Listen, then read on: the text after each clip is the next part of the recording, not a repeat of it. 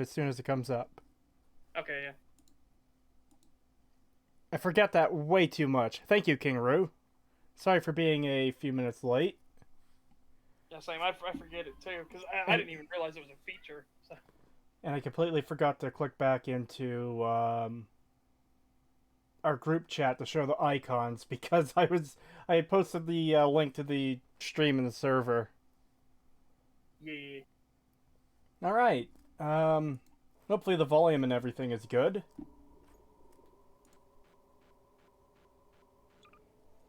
well, I will be right back a second, All but right. we'll see what anybody says about that initial conversation. See if our audio balance is good.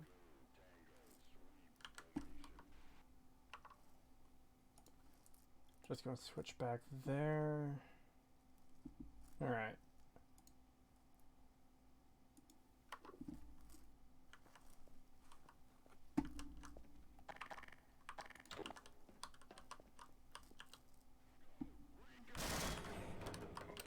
Oh, I was hoping, I was hoping that I'd lock him in the room and he'd get zapped, but the door just fucking crushed him. Ah!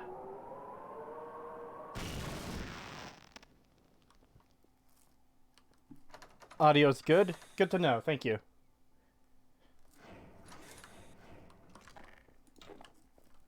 Hey, it's no good up there. It's all sealed off.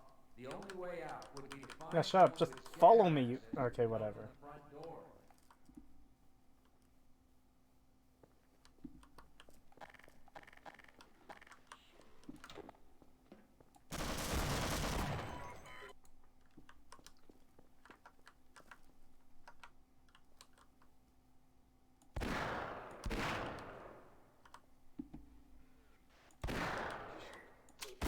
Oh, out of ammo. Fuck.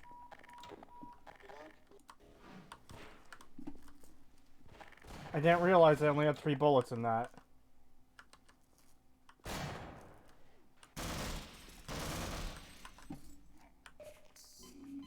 I didn't even notice there was a health station there. Already off to a great start.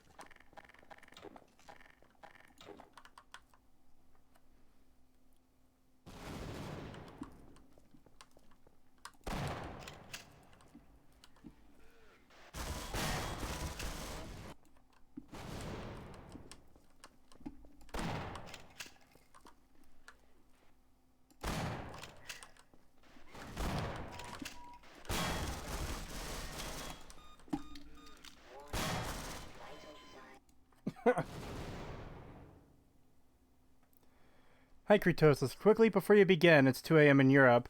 Just want to ask you for your advice for playing Fallout 2. For people that usually play the 3D Fallouts, I get lost after Klamath. It's honestly been a few years since I've played Fallout 2, and I've only played it the once, but I'm gonna have to stream that sometime because I really love Fallout 2. But I can't remember where to go after that. I'm sorry. Hey, Creetosis and such, how are you guys doing today so far? I'm doing well. Is Such still here? Because he said he was going to check the audio, but... Huh. $20 super chat from Dominic the Donkey. Thank you. Hey, lads. Busy watching movies with my bro. Hope you two and chat have a great stream. Thank you.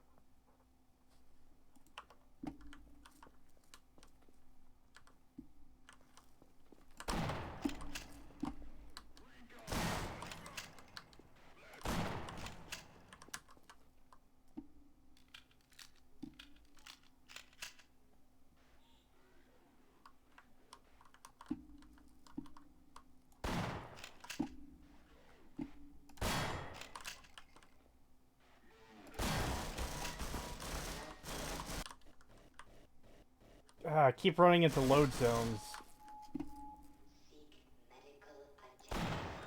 Oh, come on.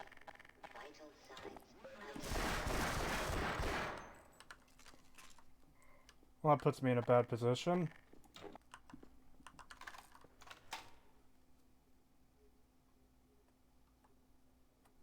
Hey, Creetosis, how's it going? Not bad. How are you?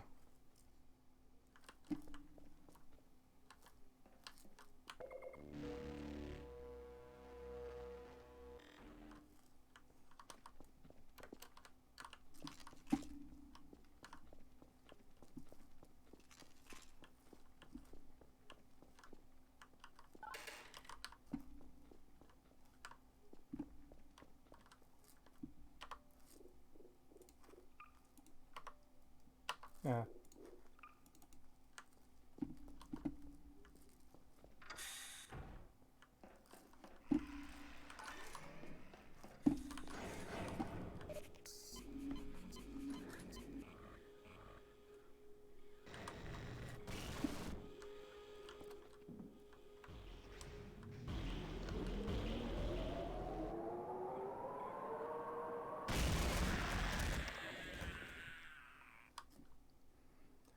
I'd love for you to stream any Fallout game except 4 and 76. Thank you. Yeah, I still need to play more of New Vegas on stream. I do have an ongoing stream of that. I just haven't gotten around to returning to it.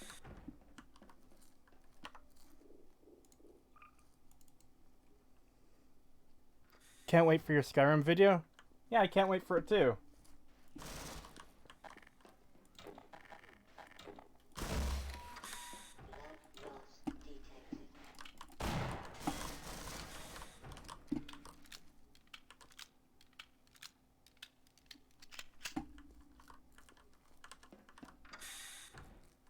Oh, I killed him.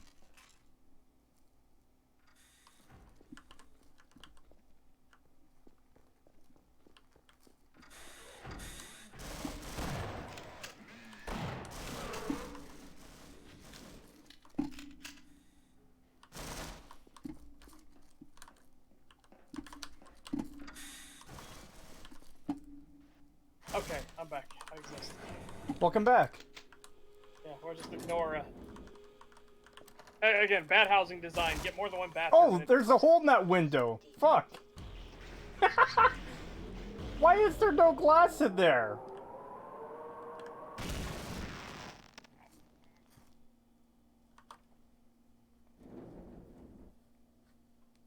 Hello, Owl Boy. Hello. Thank you for coming to the stream. In your honest opinion, what would you say was a worse villain? Alduin, the Enclave in Fallout 3, or the Institute?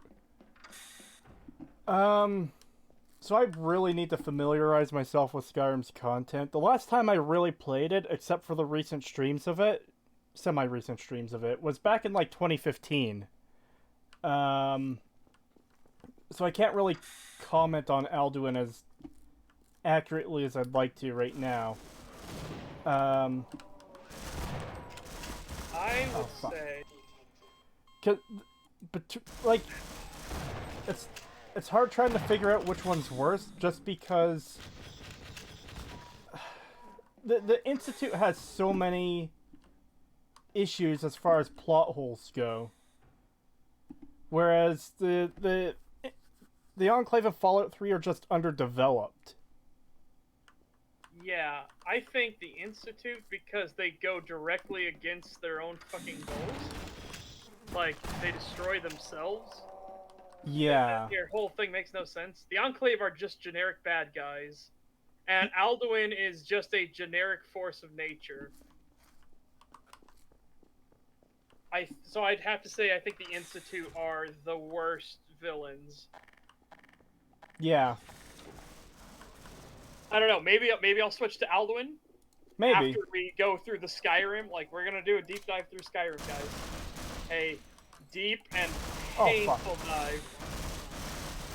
So maybe that'll change, and I'll be like, no, Alduin's actually way worse. But for now, I'd say the Institute easily win it, because they actually work against themselves, and they're just. Yeah, we could talk at length about the issues with the Institute. Where, like, just everything they do makes no sense. Like, yeah.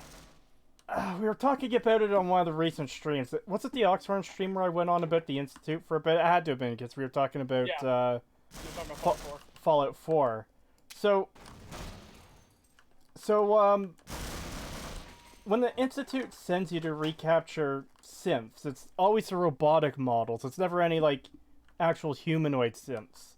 And they don't have any trackers in them. They don't have a beacon built into them so they could just teleport them back. Or a kill switch. Or a kill switch. But, like, you have to understand the ridiculousness of raiders holding a robot synth captive and, like, tying its arms behind its back And like the Institute also has coursers, which wiped out the fucking gunners in that one quest. So why can't a courser just go and wipe out the raiders and recapture their synth? Yep. Like there's everything you look at, there's issues. The leader is dying to prioritize synthetic gorillas. Not to mention, we talked about on the Oxhorn stream, but the Institute, they want untainted human stock. So they kill all the untainted human stock, murder a child's mother, and steal the child. That's it. Like, what? Yeah. The people The smartest don't know who you are. the smartest Okay. thing the smartest thing to do would have been to defrost a couple of the ones you need and integrate them to your society. It's like, hey, we just need some DNA samples to do our thing, and you can live in this nice fucking utopia below ground where you don't have to deal with any radiation or mutants or monsters or raiders or anything.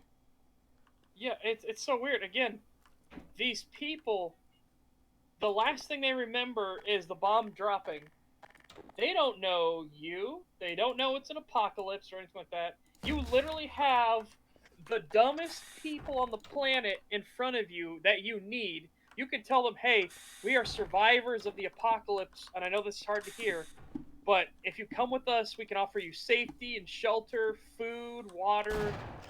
You know, again, we're not raiders. You have nothing we can steal from you, okay? We're here just to literally get you out of this situation. As you can see, the vault is falling apart. Please come with us. It is an easy sales pitch to get every single person in the vault to join the Institute. Now let's just kill them. What? Why? Yeah, it makes no sense why they just kill everyone. It's so fucking annoying. So, son, why are you killing people? Something like that. Oh, you wouldn't understand. Okay. Why are you making synths for? You won't understand. Yeah, I brought it up in Mahler's Discord, but you have the sheer amount of resources in both manpower and actual physical like materials to make a synth. You could make what, probably 5 fucking Mr. Handies at least? Yeah. This is ridiculous. Like, Well, that's the thing too. Is they're only using the synths for menial labor. Like, yeah. what? I don't get it. It's not Todd Howard that does the writing. Todd is he's a technical aspect dude, and he lies about everything. But he's a technical aspect dude. He is not a writer. That was Emil, and I am so happy if what I heard is true that Emil is no longer the head writer at Bethesda. They can only go up from there. Because Emil was a god awful writer.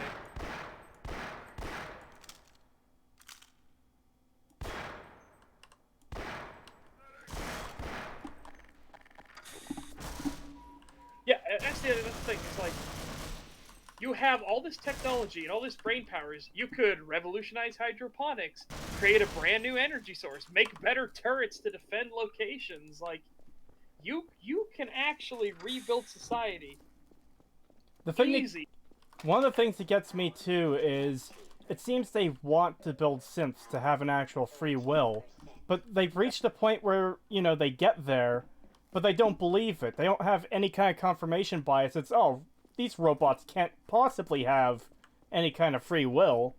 We'd like them to at some point, but it's not now. Oh yeah. Oh man. Oh man. Again, I can't speak on the endings because I never finished the games. I can't get to the endings.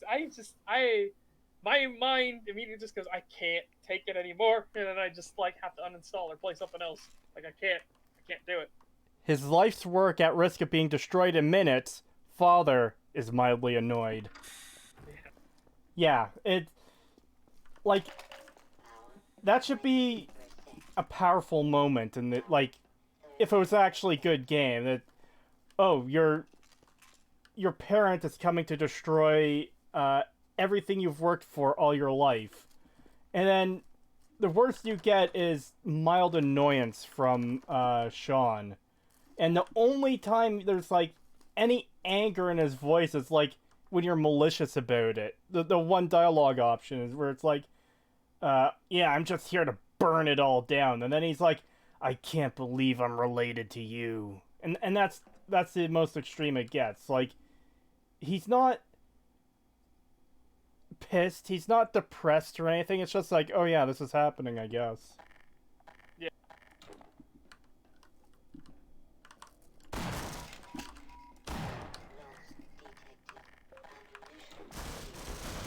I am not looking forward though to going through Skyrim with a comb. Neither am I. Because, okay, I think the general rule we have to keep with is that it has to be vanilla. Yeah.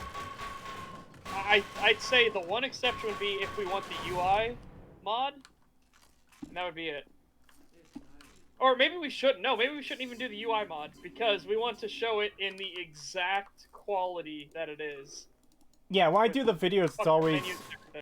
When I do the videos, it's pretty much always unmodded, except for the recent Fallout 3 video. The one mod I had on was the killable children for the massacre of Little Lamplight.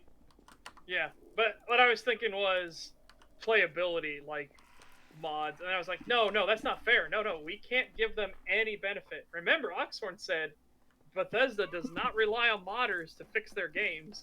Immediately before he says, They rely on modders. Yes, I know. It's so fucking bad. How do you do that? How does someone sit there and say, hey, this isn't the case, but, you know, this is the case? Yeah. Oh, man, it's so bad.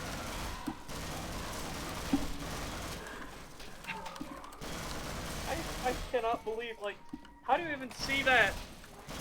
It can't have been scripted. There's no way he scripted that video. No. Otherwise, if he would have read through that, he would have realized he literally just contradicted himself in almost the very next sentence. I think there was one sentence in between, and then he contradicted himself. It was just like, what the fuck? Well, like I said on stream, that had to have been like... It was just a stream of consciousness. He sat down and ranted in front of the microphone about the haters, basically. Yeah. Because his whole opening section nullifies the entire point of his video, because he's going on at length. Oh, you can't expect perfection. You're letting these little details steal joy, or no, rob you of joy. And it's like, yeah. But you just said that the people who are critical of these things are like hateful, and you'll never cure them. So, yeah. So what is the entire point of your video has been defeated. Yeah. But like I said in Mahler's Discord, my favorite one is him doing the... Yeah, and the gunplay sucks because it's supposed to suck. You're just a teenager, fresh out of the vault. It wouldn't make sense if you could shoot accurately really well. And then fucking go to Bethesda saying, like, how hard they tried to make this game the next fucking Call of Duty or Gears of War. Oh, that is some spicy fucking... That's a spicy bit of a humble pie right there. Ah, fuck. Ran into another load zone. I know I can quick save, I don't remember what the button for it is. Uh-oh. Might have just fucked myself.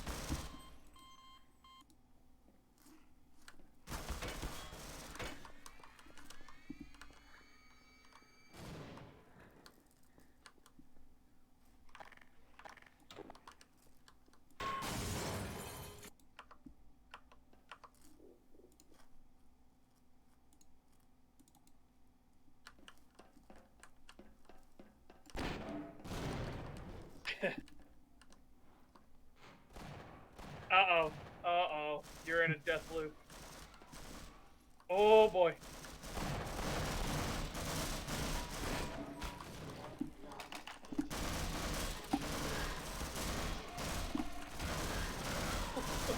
Why did you smack this place?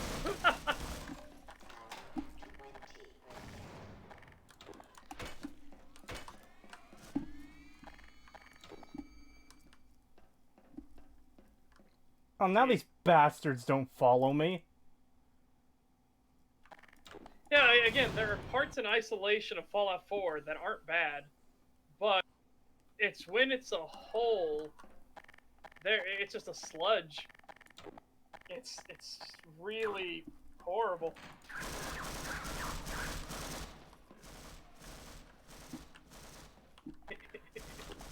Did you think this was Space Station 13 where you could use a crowbar to pick the mine up off the wall? No. My own critters are attacking me.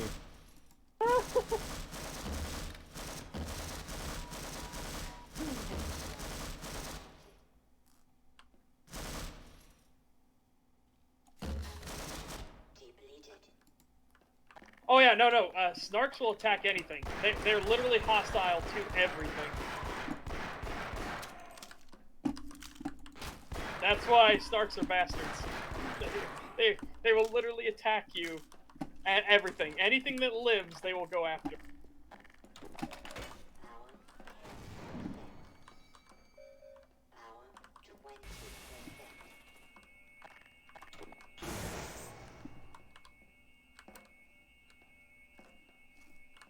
Oh, hey, I wish you good fortune. Aereo... actually, no, I think that is how you say it. Aereo says, I'm writing a Fallout game, or game-sized mod, and honestly, I quite enjoy these kinds of videos about the game. Glad to hear it. I personally wish you good fortune in your writing. Please don't use the Brotherhood of Steel Enclave and stuff like that, please. Everything I ask. Yeah, I love the Enclave, but I don't want them to come back for a long while, and if they come back, it has to be for a really good reason. Yeah. And also, sorry I'm not paying as much attention to chat as I'd like. It's, on hard difficulty, and I'm getting super fucked up, as you could tell. That's it. I've yet to play Space Station 13, but if I do check it out, which servers you recommend? Any of them, honestly, because they're all vastly different. I guess if you want a more forgiving experience, do Goon Station. Because they're a little more, like, you don't instantly start dying the moment you step out in space like you do on TG or Base Station or anything else. Yeah, I'm kind of with King Roo. I'm at the point where I don't want Fallout to return at all. Like, they can only do more damage. Yeah. And it sucks that it's at that point, but I legitimately fear the next Fallout game because it's like, okay, where are they going to fuck up next? You wouldn't think something as simple as ghouls needing water could be fucked up, but here we are. Yeah, oh my god.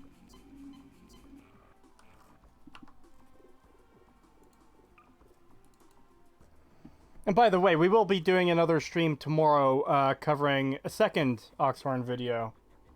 Hopefully we won't have to cover it again, because last time made me want to commit die. Yeah. I want to commit Sudoku. That was genuinely fucking painful, though. Ah, shit, I forgot to do the thing. You know what? Keeping in a bit of a cross here, you can actually play Fallout in Space Station 13. It's called Fallout 13. Oh. And it's set in the New Vegas setting. Nice. Yeah.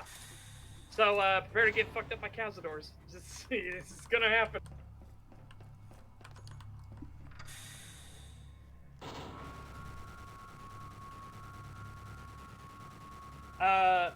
Something name here says, Creetosis, what are your thoughts on Prey 2017? I haven't played it. Okay.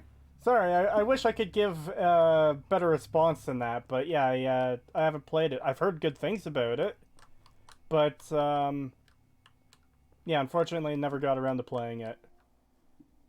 Oh yeah, that is one thing. Goon Station is very unforgiving about slurs and stuff like that. Don't even tempt fate. Let's see. NCR eliminates the Brotherhood of Steel to the point they're hiding in a bunker in New Vegas. Are the NCR, dare I say, based? Yes. Part of it happened after Fallout 2. Fallout 2, the Brotherhood of Steel realized they're dying out, and they were dying out to the NCR. The NCR is obviously the up-and-comer new kid. The problem is being an insular faction that's isolationist does not really make you friends. So when the Brotherhood of Steel attacked the NCR's gold reserves, thinking, you know, we'll stop them now. If we destroy their economy, they'll go into free fall. It actually unified everybody against them. And so the NCR then were like, I don't think you guys understood how much you fucked up Brotherhood of Steel. You are a faction that is dying. You have very few members left. We have legions of bodies to throw at you, and we just got done kicking the Enclave's ass. We are veterans of battle against people in power armor. I think it's time for you to learn this lesson. And so yeah, the NCR absolutely wipes the floor with the Brotherhood of Steel. Like it is crazy. That's why in New Vegas, Brotherhood of Steel are hiding. And the moment you bring up the Brotherhood of Steel still exists, the very first thing the NCR says is, "Where are they? Go kill them immediately." They want Brotherhood of Steel dead.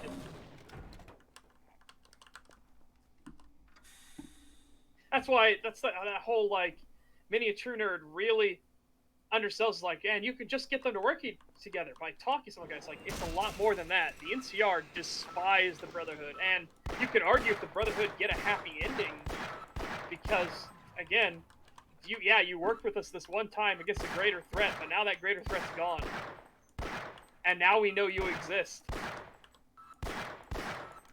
How long do you think the Brotherhood of Steel are gonna survive? Not long.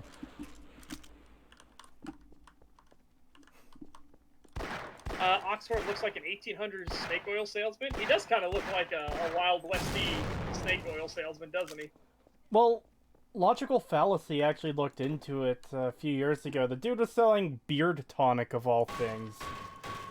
Oh, he is an actual snake oil salesman. Oh my goodness. That's what makes it so funny. He, like, how do you reach that point in your life where you look like an actual, like, 1800 snake oil salesman selling snake oil in the present day?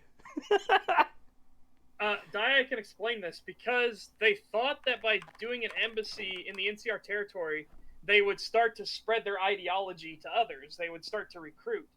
Didn't happen. It did not go that way. The NCR instead used it as propaganda to showcase, look at this weak faction, these weak, pathetic people, the Brotherhood, that think that you aren't good enough for technology that can make your life better. So it turned into like a reversal situation where it wasn't good PR for them. And yeah, it goes downhill from there because the Brotherhood realized that they're being rendered obsolete in the new world, which is kind of the point of the Fallout universe. Is like factions rise and fall as they're needed, and then as they're rendered obsolete because, you know, society is trying to rebuild itself. Beard wax / oil, an actual thing, not a tonic. It might be. Again, this is the first time I'm hearing about it. We'll have to ask Father Elijah if he shows up. Like, was it actually beard tonic? Please tell me it was beard tonic, because then him being a snake oil salesman would be 100% accurate.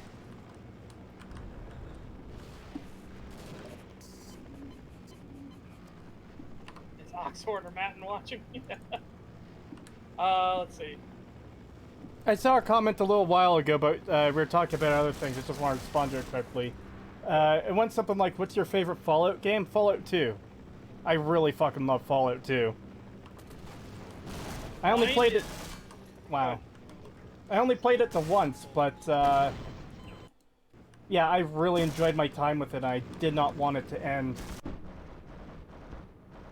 Mine would be New Vegas, because it keeps the same sort of thematic elements of Fallout.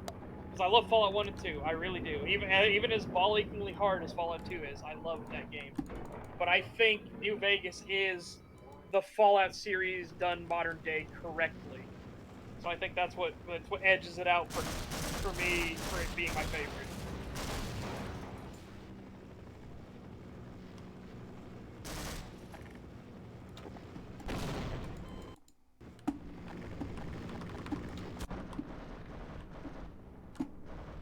see. Again, we're gonna lost it going.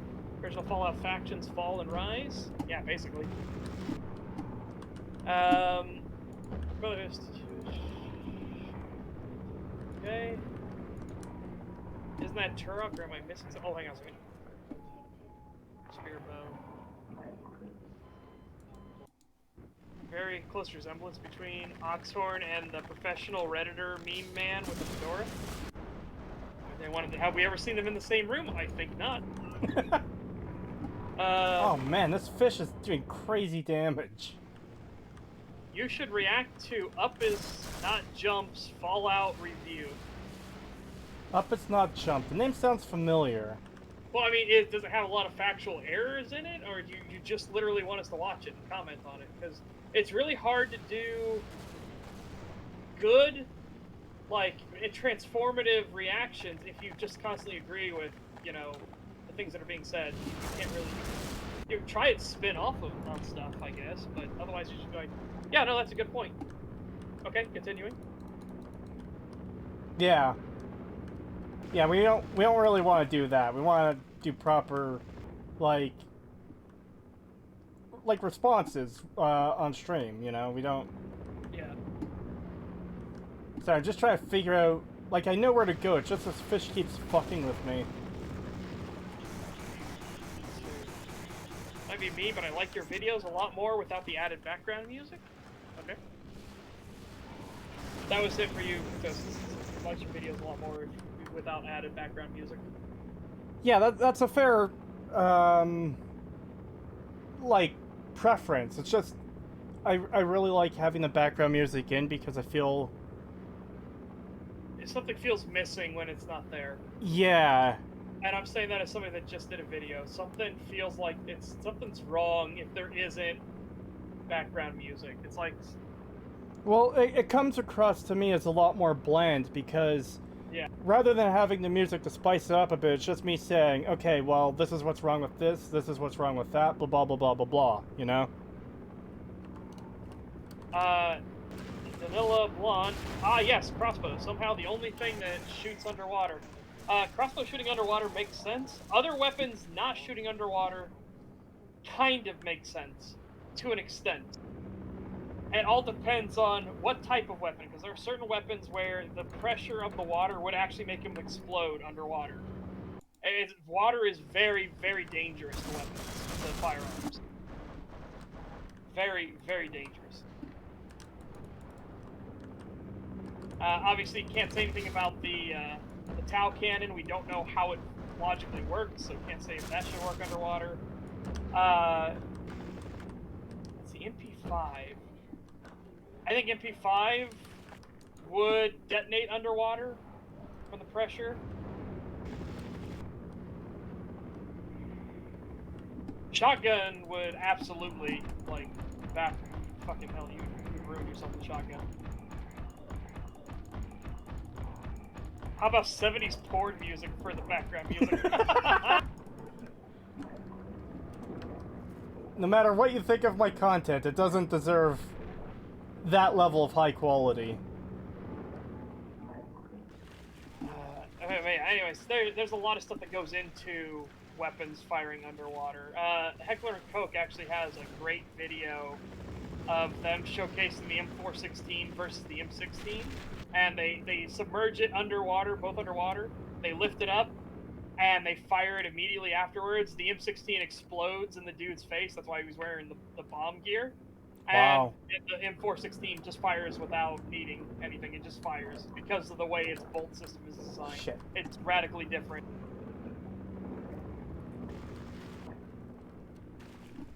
Let's see. It's the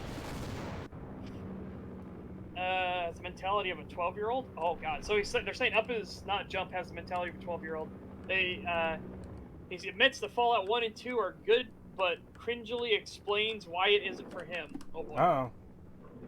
I mean, I guess we can go into it, because if it might, though, just go into preferences. And everybody's got their preferences. You know, there's nothing wrong with that. Yeah. I guess it'd depend on what he's using. Like, it's not good for me because of all the missile launchers that happen in combat. I'd be like, what? When does that happen? You know what I mean? Yeah. Like if that's a thing that happens, we can work with that. We can't work with, well, I think it's boring. It's like, okay, there's Yeah. nothing we can do. Yeah, we need something substantive to like grab onto. Yeah. That's actually part of the reason we were having trouble with Oxhorn's video, because he wasn't making saying art. anything. He was just like, I thought it was going to be an actual defense video where he's like trying to point out the positives or what he thinks was actually good. It was just him bitching for 20 minutes about people wanting perfection, and that was never the arguments being made. And as somebody pointed out in the comments on the video, was it sounds like the person with unrealistic expectations is Oxhorn, who expected New Vegas to have way more while having way less developers and way less dev time. It sounds like he's the one with unrealistic expectations. Yeah.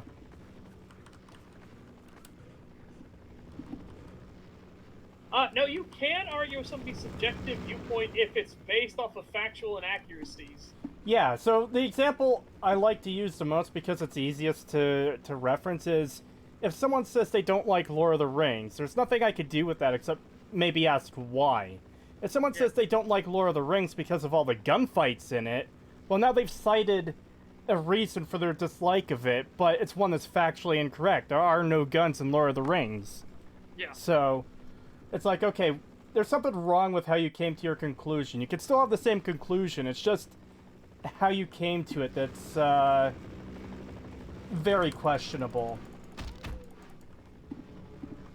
Yeah, I guess we can look into the up is not jump thing, but again, guys, if it literally, hopefully it's something substantive, so we can look into it.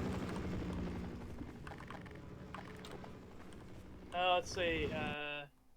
If you want to comment on the video, search for Acer Thorns. Beth isn't turning into EA. The dude defends the Creation Club. I'm serious. Oh, well, I mean that could be something interesting. Okay, that guy had some pretty hot takes. He came into my Fallout 4 analysis. Admittedly, I didn't do that video as well as I could. It was my very first video. Yeah. And he was trying to tell me that you can't talk about games objectively, or like. Yeah, okay, I have to pause the game just so I can focus on this specific topic. So, one of the things we were talking about was how the password for the railroad is fucking retarded. Because it's their own faction name. You can't get any more, like, a terrible password than that. Maybe 1, 2, 3, 4, 5. But point is, it was an extremely obvious to guess password, and he was talking like... Acer Thorn was talking to me in my comments that, hey, this... Excuse me. This isn't actually an objective flaw, because... I don't remember his exact, like, reasoning, but he's adamant that it wasn't an issue, and one of the reasons he cited was because, well, it's the post-apocalypse. Not many people are going to know how to read. And it's like, okay, but the rest of the game world contradicts this for the fact that there's written notes and terminal logs fucking everywhere. And he would not accept this point. He was adamant that, like, even after I pointed that out to him, he said, well, what about all the audio... You know what? Let me bring up this conversation. Because holy shit, this was stupid. Alright, so while you grab that, I just want to point out, Danila Blonde had something funny happen. They Googled shooting underwater, because they wanted to see this, and, they got a bunch of tips on how to become a better photographer. I mean... fair. Yeah, it's perfect since shooting film. Oh, it's so good. Okay, right, that's what was set it off. So, there's one point in my video where I had said something was my personal opinion, and I think I was talking about how Bethesda has been treating the series, like, very poorly. And then, that was the thing that set him off. He came into the comments earlier saying he was going to go through and, like... I guess hear me out. I can't... Because he left a series of comments.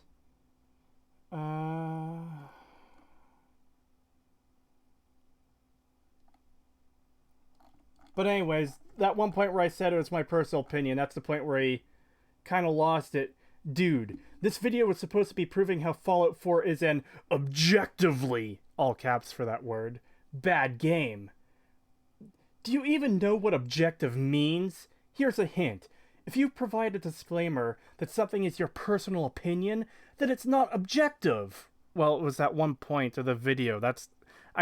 The reason I probably said it in my personal opinion is because that one specific thing was my personal opinion. It doesn't negate the entire rest of the video, which is what he's acting like here. Yeah. If you back up That's the thing that's the... What is it? It's the most bad faith argumentation where they find one little flaw and then they say this tiny little flaw invalidates everything. Yeah. Like, no, it doesn't. It's a flaw. People are human. Yeah, exactly. But, let's see. If you back up your argument with subjective opinions, like you've been doing for the past hour and a half, then it's not objective. Well, like, most of the stuff I present in the video aren't subjective. Like, the railroad password really is an issue. It makes them look like idiots that they're the password to their secret base, which if you get into and wipe them all out, their faction is dead. The fact that their password is their own name is a really big deal. Yeah, exactly. That's what we were talking about. Something name here and Pretty Brown Gem. What's that? What's that? No, I just forgot how bad this got. Let me just read the rest of this comment. You open this video by promising objective facts. I honestly should report this video for being misleading, because in an hour and a half, you haven't offered even one single solitary argument in support of this thesis. For an hour and a half, all you've offered is opinion after opinion after opinion, while pretending like your opinions are objective fact. But this moment right here, you're lying at whatever the time code is. That's what really clenches it. You aren't just treating your opinions like they're objective facts. You don't just have an overinflated sense of self-importance to the point where you legitimately think your opinions are objective fact. You full well know that your opinions are just your opinions, and you even admit to that out loud. So your attempt at the beginning to hook us in by promising to show us that Fallout 4 is an objectively bad game is nothing but a bald-faced lie. You lied to us. You're a motherfucking goddamn filthy liar, and you know full well that you're a motherfucking goddamn filthy liar. Because I said something that was my opinion once in the video. Yep. Like, my response was just like, are you okay, dude? Oh, God, let's... Because there's a lot of comments in this chain, but, just trying to find where the password one is example.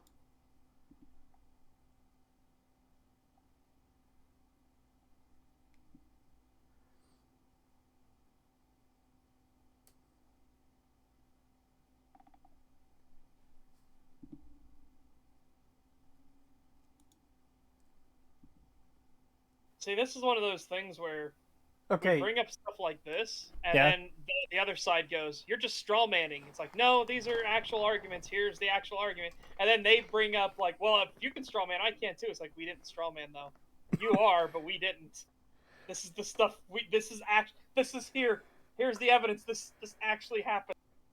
All right, I found where the discussion starts, because there's a bit of a back and forth.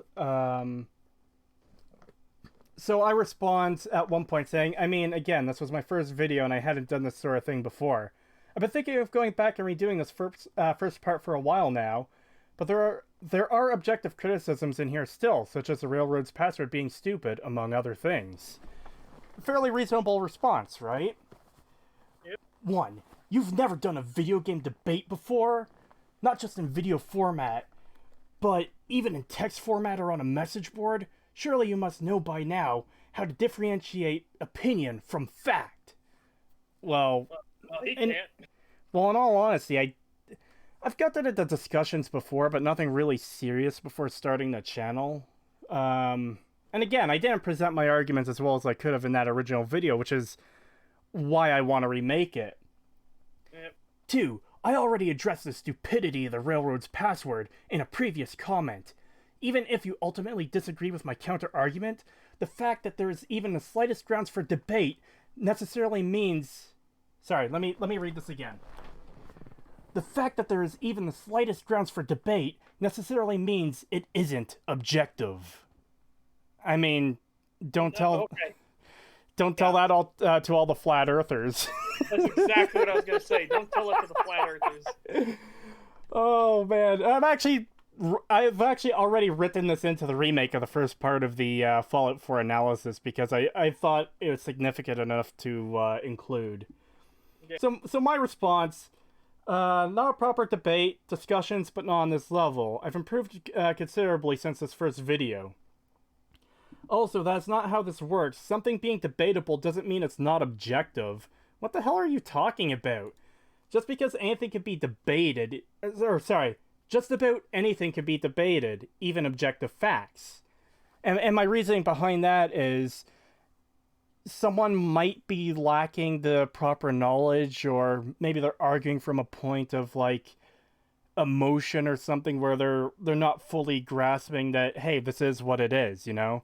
Like, isn't like much of science and learning about history the discussion of objective facts and figuring out what really happened?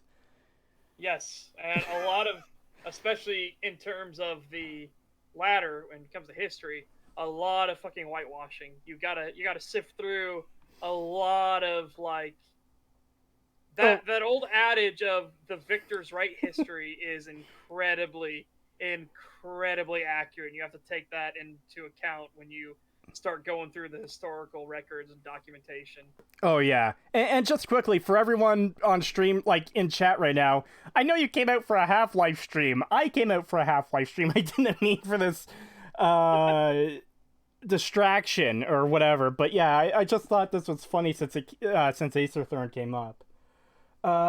Yes, their password is incredibly stupid. People being illiterate isn't an excuse. So in his previous comment, it was in a completely separate thread because he was making a whole bunch of different comments instead of just replying to himself. So his original defense was something along the lines of a lot of people in the Commonwealth are illiterate because Deacon says so. He says there's a line Deacon has, which I actually haven't been able to get to play in game, but he says something along the lines of someone being able to spell railroad as a cause for celebration. So the fact that Bethesda acknowledges that the password is stupid makes it even worse, by the way. But anyways, continuing with my response, firstly, not everyone is illiterate. In fact, I don't even recall literacy even being mentioned.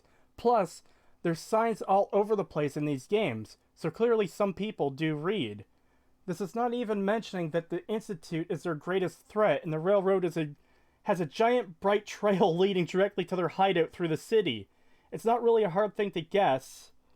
And besides that, there are likely other groups out there that would want them dead, such as the SNS gang or whatever they're called. It is incredibly stupid and makes them look incompetent as a group. Even if no one could read, it would still be a good idea to pick a different password just in case. Just in case someone stumbles upon them who might have ill will towards them for some reason. Again, these comments are getting longer and longer. They're turning into walls of text. I'm going to try and cut things down to the most important parts from here because I want to get back to the game. Let's see.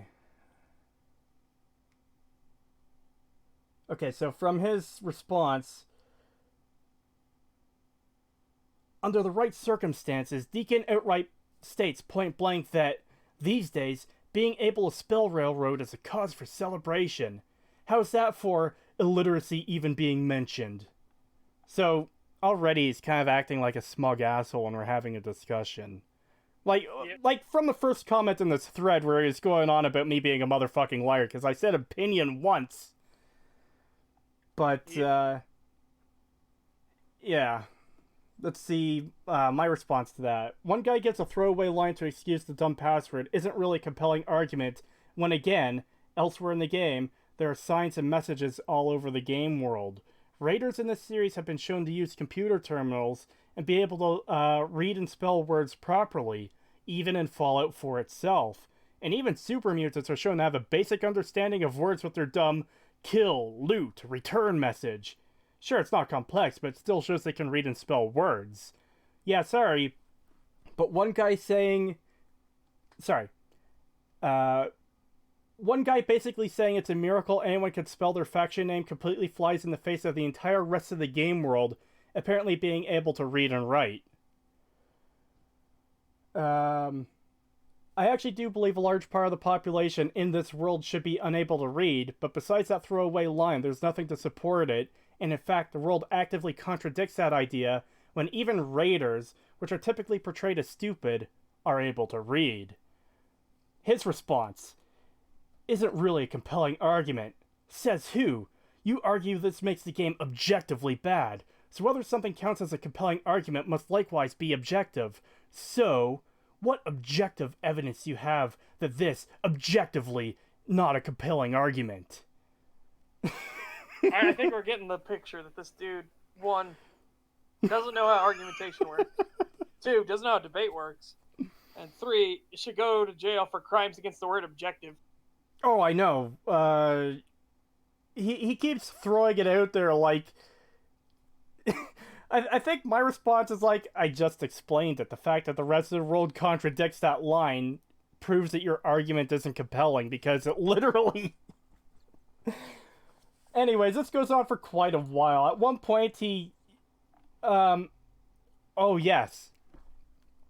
I'm going to end it there because it's a long comment, Shane, but I will mention a couple quick highlights. I point out that security experts in the real world today would all say that the name of your company would be a bad password. And his response is, well, that's a consensus opinion. It's still not objective. Like, okay? The entire point of it being an objectively bad password is the fact that it can easily be guessed. If my company is named... Fuck, I'm terrible with names. I shouldn't have done that. If the CEO of Microsoft has all the most important Microsoft files on one computer and the password to that computer is Microsoft, yeah, that's really fucking stupid. But, I bring up the case of 3 synths, which is an issue in Fallout 4 where there's 3 different methods shown for synths getting their memories. Actually, there's 2 methods, and there's a third situation where it just contradicts both. So Nick has his memories from a brain scan. Roger Warwick has his memories from an intense interrogation with the original Roger Warwick. And then Art, the encounter of 2 guys shooting each other, one is a real human and one is a synth. They just don't, they completely don't explain it. So it's an objective flaw that, number one, the brain scan technology seems incredibly useful because in interrogation you're only going to get so much. And Art, even the interrogation and the brain scan both need the original human. So why would there ever be a situation where synth Art is going out into the wild to kill and replace human Art? You know? It makes no sense. And I brought that up a couple times to this guy, and he completely refused to,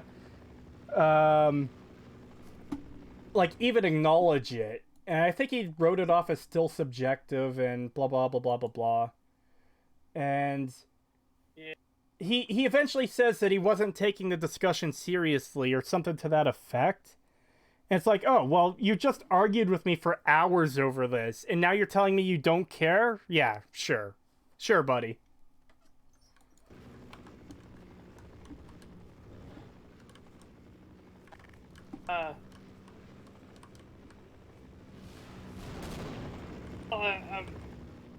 JS said the AK does have a gas block. It's that little thing, the top rail that comes out from the handguard, that's the secondary barrel.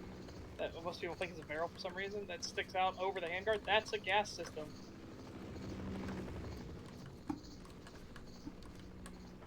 That's where the gases go.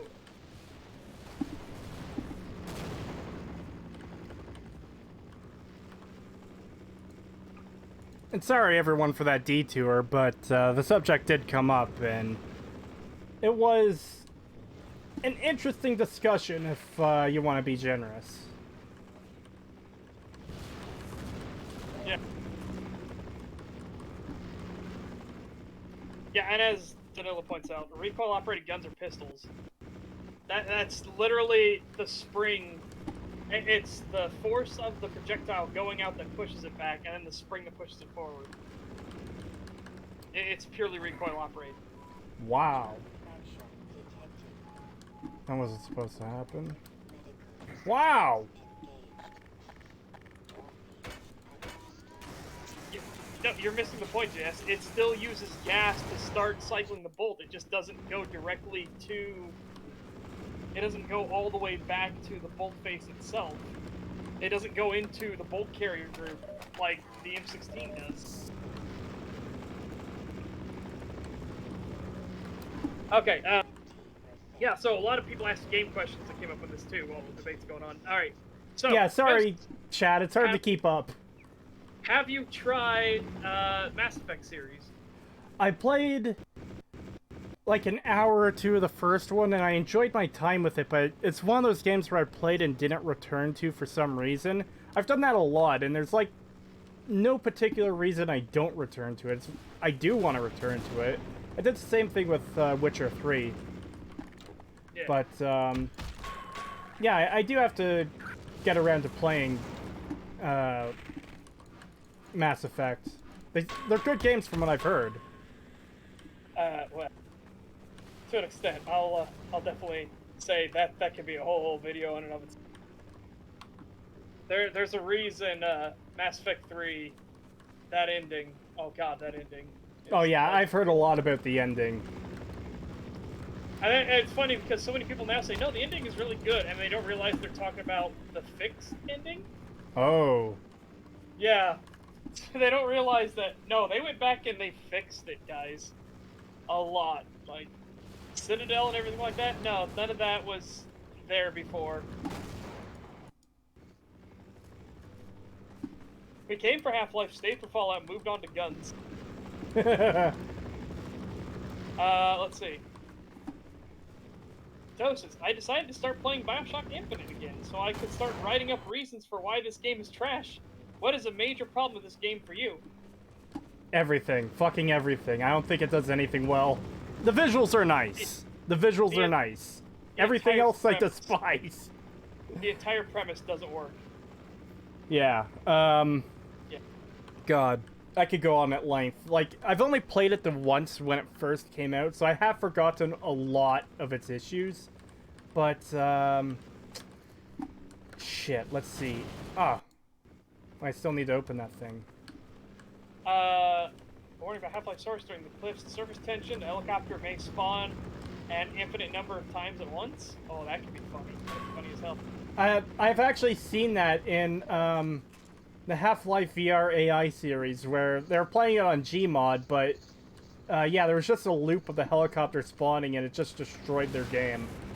Oh, yeah, yes, I realized what mistake you made. Yeah, that's recoil reduction. That's not how the weapon actually cycles.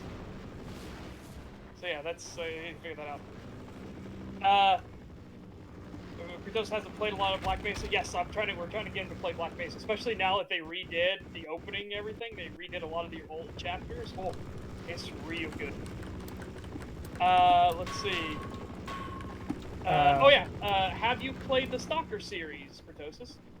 No, I haven't. I'll be honest, there's a lot of games I've been meaning to play and I haven't gotten around to. Yeah, all the moderators and stuff for his channel also have a list that we're trying to shove down his throat as well. He's gonna get the Yakuza series and the Dark Souls series here soon. Or we're gonna ride.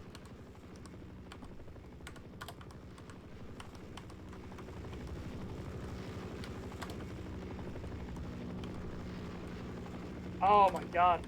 The visuals are really nice, except the models. A baby that a lady is holding in this game is literally a shrunken child model with the head of an adult male. What? Yeah, in Bioshock Infinite. Oh. After hearing the comment that you have to deal with, I can't wait for the SAO fandom to be on my ass. Thanks again, still working on it. So Bionicle's working on an SAO video. Oh boy. Have fun with that. Yeah. God. Again, it's the same thing, JS, like I said, the Heckler & Koch redesigned the M16 with the M416, and it is, honestly, M416 is like a miracle gun. It is crazy how that system works. You can fire 100 rounds down the barrel, and if you get a beta mag, and you just fire 100 rounds down, and then you can pull out the bolt carrier and everything, and it'll be cold. That is some voodoo black magic there. The bolt carrier won't have warmed up. It's like, what is this? Oh. You too have mods that bully you into playing different games. Hell yeah. Have you ever played Portal 1 or 2? Yes, I have. I played both of them. I did Portal 1 a few times, and I played through Portal 2 just the once. Need to do them again. I really like those games. But JS, there's still a heat transfer from the round casing going back into the bolt carrier. Again, we're talking about 100 rounds down the barrel. 100 rounds, like, just let it rip. Just fire off 100 rounds without pause, and then you can pull out the bolt carrier and it's cold. That is crazy.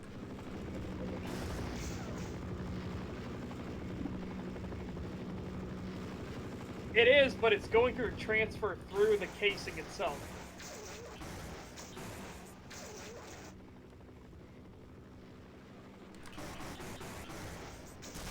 Must be chambered 22 long rifle because that's some Louisiana voodoo stuff. They're going for Bubba guns here, baby.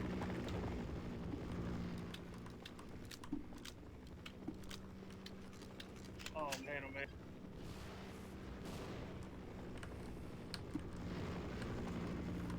You have a 300 blackout with the same system? You don't have a 300 blackout that fires 100 rounds.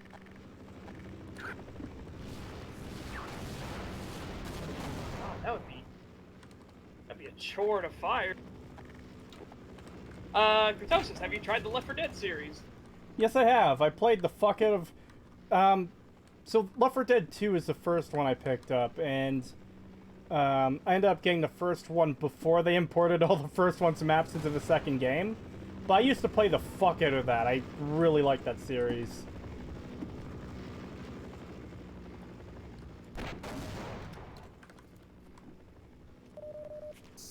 Helicopter tries to snipe you with a rocket. Wait. The Magnum model seems kinda cursed. The cylinder and the rounds are misaligned. Yeah, there's some as CV11 would do the Beetlejuice gad. Honk honk. Nice fucking model.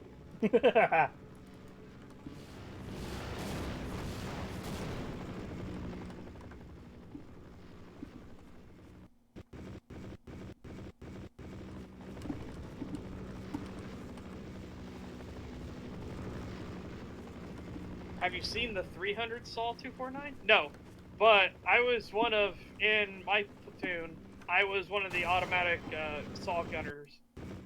So I had to carry that around for a while. Which was, oh. I was actually talking with Sir Ben of Game Nights. So, you know, Shadiversity, they have game nights and everything. So me and Ben were in a call, just talking to each other, just shooting shit. And we were talking about our experiences, why you went into the police force, why I went into the military. I'm not going to discuss anything else of that, because if he wants to tell people, he can. But yeah, it's one of the things that I was talking about. Is one of my biggest regrets in the military was I actually had an ASVAB of 88.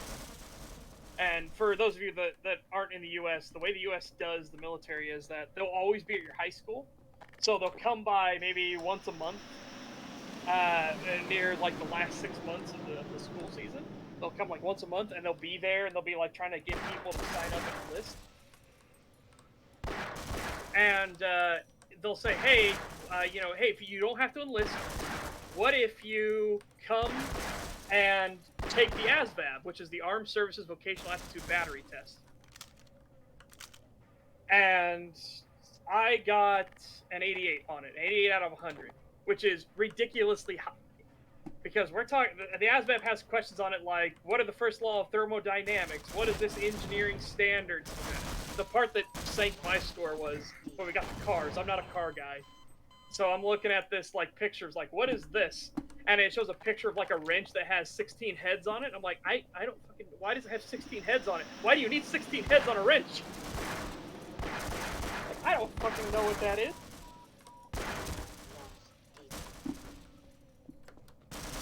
Pappy, I didn't get sent out to the fleet. This is why we're talking about my biggest regrets. I got injured really badly in boot camp. Really, really badly. But my big regret was because I got so high on the ASVAB, I could have gone to Officers Candidacy School. And I should have. That is my big regret. That is the thing I regret the most, is I didn't go to the OCS. I think so many things could have been different if I had gone that route. And that has been a hard regret for a long, long time, for over a decade in my life.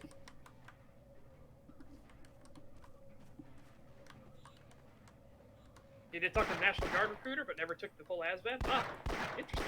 Yeah, ours, they actually had it where our school would even let us take a day off of school just to go take the ASVAB and everything. My buddy got a 93 on his ASVAB, and the Navy immediately, like, jumped in front of everybody else, pushed everybody out of the way, like, no, you need to go to Annapolis Naval Academy. Right now. No, you're going to Annapolis. So yeah, he did. He went off to Annapolis Naval Academy. I don't know what happened to him from there, though. Unfortunately, I never kept in touch with really anybody.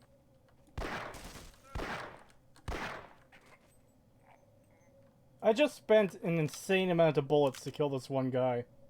Yeah, because you're technically shooting through a clip brush.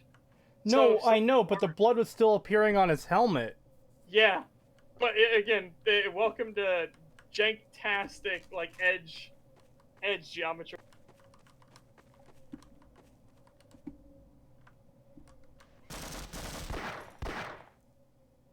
No, there are reasons not to like Half-Life 1. Like, it all depends on when you came in and everything.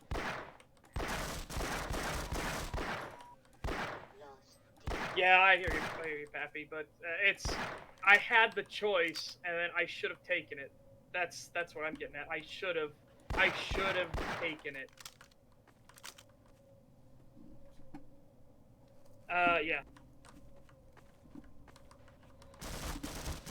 But no, I had all the branches fighting over me for a while, except for the Air Force. Like, the Air Force tried, and then the Marines, Navy, and Army kind of muscled them out, like, pretty fast. Oh yeah, no, I don't ever have anything begrudging to say against enlisted. Like, I always found that weird of the whole enlisted versus officers. I mean, it makes logical sense. You actually do want to build up a bit of rivalry, because as an officer, you need to be able to order men into a situation where they have the potential of dying and not hesitate. And that is a very hard hurdle to get over. So that's why they kind of encourage this rivalry, to kind of make it a little easier. There's all these weird things of why they do certain things they do, and it's fascinating to learn about all that.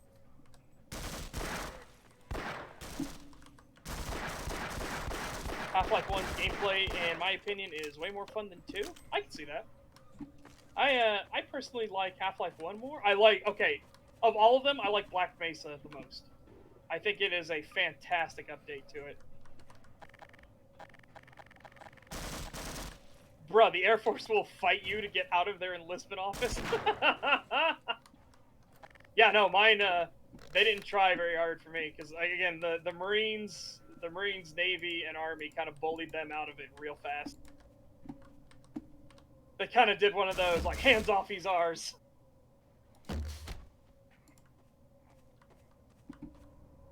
Get your stinking chair force hands off of him, he's ours.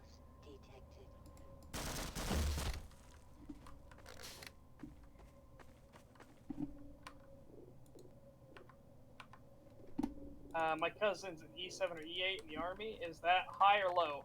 That's still high relatively to enlisted, low to everything else. That's still you're still enlisted. You're in the E's.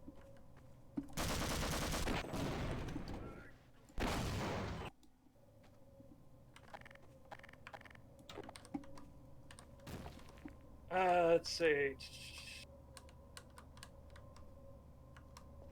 Oh no, trust me, that's been the hardest hurdle, is getting over that JS. That's been a hell of a struggle in my life. But that's why I'm trying to just move forward from now on. Just not think about it. And that's why I'm going around and like opening up more and networking with more people more often now. Just trying to get out there.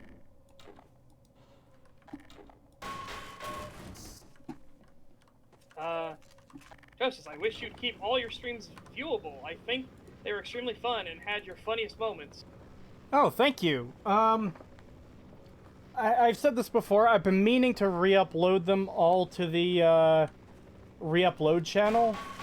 It's just making the thumbnails is a bit tedious and time-consuming, and it's one of the things that really puts me off from. There's a few things that puts me off from doing it as regularly as I'd like, but all the streams that I haven't uploaded since the last set will be re-uploaded eventually.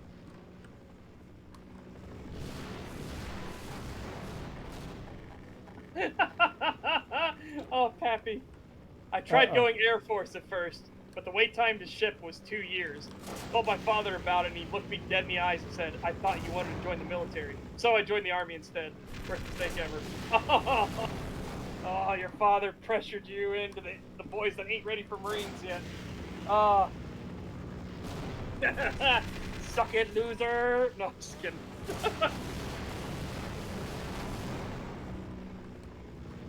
For anyone that's not in the U.S., every branch in the military has a tradition of bullying the other branches. And it's playful bullying. If somebody in another branch is under fire, you'll save them no matter what. You're gonna go help your buddy. But yeah, it's just one of those things we do. You just bully the other branches. Granted, I think while the one for the Army is great, ain't ready for Marines yet, and I love it. I think the Army has the better dig on the Marine Corps, though. My ass rides the Navy equipment, sir, is so good. It's like, it's brutal.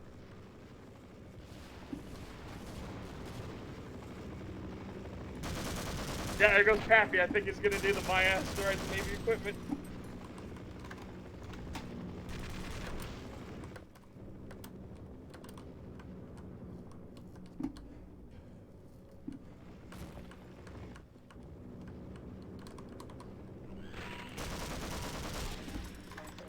Let's see. I've never had any personal history with military other than my family, no matter what. Anyone who joins in some way deserves respect.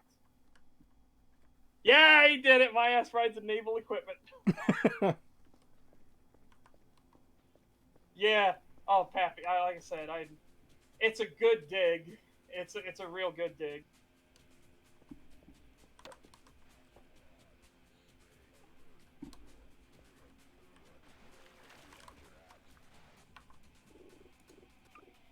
Hey, watch Gotcha, Pappy. I was conceived when my mom was a Navy corpsman. Who operates the most elevators of death? Marines or Air Force? Honestly, Marines. This is the funny thing about how things work. The Marines have a more varied Air Force than the Air Force does. Air Force is very specialized on one thing. The Marine Air units have a lot of different makes, models, and tech. Mima, it says, Creetosis, make sure to save after each encounter to make sure that you don't lose too much progress. Yeah, I'm trying. Yeah, I'm trying, Pappy. I'm trying. Like I said, I was down and out for... It was 2007 when all of this went down, so it's been 14 years. And I felt like my life has been in a fog. Just like, suddenly things are... I don't know, I don't feel so hazy anymore. It feels so much better.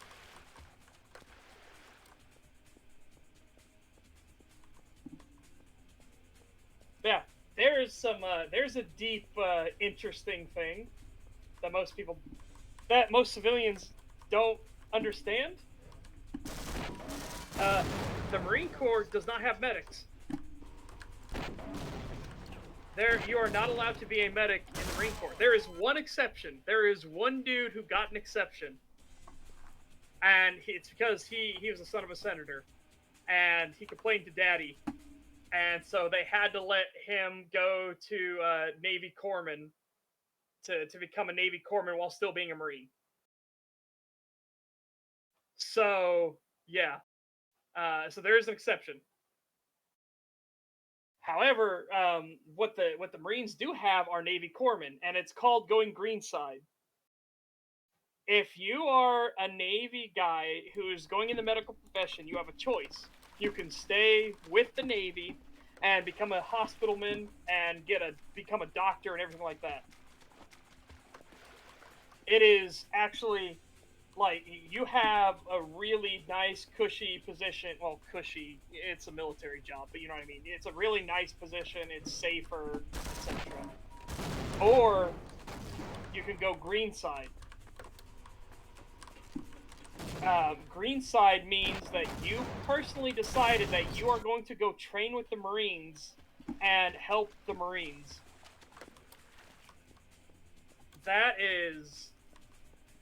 There is never a more loved person in the entire unit than a Navy corpsman who went greenside. Because you chose to come eat the crayons with us and dig in the dirt with us. Why did the Marines not allow medics? I don't know the exact reason. My guess would be because they don't want anybody to be an objective, to be a conscientious objector in the Marines. You physically can't be. Every single Marine must be a rifleman. That is the creed of the Marine Corps. Every single Marine is a rifleman.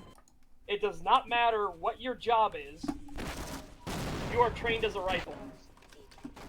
Sure, the infantry get more training, but you have to train as a rifleman. That is the Marines. So I don't care if you're a cook, you're working the soup pots, if shit's the fan, you need to be able to pick up a rifle and function just as effectively as the infantrymen right next to you. So, yeah, so I don't know if that logically spawned from that, but that is my guess. I don't know the real, like, go in deep sort of thing.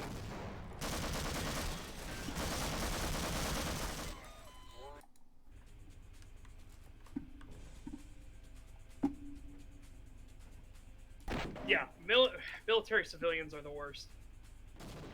They are the worst. And I know that sounds like a contradiction. How can you be a civilian in the military? There are people that are civilian contractors in the military, and it is a fascinating on the outside, frustrating on the inside thing to deal with. Because they have this smug arrogance. Like, I'm just a civilian, and yet I get to boss you around, Marine. Oh, they're really, really awful, and like they have their own schedules, stuff like that. Like, I don't need to be disciplined because I am a civilian. And it's just like,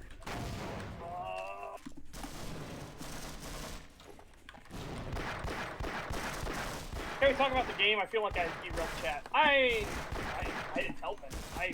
I literally saw the track change and I sped along and said, all aboard.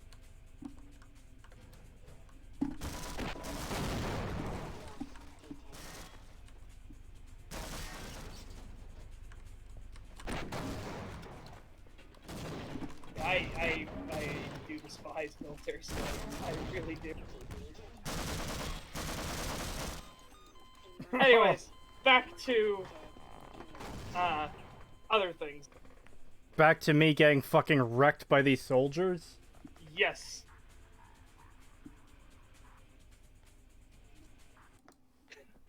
Don't think, just consume, forehead. Remember what Oxhorn said. Don't think, just consume. It is your own choice not to enjoy something, and if you don't enjoy something, you're just a toxic hater. Not just you're a toxic hater, you're robbing yourself of joy. Oh, and you have a disease that has no cure. Why would anyone say something so fucking stupid? These people can't be cured. Wow, what a fucking conceited prick you are. Yeah. It is amazing how much of a douche he is.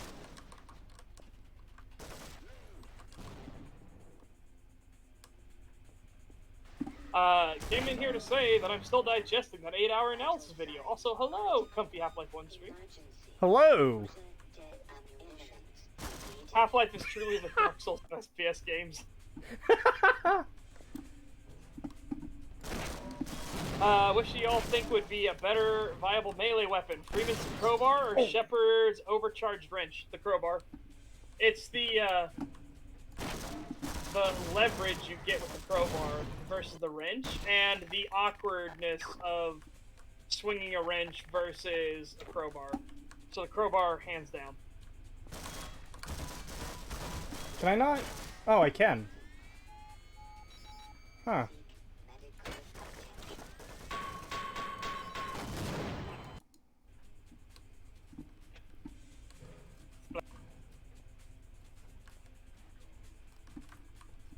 Oh, I mean, if there's anything we've ever learned on YouTube is that you don't need to be intelligent or good to get a lot of people to subscribe to you. Oh, yeah. Frustrating as...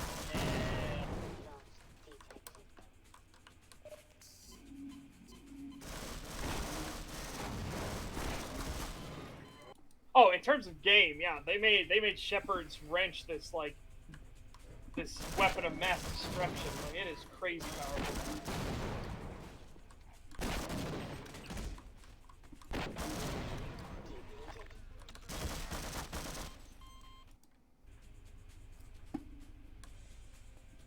I think it's time for a change of tactics. This clearly isn't working. I never told you the definition of insanity.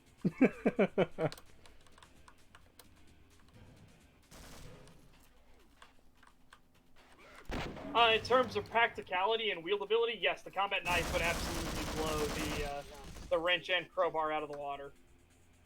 But between the wrench and the crowbar, it's the crowbar. Crowbar wins.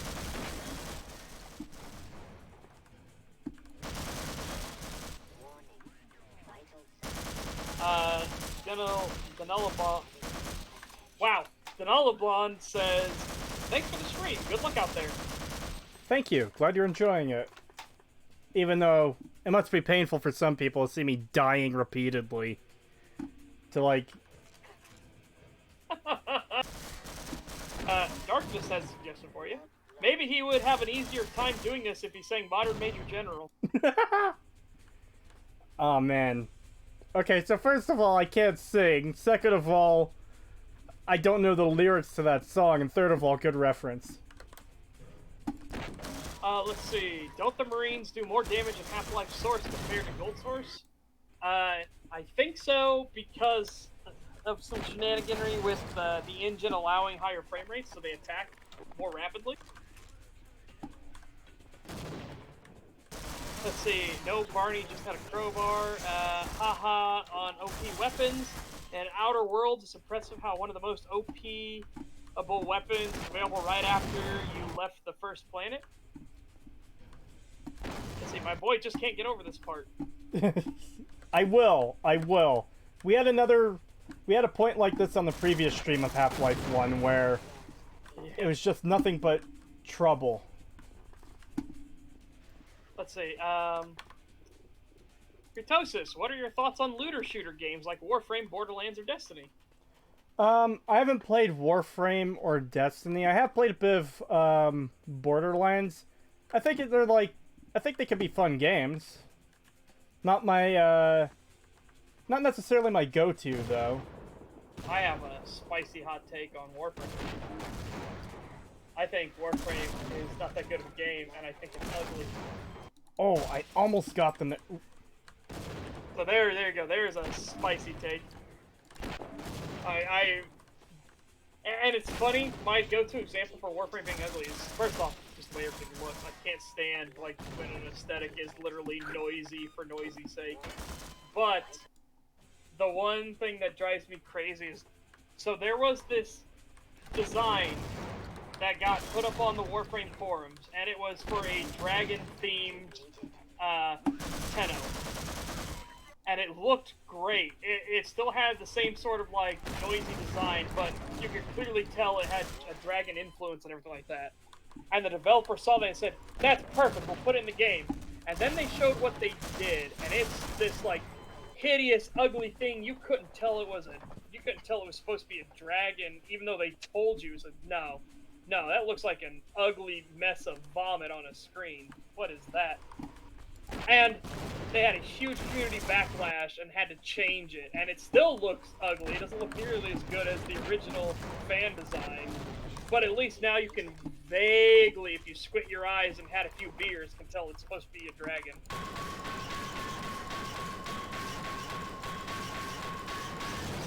Oh! Yeah, there we go. That's my spicy hot take. Again, that is not a take that is shared by hardly anybody else. Don't worry. I understand. I am very much in the minority. Let's see. I'm going to college to play Valorant. If all things stay as planned, and watching this gameplay is physically hurting me, not gonna lie. I'm sorry. I'm sorry for the pain. Genuinely, I'm sorry. Setch, what are your thoughts on the stupidity that is Dead Island? Oh boy. Broken Promises the game. Or, sorry, no. That's, no, because that would mean they promised something. Blatant Lying the game. That initial trailer, holy crap. That initial trailer really got me hooked in. Though I played it, was just like... Yeah, exactly. I can't believe that I got all of them killed, but then blowing up the tank killed me. I didn't think it would kill me to crowbar it to death. I really didn't think. Let's see. Warframe used to be good, but it's been going downhill for a while, and people watch. I'm one of the people that thinks it wasn't good. I'm sorry. I liked it better back in the beta phase, honestly, than its initial launch. I still have one of the gold Tenno skins like that, because I was one of the original backers. I didn't realize how much of a jumbled mess that was all going to be. Back when they had the old, I don't know what they have now, but there was this old card system they had for like,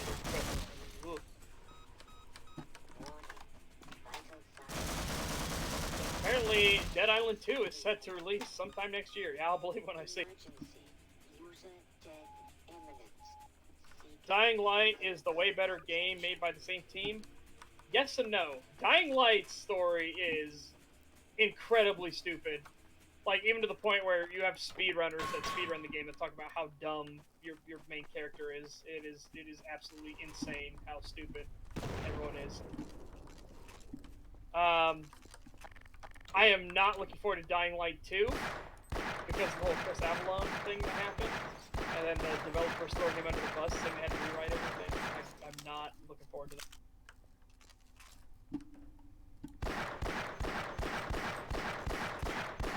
Yeah, same here, Darkness.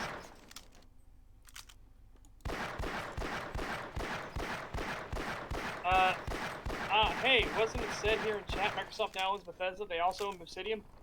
Please put 2 and 2 together. That's what I said. I said, please. The one that gets critically acclaimed the most and gets talked about the most is Fallout New Vegas. Microsoft, you own the Fallout license now. You own Fallout. And you own Obsidian. Please let somebody there put 2 and 2 together and make 4. Please. I'm not saying it's gonna happen, or it's likely, or anything. I just hope it happens. Yeah, I hope it happens too. I just don't expect it to.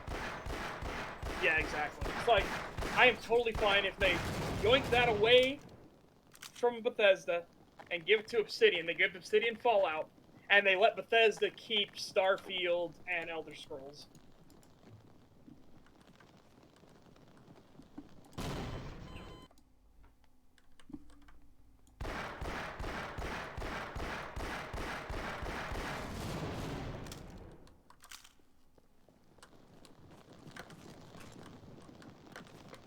Yeah, the story is trash, but the gameplay and atmosphere is so great. Yeah, that's fair.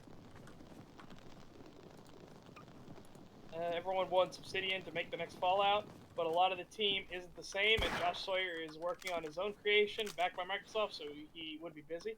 That's fine. Again, like, it isn't immediate gloom and doom that the team isn't the exact same. It's not immediate gloom and doom. And Josh Sawyer can easily, like, I'm not saying focus on a new Fallout from Obsidian, but he can easily give them, like, here's some good talking points, let the writers team, because Obsidian has writing teams. It isn't just 1 or 2 dudes that do it. They have writing teams.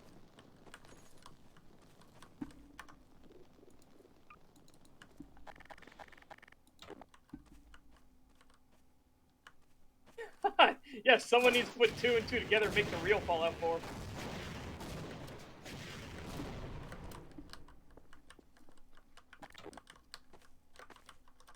Yeah, I'm just not interested. So for anybody just listening to this podcast, Zoidster says, I'll still be excited for 2, as in Dying Light 2, as long as the world and gameplay are good and improve on some things, then I'll be happy. I am not, because I want the story that Chris Avalon was going to pen. That legitimately got me really excited. Not because Chris Avalon did it, but his concept of it's about society now dealing with this crisis. This is a known quantity, so the issues are no longer the zombies. It's now, well, we're running out of food, we're running out of water, so there are water wars and stuff like that happen between these factions. And they have multiple different factions you can join. I'm like, oh, yes, please. I am all for that.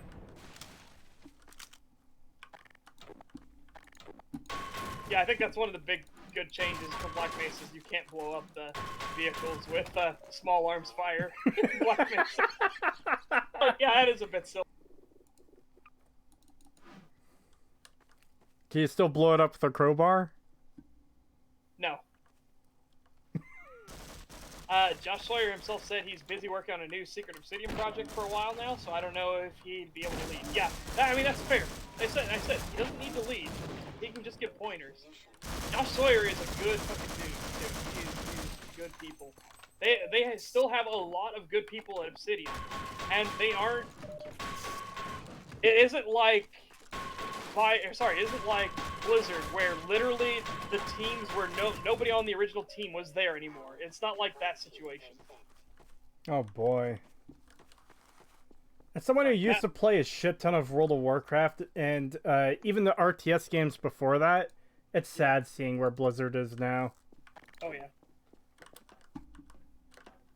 Yeah, and the rest of Obsidian is working on multiple projects: Outer Worlds 2 and Avowed, plus 2 smaller projects and 2 unarmed, unnamed. Nice. I like unarmed. 2 unarmed projects. They haven't even gotten out of pre-production yet. They aren't even armed. But yeah, no, I understand. I understand the time schedule thing, but Obsidian no longer has to worry about money, which has been the biggest downfall for them as a company in the past. They get screwed over by publishers to an absurd degree. Like, it is crazy Ooh. how much they get fucked over. I don't know if you saw that there, but the sky was freaking out for a minute there.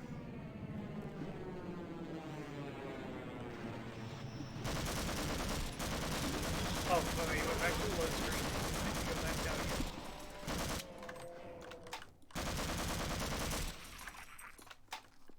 Okay, so let's see. Oh yeah, there it is.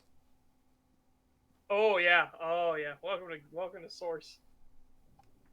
Now I've seen that before because I've made like I've worked with the editor to make maps and sorts. I never made anything worth fucking talking about, but whenever there's like, that's the void right there.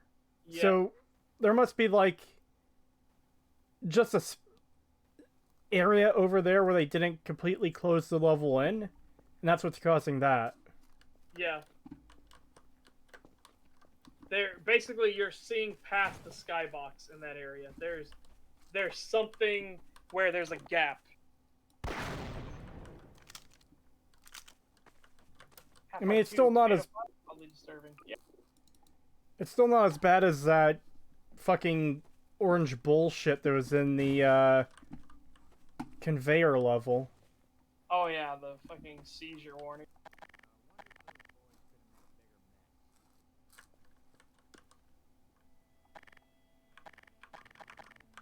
Yeah. Like I said, we'll see. We'll see what comes. I am hopeful for Obsidian's projects. Doesn't mean I won't be critical of them. It's fucking, you best believe, me being hopeful for something is me being even more critical of something.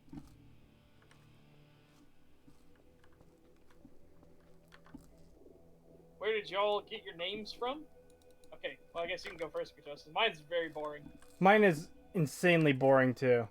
So, by the time I I had considered for years making a YouTube channel. There's different things I wanted to talk about, because, first of all, fuck Starbound.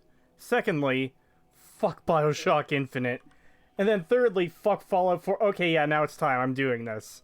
So, I was like, okay, I need a name, obviously, for the channel, but it can't be anything too generic, and I'd rather not use, like, common words, because it's like, you search up, let's just take, for example, game reviews. Well, you know, there's going to be thousands of results unrelated to you. So I thought, okay, I have to make something really unique. And then, it's just gibberish that popped into my head one day. I was like, huh, I wonder if that's actually a word. Then I went home after work and looked up, and nope, it's not a word. There's 0 results. I was like, perfect. Yeah, mine is, I've been a writer for a long, long time. Like, writing has always been a big, big passion of mine. And so, I was in an edgelord phase, because everybody goes through that phase. You have that moment where you're like, I want to rebel from society, man, and so like, everybody goes through that phase at some point. It's just how you grow out of it that matters. So, my original name, prepare yourselves for the edge, it will cut you deeply, was Lord Dark. Can you feel that edge? Can you feel it? Can you feel the edge? Then, because I've been a writer, I just decided I had been writing constantly, and my main character I wrote up his name Seth Drescar. So I go, well, I base a lot of him off of my personality and faults and everything like that. So you know, he's me. That'll be the name I use. So I have character names like all different. They all have their own strengths, weaknesses, everything like that. So like if you ever see me play games and I have different character names, like Setch is the one that's more based around me. Severus is more the magic user and wielder. Sevkar is more about strength. Rigora is more being a shady, sneaky son of a bitch. Like I have all kinds of different names. Yeah, exactly. You can cut paper. No. You can cut hairs with that edge. That's how edgy it was. It was real bad. But again, like it's how you grow out of your edgelord phase. That's what matters. Yeah. Let's see. My arms just suddenly have cut marks on them from hearing that. Yeah, exactly. That's what I mean. Like, but it's not the edgiest name I've heard. I've heard. Oh. Oh man. I don't want to make fun of him. I don't want to make fun of him too much. Recently had a vehement disagreement about politics between me and him. And I don't make fun of him on something he doesn't make fun of himself. He keeps the name because he finds it hilariously ironic. But John from MMO Grinder, his name is Chaos D1. It's like, well, that didn't sound very edgy. It's like, well, take a wild guess what the D1 stands for. His full title is Chaos the Dark One. Ah. Now, again, I don't make fun of him for that. You know, that's not me making fun of him. He calls it out too, and he thinks it's hilarious now. He keeps it as kind of a reminder of, God, I was stupid back then. And everybody is when you go through your edgelord phase. Everybody's stupid. But yeah, so, and again, I have to preface that because I'm not making fun of the dude. He and I just had a vehement disagreement on politics recently, and it led to some bad blood between us, unfortunately. Yeah, it's unfortunate. But that's kind of where we're at right now. Things not good.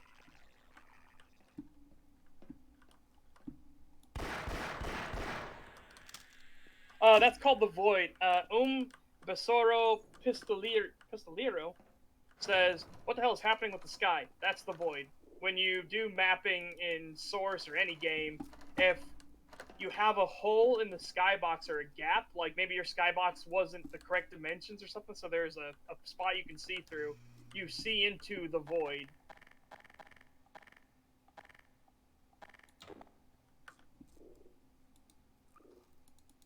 By the way, please quick save. Please. For my sanity. Yeah, I'm saving now.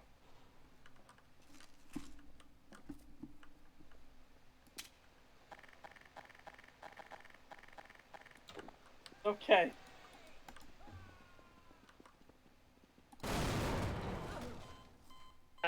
Frackin' Universe makes Starbound better, but it should go without saying a game shouldn't only be good because of a mod. It should be able to stand on its own. Exactly.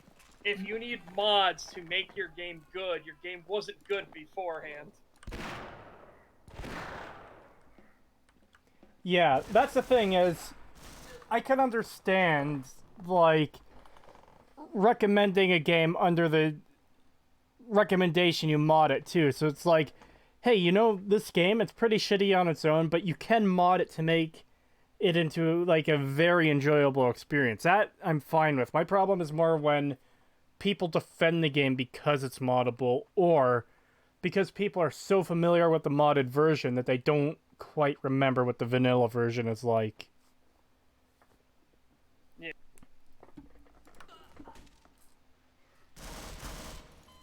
That's the emo joke. What do you call it when someone dies from an axe to the rear? A wedgie. You mean, you should say when an emo dies, an axe to the rear. Have you ever considered doing a video on KOTOR 1 and 2? A video? I don't know. I remember... I haven't played KOTOR 2, really, but I did the first one a couple times, and I really enjoyed it, but it's been a long time since I played it. Now, there's another hot take I have. Like, I fully understand that this... Trust me, chat, or prepare yourself for the hot take. I don't think KOTOR 1 is as great as people think it is. I think it's overhyped. Really? Yes. My reasoning is because it's the BioWare cliche in their writing. I just can't stand it. They always write the same characters over and over and over again, and it's very tiring. I can understand that perspective, but I don't really like. I wouldn't say that makes it bad or anything. No, I'm not saying it's bad. I'm saying it's overrated because it's always held up as like one of the greatest RPGs of gaming of all time, thing. Okay, yeah. Like it's good, but I don't think it's the second coming or thing that we should hold it to. I like 2 a lot more, even though Microsoft screwed Obsidian over and forced them to launch it way before it was ready and refused to pay them what they owed. Oh man, Obsidian's entire life story is getting screwed over by publishing deal. Yeah, that's yeah. Like I said, I fully know that is a spicy hot take with KOTOR 1. I think it's good, but I don't think it's this like bastion of gaming that everybody makes it out to be. Well, I think Yes. a lot of the reason it reaches that status too is because it's a Star Wars game. You know? Yeah, that's fair. And there is way more people willing to jump in and try it. Yeah. And not like for me, for myself, that's the only Star Wars game I've really played that I enjoyed, really. But I don't recall really playing many Star Wars games anyway, so, Yeah. Mine is mine, if I had to say what I would hold as a standard, okay, this is gonna be crazy, but it used to be Planescape Torment. Planescape Torment was my go-to. This is the gold standard of an RPG. The story in Planescape 2 is stunning. It is amazing. Like, holy crap, Planescape Torment is really good. I would recommend it like crazy. It hasn't aged so well. alright. And that's just because, there's a lot of stuff that they didn't know when you're on the cutting edge. But you can fix it with mods, or get the new enhanced edition, which helps a lot. So you can kind of get past that.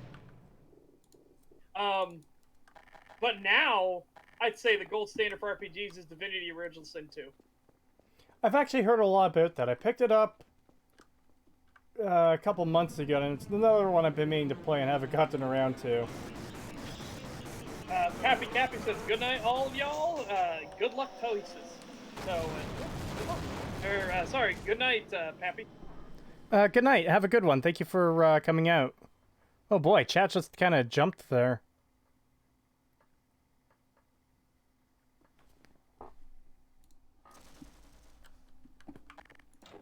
My hot take, I hate Planescape Torment and CRPG diehards who worship at its altar. I can only ask why. Why do you hate it? Because there's a difference between a hot take, which is where you have a logical through-point reasoning, you give your reasons for it, and a bad take. I hate it more because of its fans and the game itself. I can totally understand that. That's the Undertale thing. Undertale is a really good game, a great game, in fact. Its fan base is sycophantic to the point of being a miasmic curse on that entire game's existence. Oh yeah. I had I definitely had some issues with that game, but I enjoyed my time with it. But yeah, it's one of those ones where it's like, oh my god, what the fuck is wrong with these people?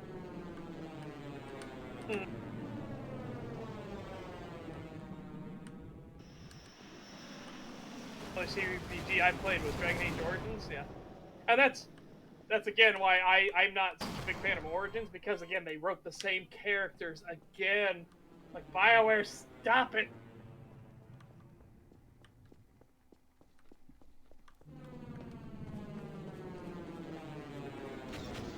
Any suggestion of good Western RPGs? Okay, what do you mean? As in non-Asian RPGs, or as in actual, like, Wild West RPGs? Like, where are we going with Western here?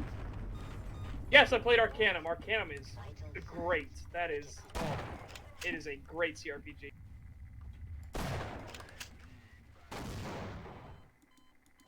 Is there any, like, Wild West RPGs? I consider Fallout New Vegas a Western RPG.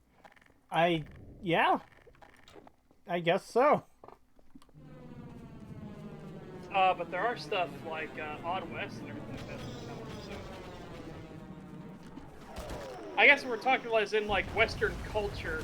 The Divinity series, honestly, like no joke, not even original Sin.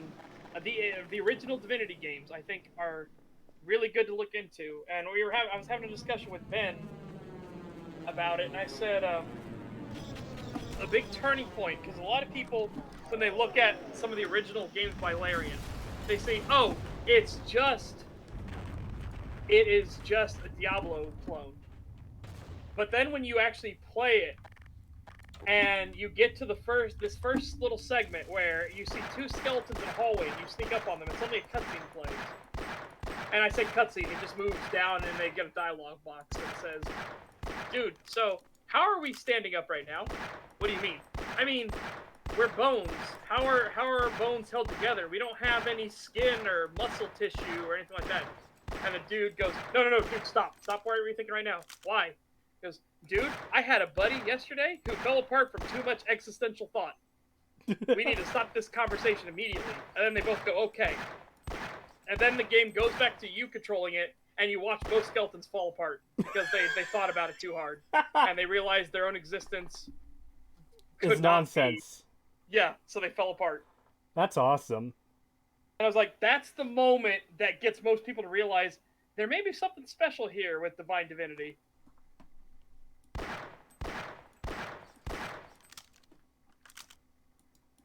Yeah, so there you go, Zoidster. The Divinity series as a whole, I think so. I get the Planescape Torment and the reason it exists, but people who act like every CRPG needs to have a dialogue system like that, screenshot where you have 20 options and half of them are the same thing but lie. Yeah, I can understand that. There is such thing as too much choice. Again, there's choice paralysis, which is an actual thing. It is a fascinating thing. It's why, like, a lot of failing restaurant businesses are because you have too much choice on the menu.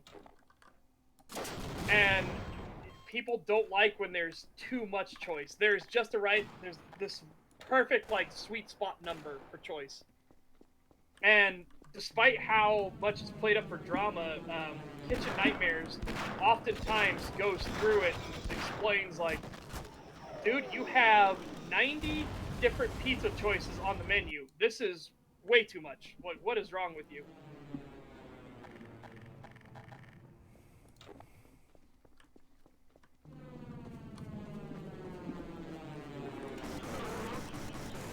Disco Elysium has seemed to attract the same breed of CRPG players, and as a result, I hate it without ever playing it. I can't say one way or the other what I feel about Disco Elysium. I'll be sad if the community around it's terrible, but that won't affect me thinking that the game's good or bad. Don't play Red Dead 2 if you want a good story. The game's writing is so bad. It has moments where the game's writing is good, but it very much assumes you're going to play Arthur Morgan as a good guy. You kind of have to for anything to make sense.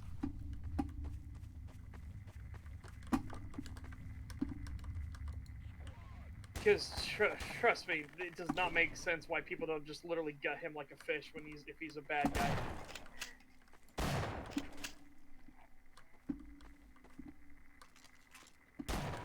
Like, oh god, it gets into a whole mess. Let's see. Vital signs critical. I don't like nihilistic sophistry, and I don't have money, so I never play disco. Okay. One of those games people say it's a masterpiece. I missed something. Yeah, okay, it's talking about Red Dead 2, yeah. Thanks for suggesting. I'll check it out when I get the chance. Yeah, they're old games. And And when you get to Divinity 2, which is one of my favorites in the entire series, get the director's cut edition to that. Make sure you don't get the originals, because they actually went back and tightened things up and fixed a lot of things. Yeah, exactly. Choice paralysis is a weird thing. That's why, like, Baskin Robbins won't make a lot more flavor choices, because they're kind of at the limit of not having people go insane by the number of choices they have. So it's the same thing, like, if you have a big Steam library and you're like, what do I want to play today? Welcome to Choice Paralysis. Have fun.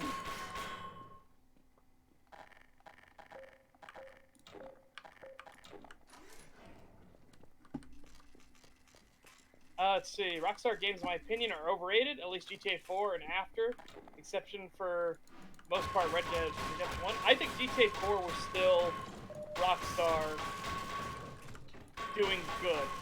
Like, there's a great video from Kroby Cat of showing GTA 4 versus GTA 5. And it is crazy how dumbed down GTA 5 is. It is insane. Really? I actually haven't gotten around to playing a whole lot of GTA 5. Yeah, I've mostly fucked around with the online mode, which is complete fucking cancer. Yeah, it is. It's pay-to-win garbage. Like, holy shit, DeLorean flying around with laser guns. Like, yeah.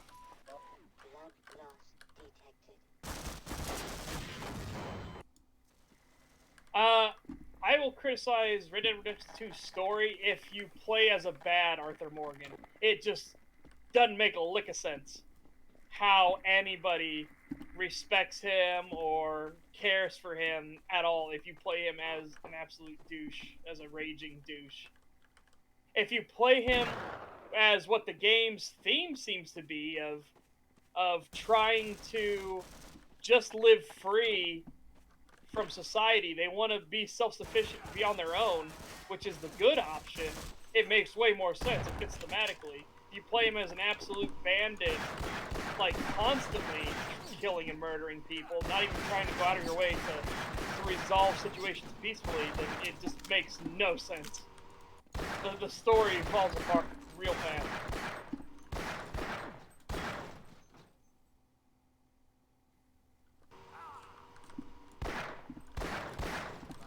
Let's see.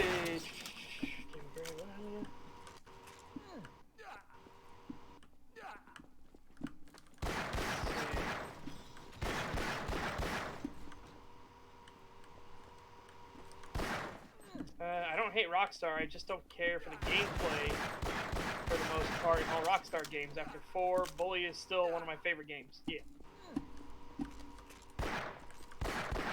Have you played GTA 5M, though? Genuinely great. I have not. Unless you mean M as in the multiplayer, which I have, which is unfortunately, it's terrible. Was Rockstar at their true peak? Then it was all downhill from there. Seriously, they're the exact same plain mission concepts in 5 as in San Andreas. I want to start a story writing myself, but I can't find a meaning to my stories. How do you find an idea, philosophy, moral lesson to portray in it? Don't start off thinking that way. That's my advice. Yeah.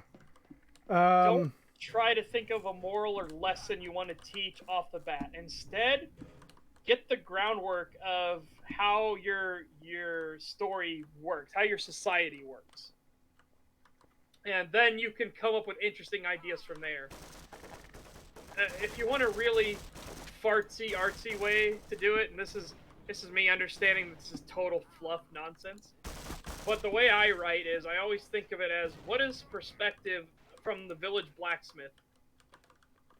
Meaning, if you have this rare metal that everybody would want, so how does the blacksmith feel? How does it make him feel? Is he part of a guild? Like, have they unionized together because of this metal, so they need to keep competition down? Like, how does this make society function? Does he get people that want custom orders for it? Has it increased the standing of blacksmiths to be from the working class into minor nobility because of this metal? You know, like, how does it change things? And then you can work from there when you start thinking that through. Is like, well, now that I thought about this, well, what if now there's this new class divide? Because blacksmiths have now been elevated up. What if other classes think they want to be elevated up to nobility? And that creates this whole conflict. And that can be your moral that you work with. Like, you come up with the moral after you get your groundwork, your footing set. Yeah, not just that, but doing world building, especially in something like fantasy, is naturally going to create stories for you that, like, it'll naturally create plot lines just by existing, because by properly accounting for, like, one of the greatest examples I can think of, maybe not the greatest, but the one that's on the top of my head because I've been going through the books is Valyrian Steel in A Song of Ice and Fire. So you've got these, like, highly coveted weapons that are known for holding an edge and being, like, super great fucking weapons. And it's even stated in the books that, like, House Lannister has been trying for fucking years to buy Valyrian Steel sword. And even the poor lesser houses refuse their offer. They'll offer them, like, children for betrothals and stuff, but they won't sell their Valyrian Steel because they're coveted that much. So, spoilers here for anyone who hasn't read the books. Tywin gets a hold of Eddard Stark's sword, Ice, which is this massive greatsword, and he melts it down into two swords for himself. And those swords are used later on in the books and in the TV show, and it creates a little plot line. Like, here's this heirloom that's been passed down for hundreds of years, and now it's in Lannister hands, you know? Yeah. And I hope they do more with the books, or in the books with them, and future books if we ever fucking get them. Well, but the books seem to be heading away. This is total fan in, put your tinfoil hat on. What the books seem to be implying is that the Starks will get both of the Valyrian weapons back from House Lannister, and they will reforge Ice. Oh, I hope so. Holy shit. That'd be an awesome... Like, that's a great thematic thing, too, of House Lannister thought they destroyed the Starks. The North remembers. That is a very important phrase in the books. The North remembers. Yeah. The North had 8,000 years. 8,000 years of Stark rule. Because they wanted Stark rule. Not because they had to bow down to the superior Starks. No. The Starks were loved that much. That is what makes them so different. Like, that is crazy. But anyways, yeah, accounting for world building is naturally going to just add a whole lot to the world you're making, you know? Like, yeah. By making interesting additions to your world building, it's going to naturally generate stories if you, like I say, if you properly account for them. Yep. I am disappointed because George got discouraged a lot because Dan and Dave stole the Game of Thrones show from him. Like, oh boy, there's so many behind-the-scenes details of how badly Dan and Dave treated George R. R. Martin is. Really? Yeah, because they started getting high on their own supply. They thought they were the ones that made Game of Thrones a success. Wow. That's why if you were a book reader and you got to season 5, you were already like, oh no.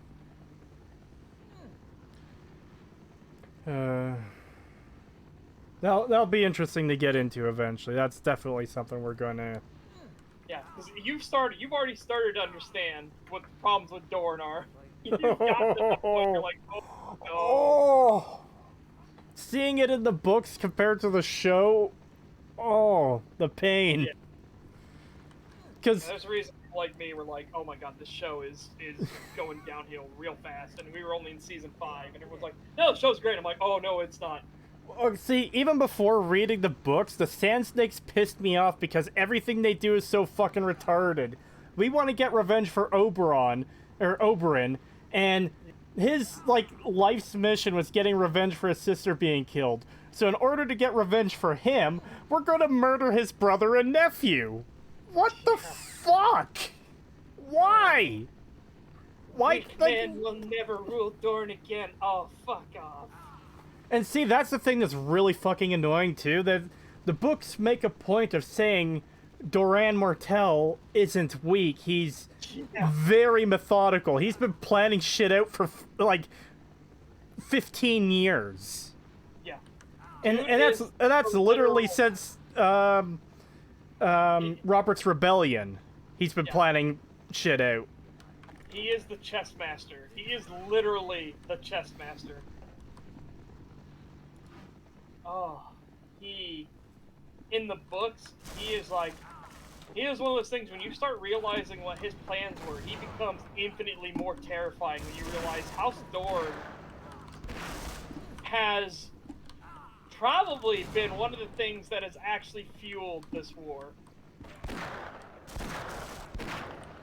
They're actually, they've been the ones that have been intentionally trying to get the Starks and the Lannisters to go to war.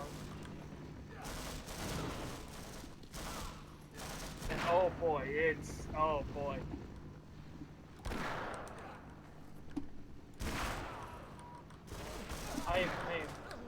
I hope we get the Winds of Winter. The chapters that he has revealed, so the preview chapters we've gotten for Winds of Winter, have all been really, really fucking good. Yeah?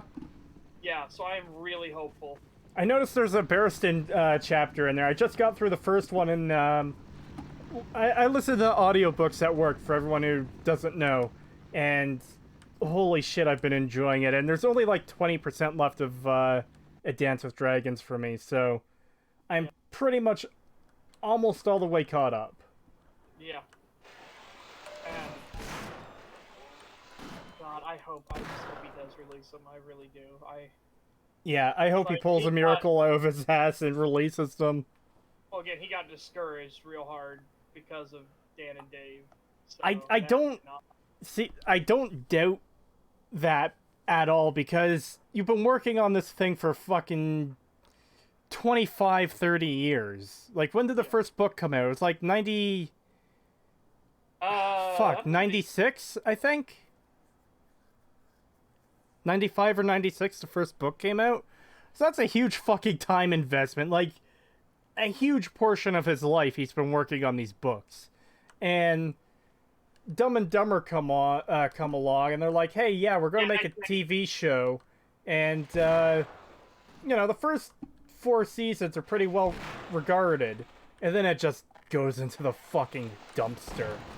Yeah. Though he did have a lot of pushback for what they did to Stannis in the first 4 seasons as well. Oh, man. Going through the books and seeing Stannis in the books, I'm getting a bit fucking annoyed looking back on the show. Yeah. Can you understand why there were so many book readers that were like, Stannis is the true king?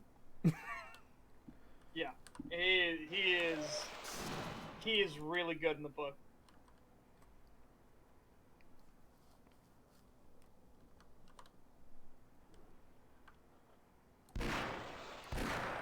Oh, don't ever worry about your ideas and concepts already being made. Don't function like that. Just keep going. Just keep going. If you start thinking about, well, they already did that, you're gonna completely just, you're gonna ruin yourself. You'll never get anything done. Yeah. The thing you have to consider when writing something is pretty much everything has been fucking done before. The only thing that matters is the execution. Yeah. It is 100% of the time execution. Because, like, you take... Alien is a good example. There's a monster on a ship killing everyone. Well, you could take that concept and do it in 100,000 different ways. But there's only one alien, you know? In other Real movies... Huh? Hang on. Zoyster says, real life probably has the best world building, but man, that Great Depression arc just comes out of left field. No, there's reasons all that stuff happens. Like, Things are way more interconnected and complex than anybody gives credit for. That's why I love histories. When you go into and realize that everything is so interconnected. This small little thing you wouldn't think would have affected anything spirals. It's just great. Like, why World War I actually happened, and what caused it, and why World War II happened, and why it was literally a direct cause because of World War I. Like, the way World War I ended guaranteed a World War II would happen.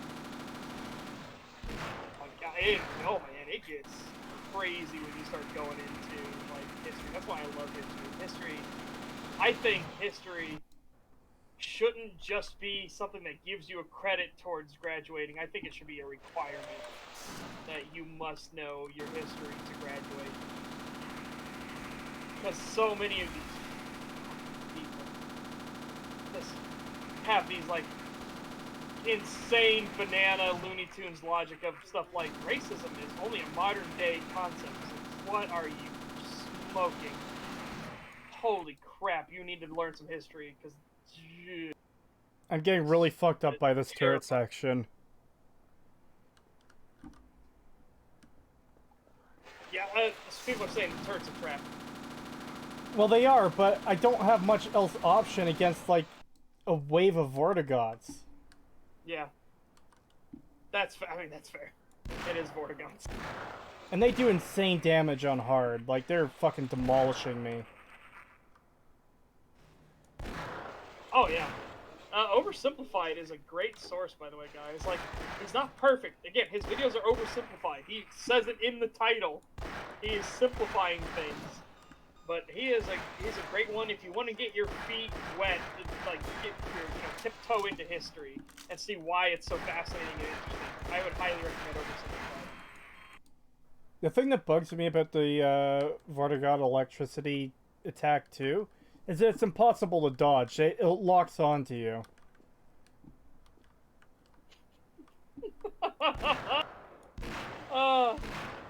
Nuva DT says, Zoidster, sadly, the writing itself in the COVID arc is the epitome of poor writing for the series. So shit in my head. Oh, I love this concept that we're in a storybook.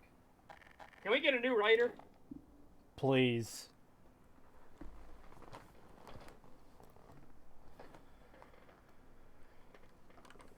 Well, everything has already been done before. People will still be interested in seeing someone's take on ideas already explored. Yes, exactly. Yep. Don't ever think you need to stop because something's been done before. You will drive yourself crazy trying to be like, it's got to be something completely brand new. Don't think that way. You'll get nothing done ever. Instead, think of like, well, what if we explored the alien society in Aliens? Again, this is a horrible idea. Thank you, Ridley Scott, for ruining the Aliens franchise for me. Thank you.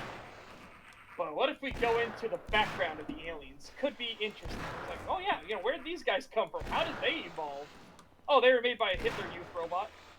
What? What? Ridley Scott, are you okay? Is this real? It's like, oh yeah. It's like, what?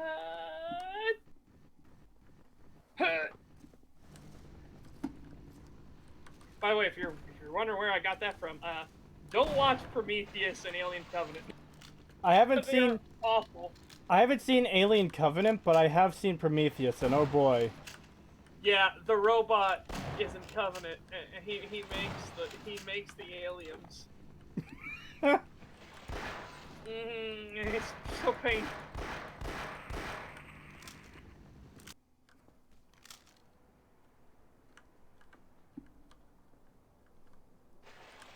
Yeah, Yeah, that movie is actually fucking infuriating. Hey, we're afraid of these creatures, but oh look, sorry.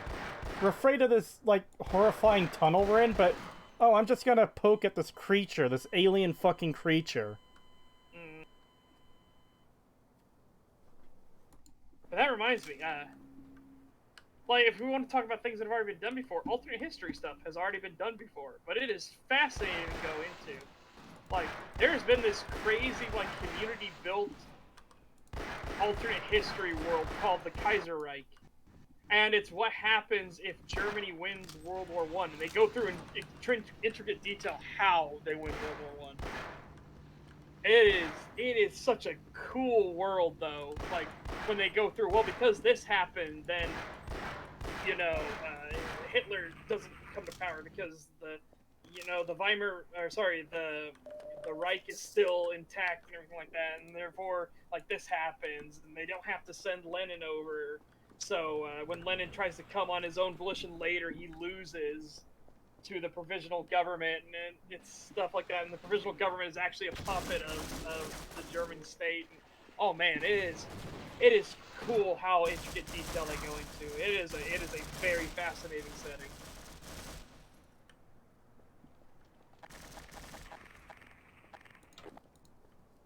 So yeah, so hey, even history. If you wanna do alternate history, do that. There are some cool things you can do with it. How do you guys think about the Source engine? Do you guys think it's too outdated? No. I think you can still do great things in the Source engine. Especially Source 2 is now out. The new updated Source engine is real good. Like, holy cow, Source 2 is real good.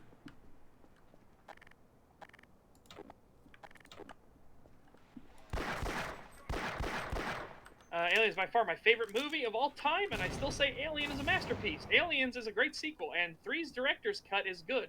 Yeah, I think 3 gets lambasted a bit too hard. I don't think it's as god-awful as it's made out to be.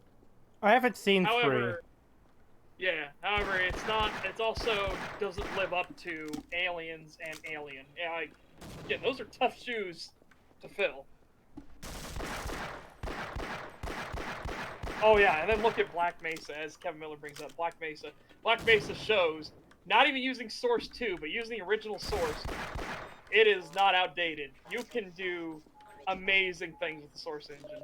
Oh yeah, I have played some of Black Mesa before. You said a lot of the early levels got updated, so I played a lot of it before that point. I got as far as the dam, I believe. But, holy shit, that game. No. Fucking... Didn't Valve release a World War II game a long-ass time ago? Yes, it was originally a mod called Day of Defeat, and then they released it as Day of Defeat Source. Because Valve is very much in the business of hiring talent. When somebody makes a really good mod, like Team Fortress Classic, they will go to those people and be like, hey, you know how to use this engine, you know our tools and everything, you make really good stuff, would you like to work for us?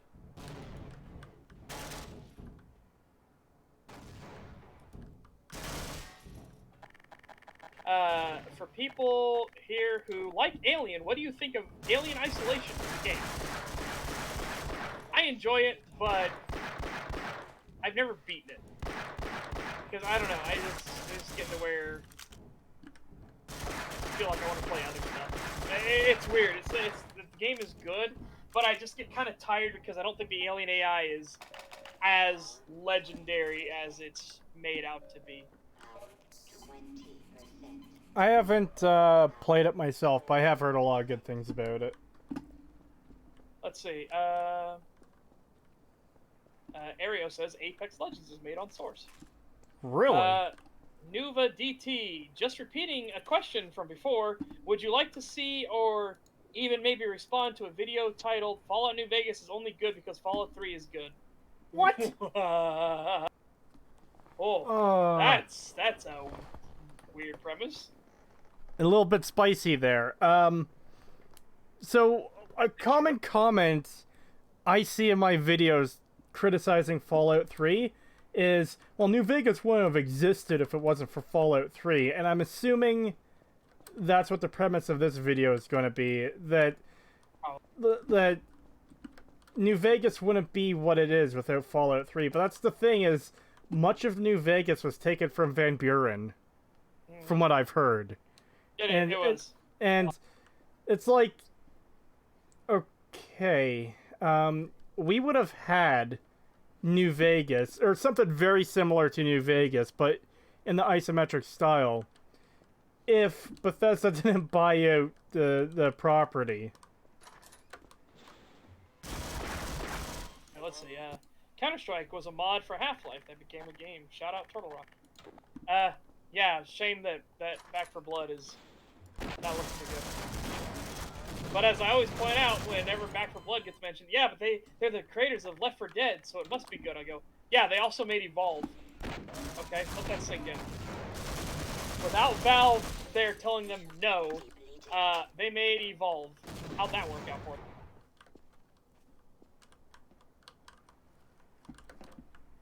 Good way to go through... Oh, hang on, I think I missed something there. But have you tried it in VR? It's a good way to go through several pairs of pants. Yeah, head crabs in VR are terrifying. I want to get VR, I just don't have the space for it. Gotta agree there, Alien Isolation was okay, but I was kind of disappointed with this, specifically the Alien's AI and how it tracking you is essentially scripted. Yes. I don't like that it's not actually AI, it's all scripting. I really don't like. Honestly, Aliens Colonial Marines gets a bad rap. It actually isn't entirely garbage when you use a very easy fix for the AI. It literally just removing a line of code. No. You add a single letter. And also, no, it's not. It doesn't become a good game if you fix the AI. It really doesn't. I did it on stream. I did a comparison stream. But I also am very biased against Aliens Colonial Marines because that was when I was working with Angry Joe at the time. And I was working on the scripts and stuff, and we were playing Aliens Colonial Marines together. So if you actually go back to that original video, you'll see me and him. I'm his call partner. We're playing through it, and oh boy, there are so many problems. But the reason I'm biased towards it is Randy Pitchford lied directly to us about Colonial Marines, and that's a sour pill right there. Yeah, it's sad that... Okay, first of all, I don't like invoking current year, but it's sad that in fucking the 2010s, we have to explain, hey, lying is bad. Yeah. You'd think this is something you would have learned about thousands of years ago, because when you release that game, and it's not as good as you're saying it's going to be, people are going to be pissed. Like, it's such a simple concept to understand. Why would you... Like, I think people would have a lot more respect for games and companies if they're just like, okay, we're not going to promise you the world of this game. We're going to try and do our best. It's not going to be the best thing ever. It's like, okay, cool,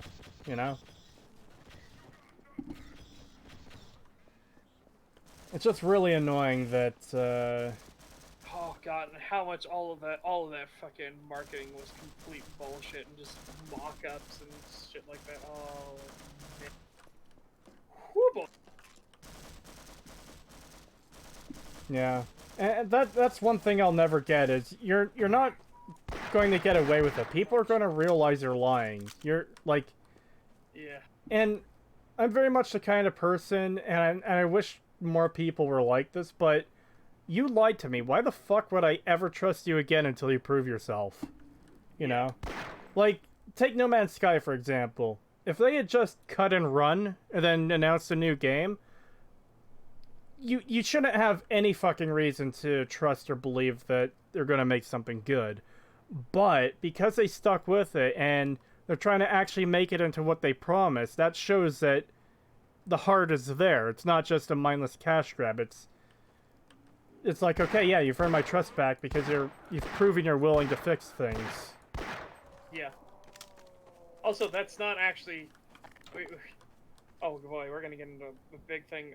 We don't actually have capitalism, because we don't have a free market. We have a very bastardized version of it because they quickly figured out that if they bribe the correct people, you can get anti-competition laws put in place so that people can't compete with you. Oh, so that's not free market anymore, which goes against capitalism. Oh, man. Yeah, that gets into a whole other can of worms.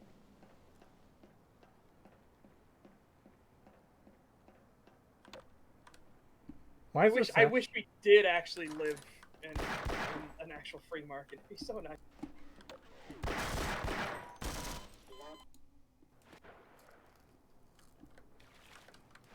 Backtracking.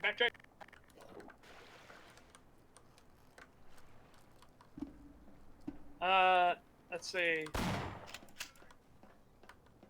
Every developer's fear in 2004 Half-Life 2, except maybe Bungie. Yeah. Well, gets into that whole weird thing from Oxhorn's video where Half-Life 2 wasn't influential. Like, what? How? Oh. It's a certain kind of mind-boggling level of stupidity. Like, why would you say Half-Life isn't fucking influential? How do you say that? How? And then Star Wars, the original, Oh. wasn't that influential. So it's not fair to compare the sequels to the thing it's sequelizing. I'm like, how? Oh, how? It's literally an apples to apples comparison. This isn't like we're not comparing the Aliens franchise to the Pocahontas movies, okay? Where it's literally apples and oranges. It is in the same universe, okay? It is a direct comparison. Yeah, goddammit, Oxford, not again. Yeah, I know. It really is, like... How do you say that, though? How? I think he's just saying whatever was convenient to make his point, regardless of how accurate or true it was. That's why we have to believe that he didn't script that. We have to believe it was stream of consciousness.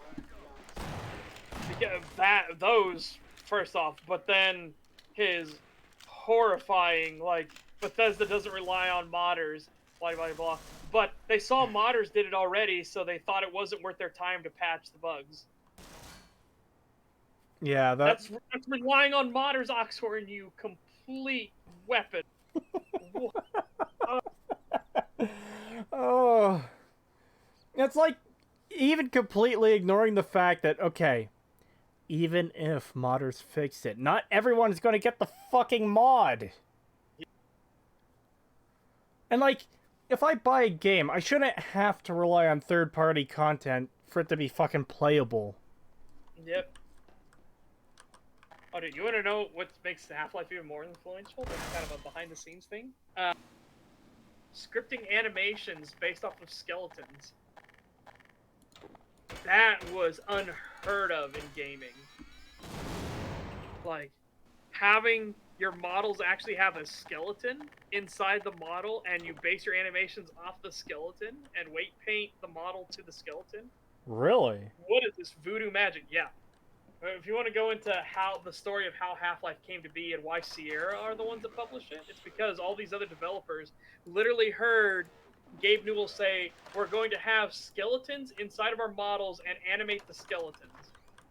And then they all said, thank you for your time, please leave. Because they couldn't believe they didn't believe it was possible. The thing that every game now has as a core staple, skeletal animations, was considered impossible, and Half-Life was the first ones to do it.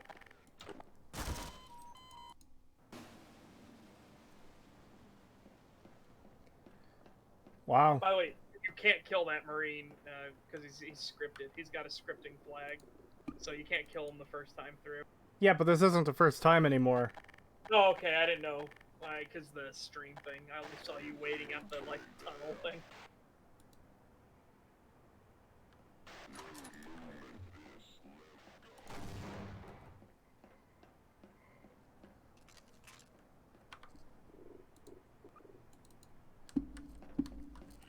No, Bioshock 1 lore isn't about 100% free market with Clash of Clans. Bioshock 1 is not just 100% free market, but one devoid of morality and ethics.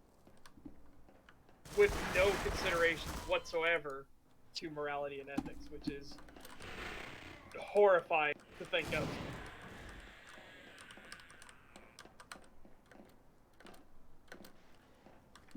Oh yeah, no, Sierra is... Rest in peace, Sierra. You made some bullshit, but man oh man. Yeah, exactly. John Carmack is the other one. There's a reason John Carmack is a legend. He is a literal voodoo space wizard. Like, the man made what sounds like the biggest, like, arrogant boast that he was gonna completely rewrite render engines, and then he did it. There's a reason CV11 calls him like the fucking space wizard and stuff like that, and like the god avatar John Carmack, because yeah, he is a literal living wizard. He's like, how did you do this?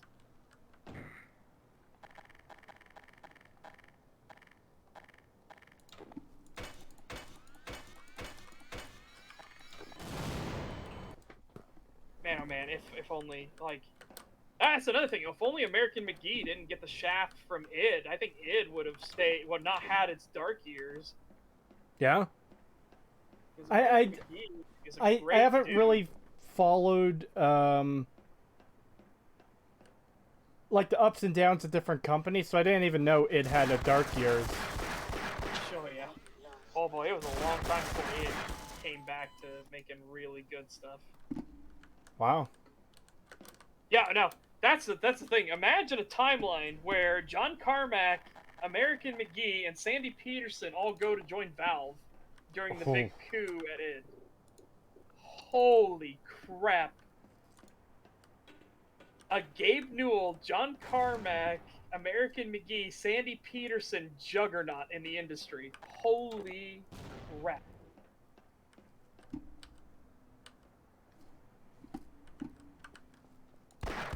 Oh man, I can just imagine the insane things that would happen there. I can't wait for Alice Asylum either. I think it'll be. Oh, I can't wait.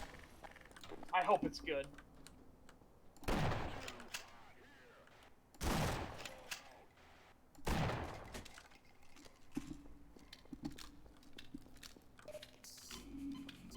The one I want, Kevin Miller, is just one where the ability to hinder your opponents through the usage of like laws and everything is not allowed. So you're not allowed to have anti-competition laws like what car manufacturers have and shit like that. That is just infuriating. And car dealerships. It's like, oh man, if you ever want to look into car dealerships and understand why they're so horrible, look into why the anti-competition laws in car dealerships and why manufacturers are not allowed to sell directly to customers.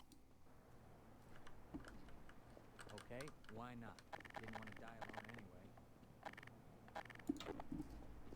Yeah, well, again, Sandy Peterson, and I like CV11 even brings this up in his video about Alice, American McGee's Alice. He goes, Sandy Peterson alleges that another employee at id gave American McGee bad level advice, like how to create levels and everything like that. And he just gave him this really awful, like, obviously wrong advice. Yep, all that target range time. And so he showed it to John Carmack, who saw this and was like, "Why are you wasting my time? This garbage. Get this out of here." No, patents are fine. I'm saying get rid of the ability to be like, and thus you are not allowed to sell if you are not this size of a company and stuff like that. It's like those kind of laws gotta go. That's like, what are you even doing? Or a manufacturer is not considered a distributor, therefore they cannot distribute the product. It's like, no. Let them distribute the product. If people want to buy from them, let them buy from them. That's the thing I'm talking about. I'm talking about laws that directly are designed to impede competition. Like in the internet industry right now, laws that are being put into place so that government and like state-run internet service providers are not allowed out of certain cities of set sizes and stuff like that. That kind of nonsense has got to go. Because the fucking internet industry is a monopoly. That shit's gotta go. Yeah.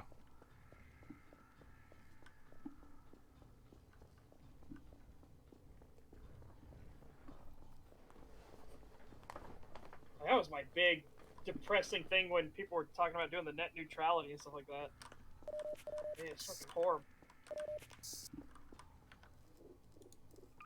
Oh, I strongly disagree. No, I do not think a libertarian socialist society would probably work best. I very disagree.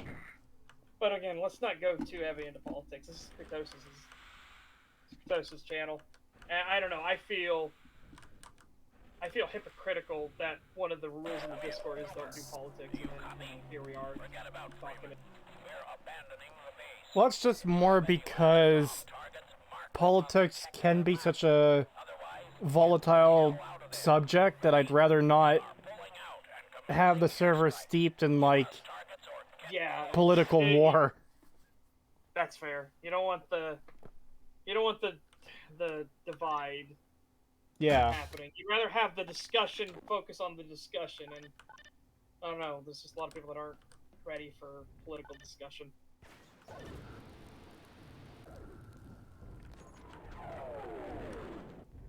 Didn't John Carmack make the quote, I'm paraphrasing it here, along the lines of, games are like a porno, the story's there, but that's not why you're here? Yeah, but again, John Carmack, like Todd Howard, is a technical guy.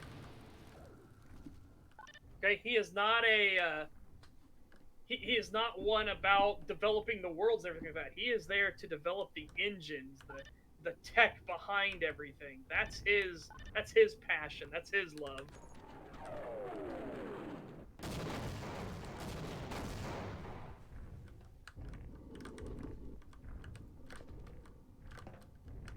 So it's the same thing with, like, Todd Howard. He should stop talking about story because he doesn't care about he doesn't care about story. So when he just listens to whatever the lead writer tells him, which is why I'm so happy Emil is no longer lead writer at Bethesda, because whoop.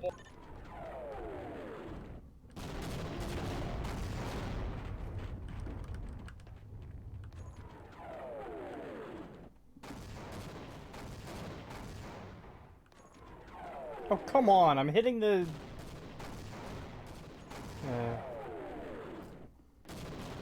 Are you serious right now? Okay, there we go.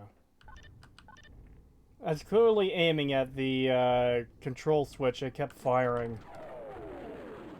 Let's talk about a better, lighter, more joyful topic. Margaret Thatcher's death. Oh, yeah.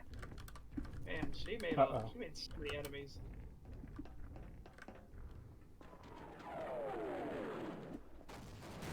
Man's a legend with what he's done. Carmack, I mean, yes, he is. I know, Emil, the Skyrim is the most biblical story I've ever written. Ugh. That quote will never not bug me. Yeah, me either.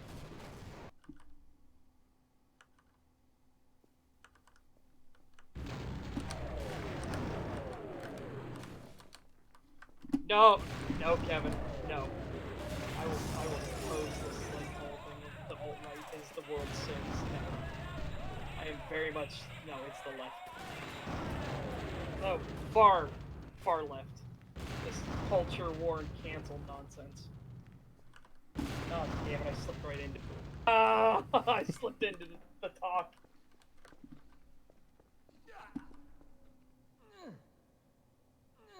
Roger that. Let's run like hell.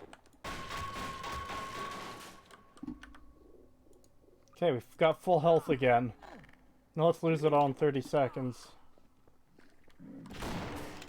Yeah, exactly. You don't want to hear stuff like that coming from the lead writer. Oh, because Emil made a similar comment to Carmax about game stories. Oh, how did he do that? What far left? Oh my, you sweet summer child. Holy cow. Or, no, not even that. You've been living under a rock. What far left? Holy crap. Oh, I'm sorry, Creetosis, I'm getting into it. It's fine. It's fine. Between my terrible gameplay and the political discussion, I'm sure the stream is going to go over really well. Oh, it's gonna go great.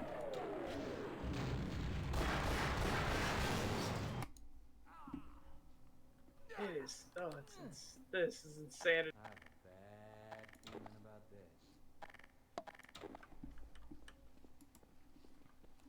Unless the Dragonborn is literally Magnus, who actually created most of Nern, it's not biblical at all.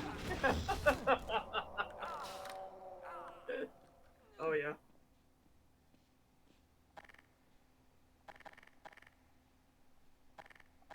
It is. I'm like I said, I am really happy if Emil is no longer the lead writer. If he is not the writer anymore, I am super happy. Yeah, one of the best things Bethesda could do right now would be get rid of him as lead writer. Yeah.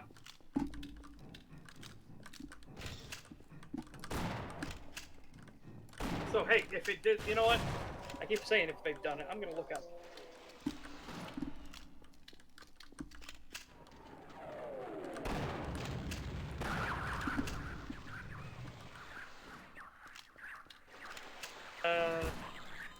Until Bethesda fires relocates Emil.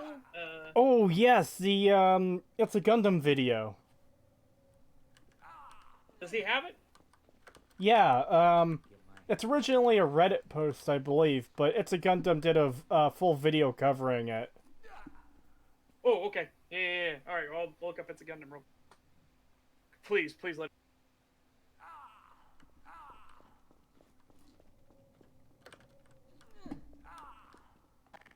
Now, I wonder if those boys could have made a bigger mess.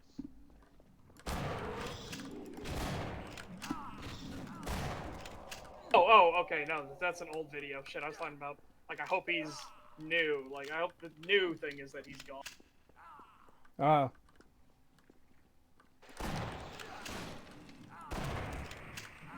I thought you meant the video just covering him as a, why he's such a bad writer. No, I mean, we can easily talk about why he's such a bad writer, but no, I'm hoping that he's not the lead writer anymore. That's my hope. Yeah. It would be very nice if he was no longer lead writer. Hang on, wait a second.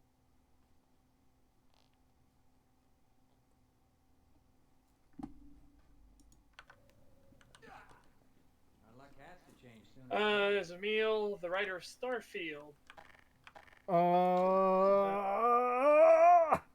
This was posted June 14th. Let's see. I would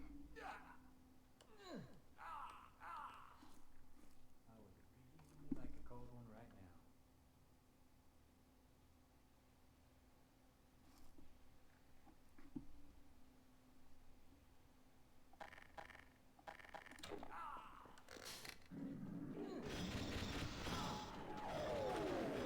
Okay, that doesn't. What?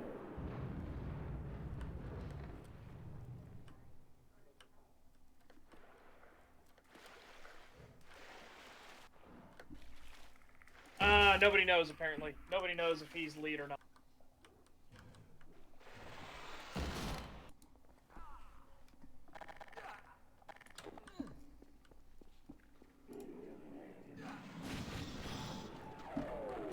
Let's see. Yeah, so nobody knows if he's lead or not. I swear I hope he's not.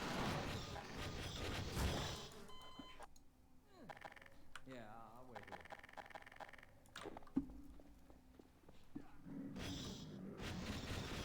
Yeah, I didn't see anything, just people asking questions, because his title is now,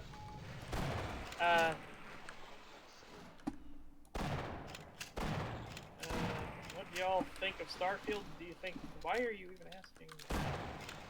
There are other networks that are like, I'm much less excited because now I found out Emil is the lead writer. So there are other people saying he is the lead writer.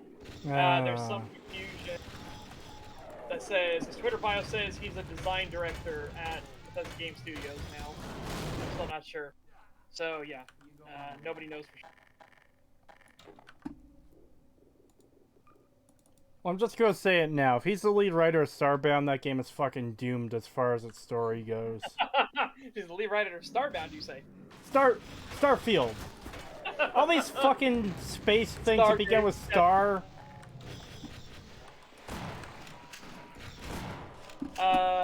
Okay, let's see.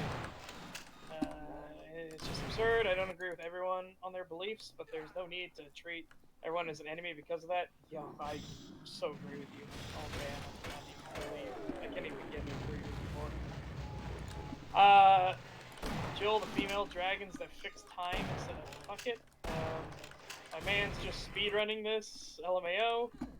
Just want to drop by and say I'm enjoying your critique video. I'm about 4 hours in. It's excellent background noise, but your points are all valid. And Thank you. use your grenade launcher more, LOL. Bye. I'm out of grenades.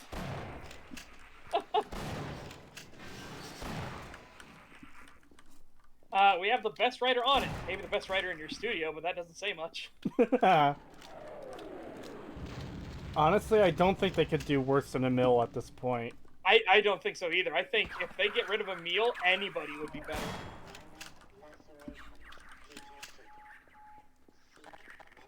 Star Maid, Starbound, Stanfield, Star Wars, Star Citizen. Star Trek, Battlestar Galactica. Well, at least that doesn't start with Star, so. Oh, well. Yeah. Starbase, which is a new MMO that just came out.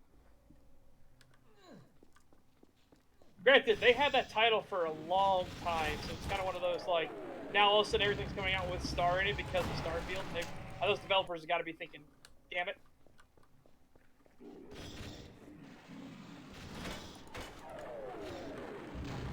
I don't know, what do you think? Would he really be able to outdo Chucklefish? The problem with the story Chucklefish made is that there's fucking nothing there. The story is there's a horrible creature that got locked away by what is essentially God. That creature got free and tentacle raped Earth to death. And then you collect the 7 Chaos Emeralds, open the portal, and kill them. That's literally the entire story to Starbound. I am not leaving anything out. And, like, they try to do, like, almost interesting things with it. Like, one of the species, the Apex, for example, they have essentially an Orwellian society, right? And their dungeon is where you kill this robot that, I guess, is their leader, and there's no story there. It's just, here's a dungeon, now you've killed the big bad, and there's literally nothing to it. It's you could not get more bare bones than what it is. Yeah. That's the problem with Starbound's writing. And that and the fact that they way overpromised than what they could actually deliver. Yep. Vote Mark Laidlaw for the next Bethesda game. Who would be worse, Emil or Mac Waters? I don't know who Matt Waters is. Mac. I think he was the Mass Effect guy? I'm not positive, though. Let us know, chat. Was Mac Waters the Mass Effect writer for 3? Because remember, 3 had a different writer than the first 2 games. Let's see.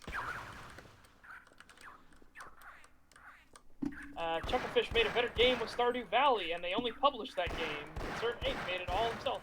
Yep. Yeah, I actually picked up Stardew Valley recently simply because I saw it's no longer published by Chucklefuck. And, yeah, I've been enjoying the fuck out of that game. But yes, Chucklefish only published it. They didn't make it. So, 80 Cross says yes, Mac Waters was the guy that did Mass Effect 3. So yeah, fuck you, Mac Waters.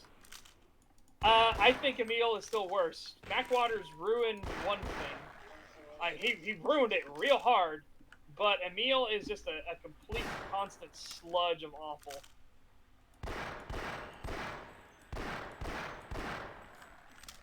He also did Andromeda. Well, I haven't played Andromeda because Mass Effect 3 had left such a bad taste in my mouth. I haven't played Andromeda. So I can't speak on Andromeda being good, bad, or anything. Other than I can obviously point out I love the compilations of terrible character dialogue and bugs. Those were funny as hell. Oh, yeah. My face is tired. Sorry. My face is tired. that's one of those things where I'm like, how did you even come to the point where you're writing that as dialogue? What Yeah. what combination, what cocktail of drugs were you on to think my face is tired? It's like Yeah. I I don't I don't get it. It makes no sense in any context.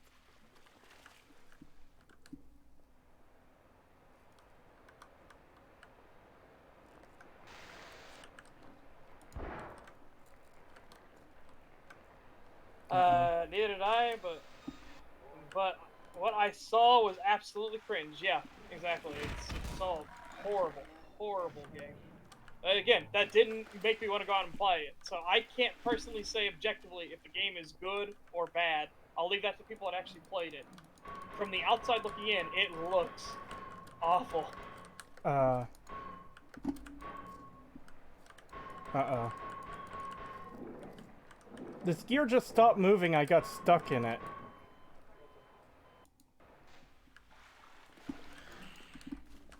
My face is tired.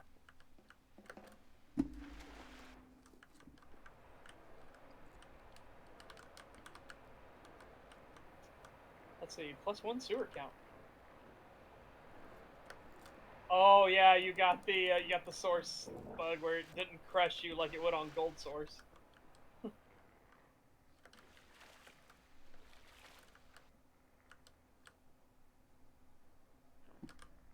Well, besides the horrible ending, damn Mass it. Effect 3 had good writing, so I'd say Emil is worse. It had moments of good writing. It's another one of those where if you actually look into it, the writing's actually not that good, but it does have a lot of really good moments.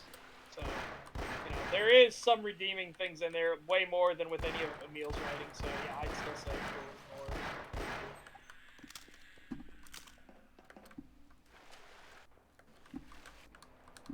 more. Let's see.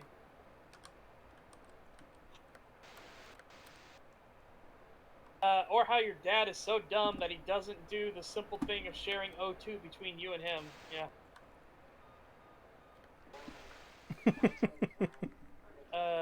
The thing is, the world of Bioshock is small. There's only so much you can do with Rapture.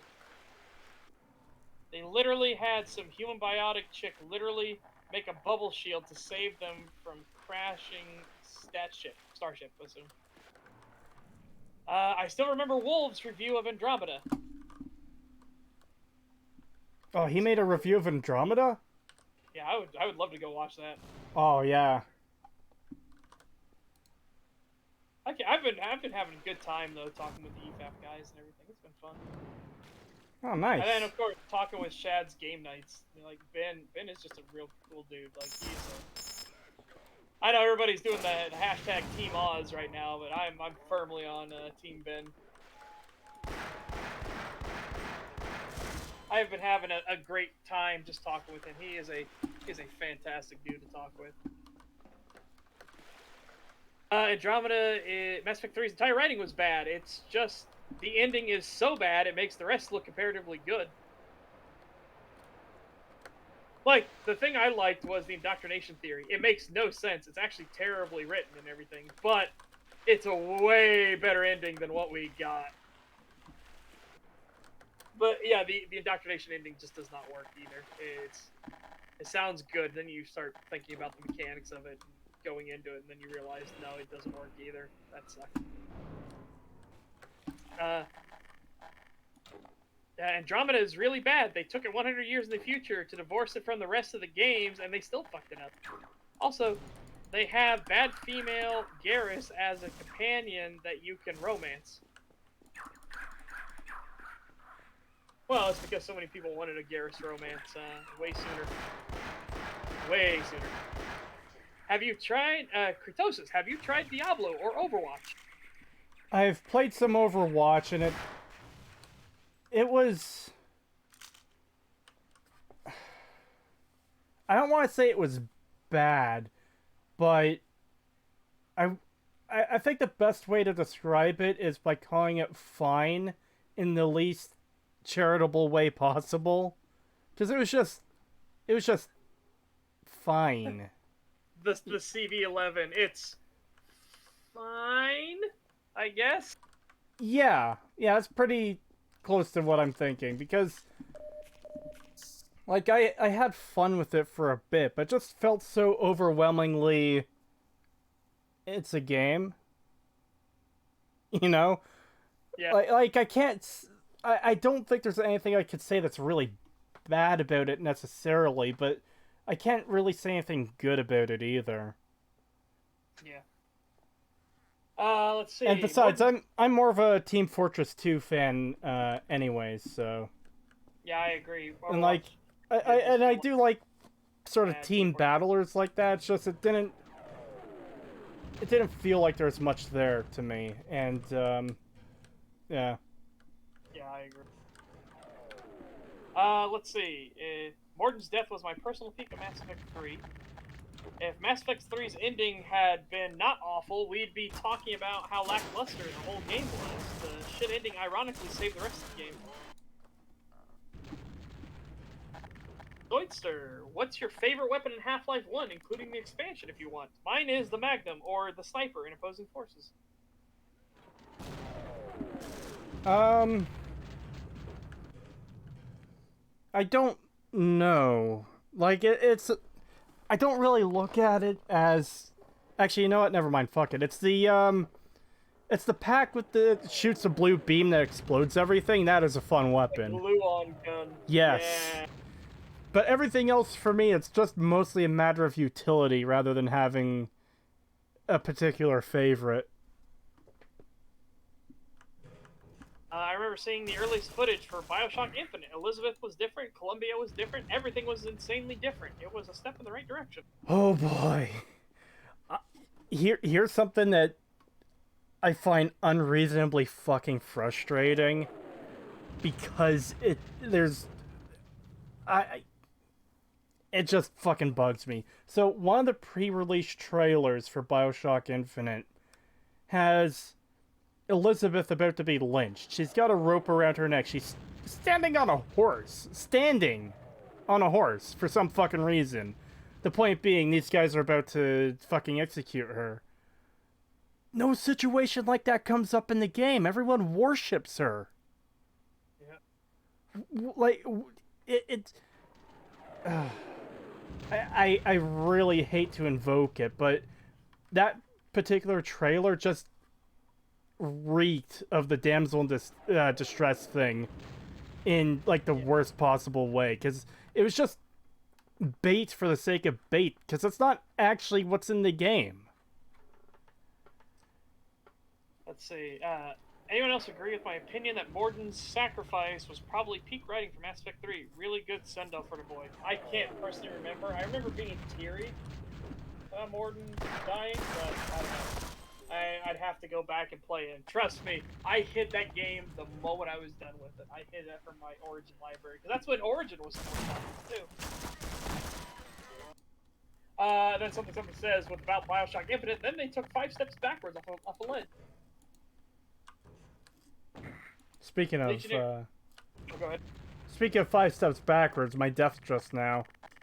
Tried to go down the ladder, fell right fucking off of it.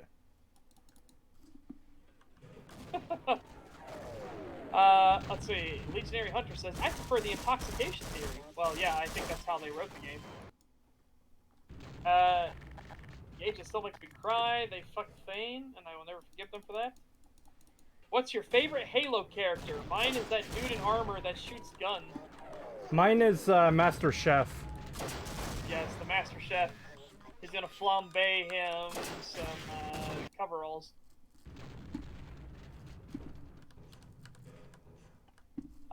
Legionary Hunter, 5 out of 10. It was okay. I am the very model. I'm of the very model of a scientist hilarious. So okay, it's average. Yeah, basically, it's definitely average. Man, of all the sections of the game so far, I think this one's the one where I really don't know what to do here. Yeah, it's surface tension. Welcome to surface tension, baby. Let's see. Overwatch was fun in the first year. Afterwards, it went south. Blizzard tried to control the meta too much. No, they got greedy. For fucking loot boxes. Thank you, Blizzard, for popularizing and normalizing loot boxes, you assholes. Oh, fuck. Oh, it's just cosmetics. That is not an excuse. Yeah. Lucas, And- but it's my answer. I think that's part of the problem with Overwatch 2, is it feels like it's trying to be Team Fortress 2 too much, you know? Yeah. And even then, there's nothing wrong with making a similar Team Fortress 2 game. It just seems like they went into it with the concept of, yeah, here's all these unique characters with interesting personalities, and they just all ended up feeling bland to me, and they're... Because even when you're playing Team Fortress 2, you're always getting the, like, dealing with the personality of, like, the different characters, whether it's taunts from enemy players or players on your own team to, like, just the unique lines between, like, if you're one class that dominates another class, and all... It's just... I don't know.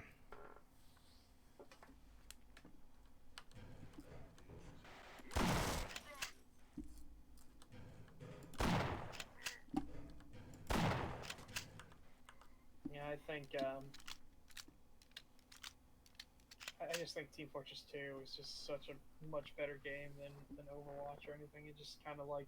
Yeah. Overwatch felt like a really bad copy of it. And then, the one that hurt me the most was Paladins. As much as I hated Paladins' card system, they then became generic Overwatch clone because Overwatch did that. I just want to point out a comment to chat quickly. All I gotta say about Overwatch is, free Hong Kong. Yes. Yes. Let's see. Team 2 Squad. I should probably stream Team Fortress 2 at some point. I'm fucking terrible at it, but I love it. I think we should do 7 Days to Die, because, you know, we can just... Yeah, I didn't consider doing it co-op before, but after you mentioned it earlier, I'm really interested in doing it now. 'Cause I think that would be a fun thing to stream. Yep. Try using the dumb fire on the RPG and play peekaboo with the ladder. Yeah, you could.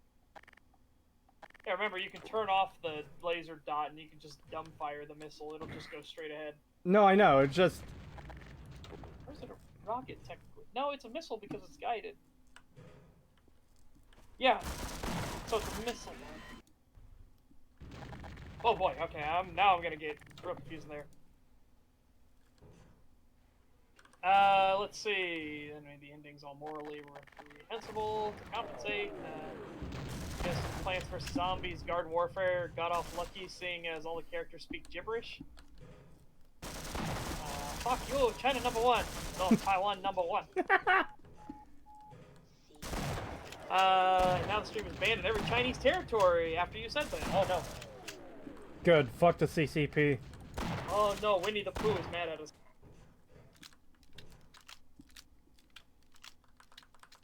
I'm sad about Paladins. It looked like it'd be an interesting game. Yeah. 7 Days to Die is really fun. Yes, it is. And you can get some crazy stuff on it. You can get some crazy mods for 7 Days to Die. Like, I've seen servers where they go on with full new enemies, like fucking predators and stuff like that. Really? In the game. It's really cool. Yeah. Actually, something I should do before we, or for the co-op stream of 7 Days, is I should download a bunch of add-ons to add a whole bunch of new buildings and stuff. Yeah. They have Do that. Steam Workshop, right? Yes, there is some really cool stuff with there, and there are really cool server communities we can join. I had an entire bunker network I built on this one server. It was so fucking cool. Nice. Let's see. Oh, before I forget, if you're a fan of Team Fortress 2, check out Team Fortress 2 Classic mod. It's a blast. Team Fortress 2 Classic mod. I'm not sure I've heard of that. No, Taiwan #1, China #2. Sure, he's saying Taiwan #2 for anyone who's listening to this podcast. Minus 300 social credit. Oh no, I no longer have house. Oh my god, this section is actually starting to piss me off. I love how butthurt Blizzard was that Valve got Dota. I love it so much.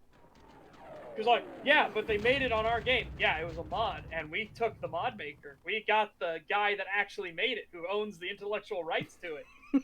Yeah, but it's on our game. That doesn't matter. It's transformative work.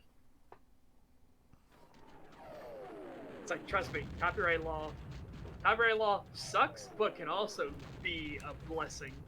If you do transformative work, it is now, by legal rights, yours. Those streams that Mahler and crew do, the EFAP crew, that is legally their property. Yeah. It's like a topic that's become a whole lot more relevant recently.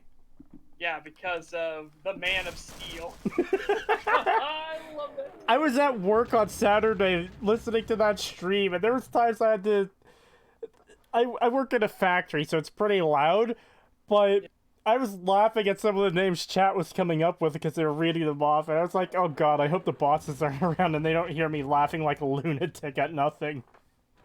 The quest for nuggies. A fistful of nuggies made... I fucking lost it at that one.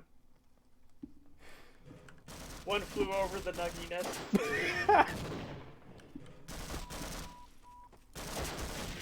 I like the "So You Want Me to Die" edition. What a fucking pathetic child that man is. He is. Oh, the fact that he has any viewership whatsoever, he is such a fucking leak. It's insane to me that... I love that he even admitted that he breaks copyright, he breaks the law 99% of the time. It's like, probably don't want to admit that on stream. Yeah, it's not the greatest thing to have on record. Hey, yes, I murdered 427 people, and here's where the bodies are buried. Yeah, exactly. It's like, not a good idea to admit you're intentionally and knowingly breaking the law here. Especially when he was so butthurt about Jay. Oh, I loved it. Oh, it's so good. We're talking about Hassan Piker. Dude, the dude on Twitch that just steals people's content. And I mean, literally is a thief. Literally steals their content. And then claims that he's making content. It's like, oh boy, no. I cooked tendies for the whole family. So you just want me to die then? You can sit through a 20-minute video, asswipe. You ain't gonna starve to death after 20 minutes. And, like, just as resistance on everything, too, like, hey, you could put up a be right back screen, you know? Nobody does that! Plenty of people Everybody do. does that, yeah. Anyone that has a brain does that. Vinesauce does that all the time. Well, when he still streamed, that still bugs me. But well, he used to do that all the time when he streamed, was he'd put up some music, and see, the thing about music as compared to, like, someone's unique YouTube video is, if you like that song, there's a good chance that you're going to go out and search for it at the very least. You know, I found music I like through Vinny's BRBs. But if you just play someone's video in its entirety, it's like, okay, well, I'm probably not going to ever go watch that video now because I just saw it. Yeah, King Roo. That actually happened, yes. Blizzard forced Warcraft 3 Reforged players to sign an agreement that any new game modes made in their game are property of Blizzard. Yep. Yeah, that is so fucked. I hate that. Yes. Yeah, exactly. A communist stealing thing is part of the course. That's exactly correct. And destroying lives and ruining property, yes. Let's see. Yeah, also, don't forget how Hassan banned the words EFAP and E.FAF.P in his chat. Yes, I love it. What a petty little bitch. He didn't even watch the fucking video. He just heard about it and banned it. Yes, it was so good. Oh, sorry. I've got to get this one comment. I know I'm not going to do it nearly as good, but I have to do it. Yeah. Speen! Speen!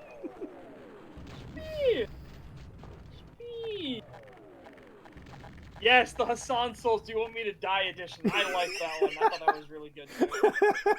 No, he is a political channel, and his ideas are horrifyingly wrong. Like, holy crap, they are scary. But he also does reactions. But he won't credit people he reacts to. Well, that's the thing, too, is you need to put, like, 100 set of quotes around the word reaction, too. Yeah, because he doesn't say anything, or he'll leave the room and let it just keep playing. Like, yeah, sometimes missing like half the video. And then he'll come back and be like, no, it's fine, I reacted enough. My reaction, literally, I wouldn't have said anything. It's like, what? You know that for a fact, do you now?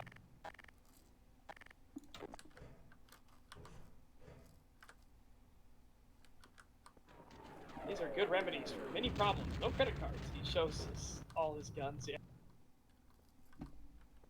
Hassan is the modern American communist. He really is.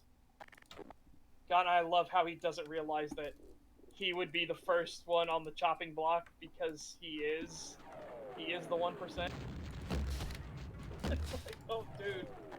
Oh, man. Oh, it came up behind me. Okay. Remember when Bethesda said any mods made for their games are their legal property? Oh, they tried. That didn't work out for them. Then they tried to monetize mods.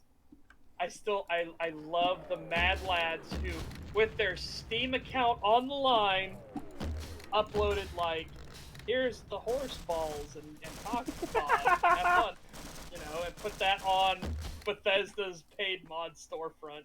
I love the mad lads that did. I feel like there's another soldier I'm missing here, but I've taken 2 of them out, finally. Now, Creation Club isn't actually mod. This is where we're gonna get into a whole weird thing, why the Creation Club sucks, and why it will always suck. But the Creation Club is not actually mods. It cannot legally be defined as mod content. It is legally defined as DLC, downloadable content for your game. What does this mean for you? It means that everything on the Creation Club must work together and not cause issues with anything else on the Creation Club at all. Or Bethesda are legally responsible for it and can be held responsible for it. Now, what this means in the long term is the Creation Club will never, ever have anything major groundbreaking mod because it could damage or potentially cause another thing on there to not work. It actively ensures you can't get anything really, really cool because it could potentially make something else not work on the Creation Club. Therefore, Bethesda would be legally responsible for having to fix it, which is development time and paying refunds and everything. And again, they have to call it creations and additional content because it legally is. They cannot get around that. It is fascinating. The Creation Club is fascinating to look into because it's not awful in the ways people think it is. They think, oh, it's awful. They're making people pay for mods. No. It's worse. It's not that, but it's so much worse.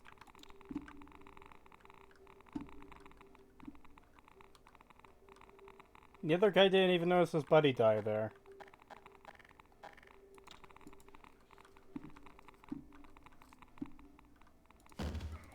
Oh, it is fascinating.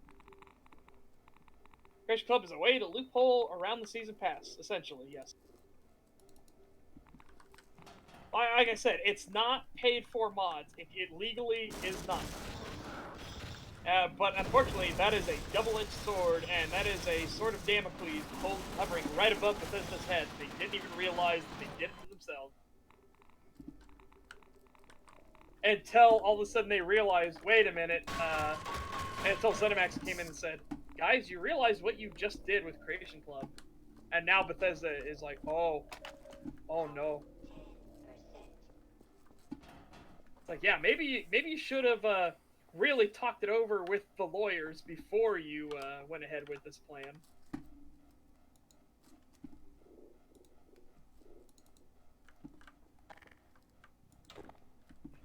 Oops. Sneaky freaky Creetosis. Yep. Sneaky freaky cheeky.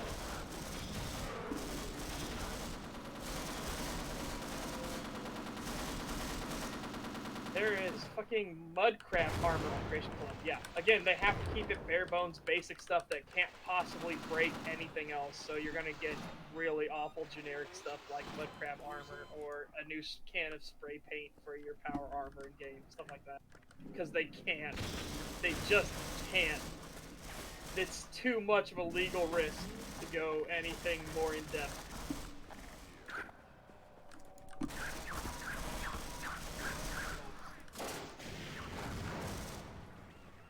Gordon is very suicide prone in this playthrough, I see. Yes. Yes, the minute anything goes wrong, it's, well, I guess I might as well kill myself.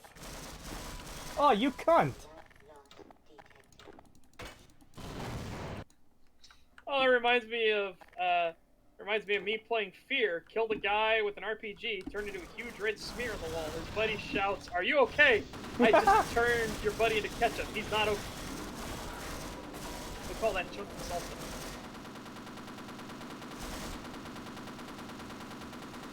Don't ask me. I have no idea. The Creation Club content is awful. The worst one is the one where you go to Galaxy News Radio. It feels like an amateur made it in 12 minutes. I heard about that one, but I've never seen anything from it.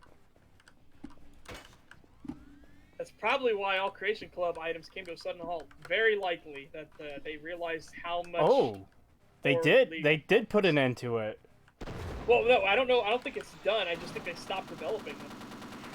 You know what I mean? Like, it's not officially gone. I just think it's not, you know what I mean? Yeah. They don't advertise it, hype it up, and support it as they used to. And now it's much more about the Atom Shop.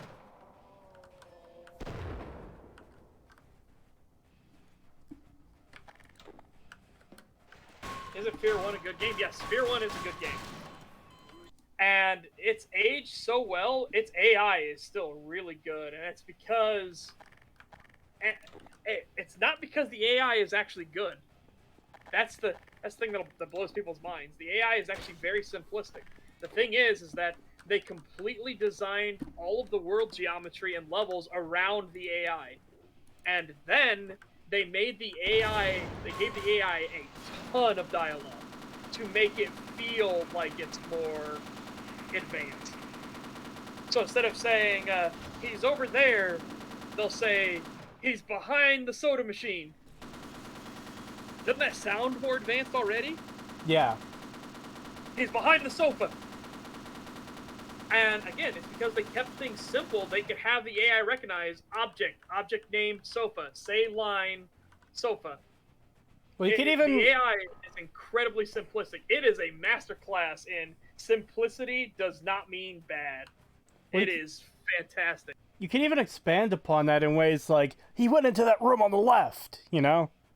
And he went down that hallway. Huh? They do stuff like that. Like, he's hiding to the left. Throw a grenade.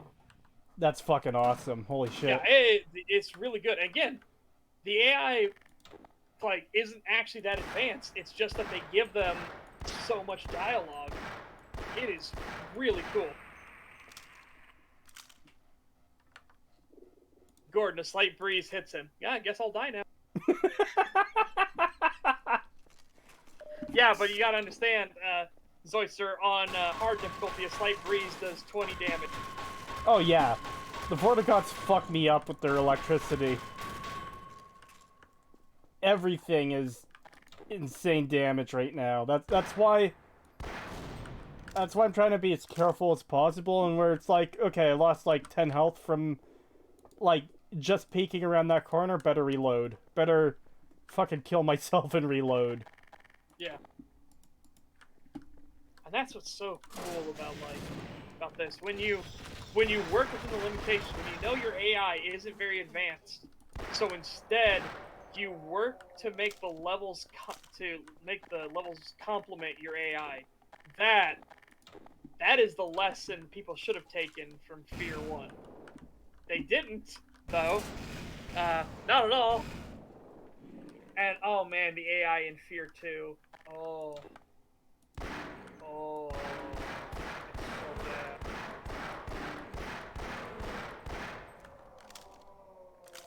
Gordon Piker as staring at the breeze. Do you want me to die? Oh, hey, it did kill that thing in one shot.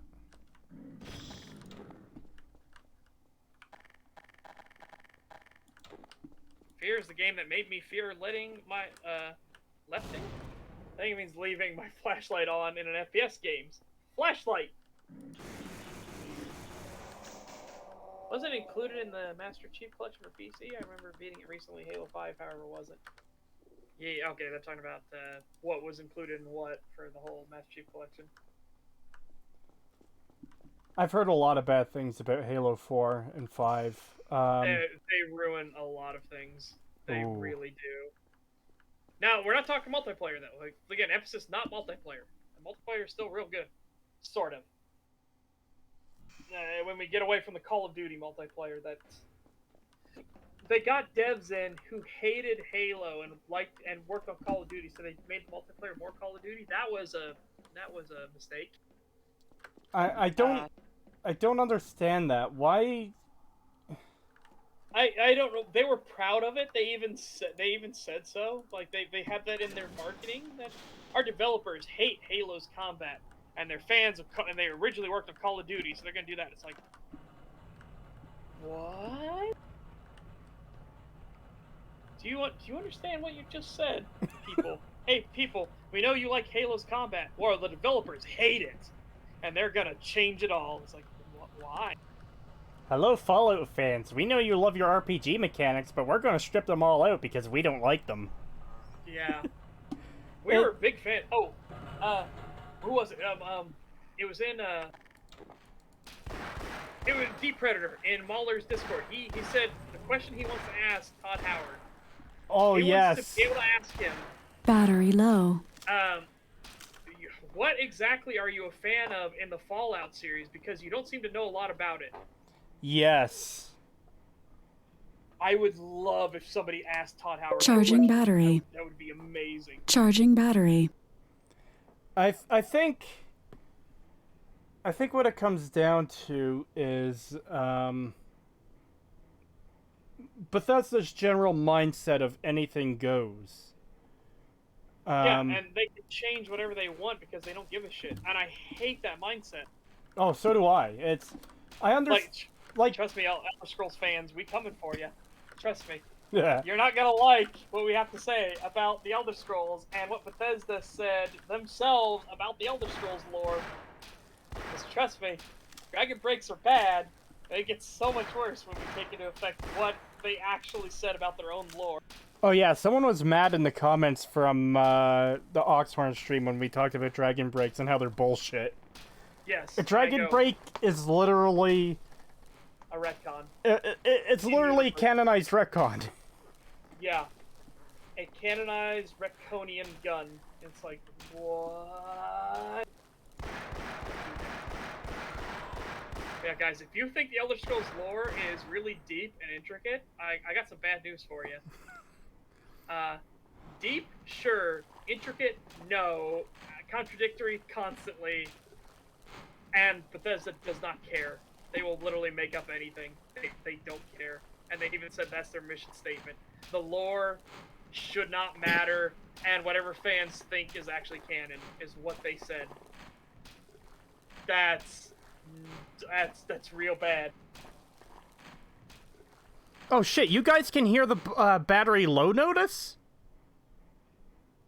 Wow. Okay, so I've got a wireless headset. I don't use a microphone on it because my actual microphone is better. When it gets battery low, it'll notify me. And I didn't think that played through my computer. I thought that was something built into the headset itself. I'm sorry, everyone in chat. I had no idea that's how it worked. Why does it play through the computer audio? Because it's Cortana. Just a little thing for Half-Life here. I love how if you surprise a bull squid, it'll have this, like, cartoony jump animation. Yeah. Didn't Bethesda say Elder Scrolls lore was just hearsay, and then it's all just rumor and subject to change because no one knows the truth? Yes, and trust me, that is not a good thing. Yeah, it's just a very wide application of the unreliable narrator I guess That's trope. That's why when people are saying that the Elder Scrolls Online ruins the lore, I'm like, no, it doesn't. You don't understand. Elder Scrolls lore is fucked. Like, they did not ruin the lore. In fact, they try hard to make shit work, and I applaud them for that. But oh boy, the whole thing is a tangled nightmare, and we will get into that when we work on the Skyrim video. Which reminds me, I have to stream more Skyrim at some point. You're, of course, invited in on the call for that. Last time I had President on, and we talked quite a bit. It got to the point, I don't know if you saw those streams or that stream or not, but it got to the point where we were so engaged in talking that I was just standing around, and the game was actually glitching out in real time because I wasn't progressing and it was expecting me to. Like, characters would repeat lines infinitely, or they'd get tired of waiting for me to respond, and they'd just walk away and return to their normal schedule. Creetosis, have you tried the Crisis series? No, I haven't. I feel like I'm disappointing a lot of people every time I say no, I haven't, but trust me, there's a lot of games I have not played. Yeah, we've got it, again, like I said, those of us that are in this call section, we have a lot of things we're pushing at him and bullying him to play too. Yes, I will play Dark Souls. I will do it. I will.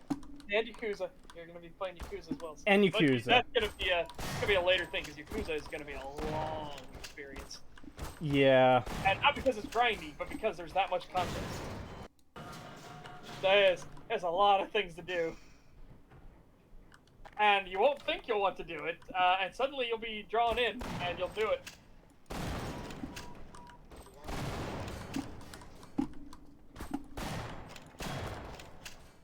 It's just like, oh. Did the assassins always turn invisible? Yes, they could always turn invisible. Really? Yep. Yeah, I legitimately don't remember that. Yeah, that's awful. What's the point in caring for the story if it's always changing what you thought you knew? Yeah. Exactly, because... That's why the Dragon Break is so bad. That should not be a thing. Well, a big part of the issue is the fact that a lot of the background lore establishes how things should work and how, like, what to expect in different scenarios. So, the easiest example to use is actually Fallout with the ghouls. So in Fallout 1... and this is why I reference it so much, too. Necropolis, you can repair the pump so they have a water supply. If you don't do that, they'll die out from dehydration. The game literally says the ghouls learn the true meaning of dehydration and they all fucking die. So, it's telling us that these creatures, they're humans, but these unique creatures require water to exist. So then Fallout 4 comes along and says, actually, no, that's not the case. Here's a child that's been trapped in a fridge for 200 years. So, now let me present a hypothetical. Fallout 5 comes out. There's a quest where, maybe an encounter, where you meet a ghoul who is in a bad situation and hasn't had water for like a week. And then you're like, oh, well, Fallout 4 told me they don't need water, so I won't give them any. He just wants water. He doesn't need water. So then you go on and do whatever else, and you come back later and you find him dead. So, based on what the previous game told you, you would be expecting a certain outcome, and you got a different one. That's the easiest example I can give. It gets so much worse when you have, like, deeper lore and stuff, like faction alignments and just different expectations that don't get fulfilled because they arbitrarily decided things are different. By the way, we're not having him play the entire series through. He's playing Yakuza 0 first. Because we need to gauge if he gets enjoyment out. Like, again, I think he will, but you never know. Because people have different things, like maybe this little thing has annoyed him and it goes through and everything like that. That's the point of, like, it doesn't matter if the game is objectively good or bad, you can still like or dislike it. Yeah. So that's why we're not saying do the entire series through. Same thing with Dark Souls. We're not saying do the entire series through. We just wanted to do Dark Souls 1. He's doing the remaster because he's never played them at all. Might as well start with the remaster.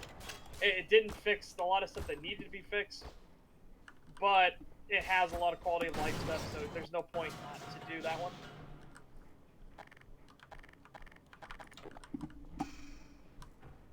Let's see. Aqua tried to defend hid the fridge by saying Billy could have survived by eating food in the fridge, and rainwater could have gotten into the fridge for Billy to drink. For 200 years? Oh my god. Acer Thorn, the guy we were talking about earlier, actually did the same thing. He referenced his kid in the fridge video, so I watched it and it was fucking garbage. But he used the excuse that, yeah, rainwater was likely getting in, and that's how he survived with water. And, like, it doesn't rain enough for enough water to get in there for him to drink and survive off of for 200 years. That's It's like, and you that's understand. and that's assuming that the rain is consistent for 200 years.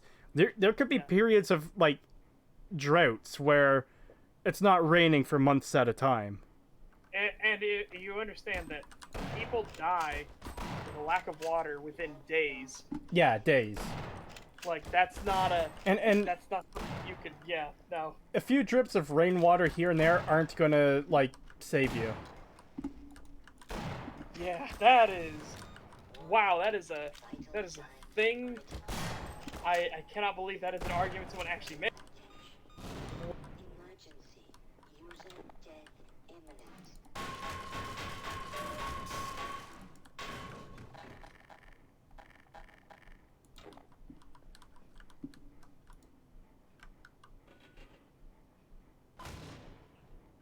Oh yeah, no, don't worry. Like, yeah, the Yakuza games, they always try new things.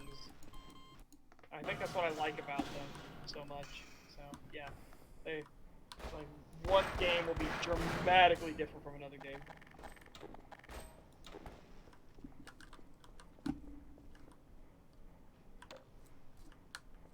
Some fix would have been he was frozen in the fridge until you came along and unplugged it. No, but that gets into a different reason why that wouldn't work. See, the problem with freezing things, and thus, therefore, they can last forever, is that when things freeze, the water that's in them expands into ice shards and destroys all the DNA and cells in the body. That's what frostbite is.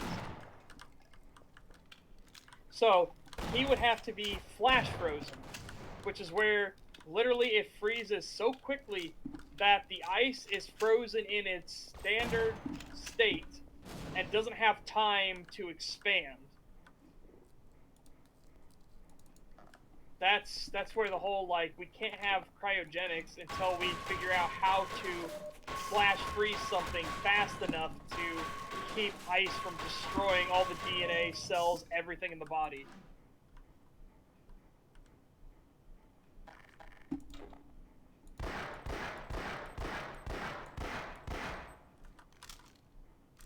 Or some random guy on comments tried to tell me that Billy was a ghoul already and Quincy was hid in the fridge after the Gunners massacred Quincy.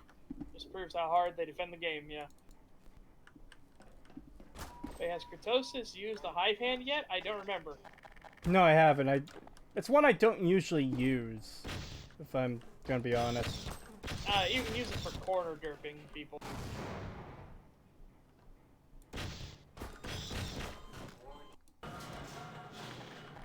Let's see. There is actually a frog species that can intentionally lower its body temperature so they can flash freeze themselves. There is a frog species that can survive being frozen. And bees are another one that can actually survive being frozen, but that's because it's not really... The liquid in their body doesn't actually crystallize, so that kind of helps them.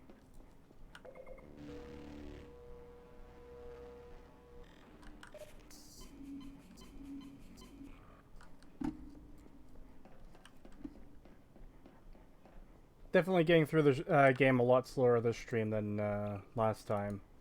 Yeah, I was surprised. well, you're at surface tension, which is where the game literally like tries to kick you in the nuts. That's why I said welcome to surface tension. That's just kind of how it goes.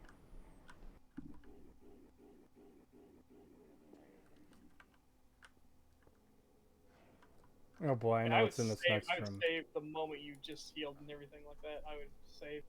Yeah. So you've got that back. Yeah, tardigrades are fascinating. They're what's called an extremophile. They can survive in extreme conditions. They can put tardigrades in space, the vacuum of space, and tardigrades are perfectly happy and fine. It doesn't hurt them at all. That's what makes the study of tardigrades so fascinating.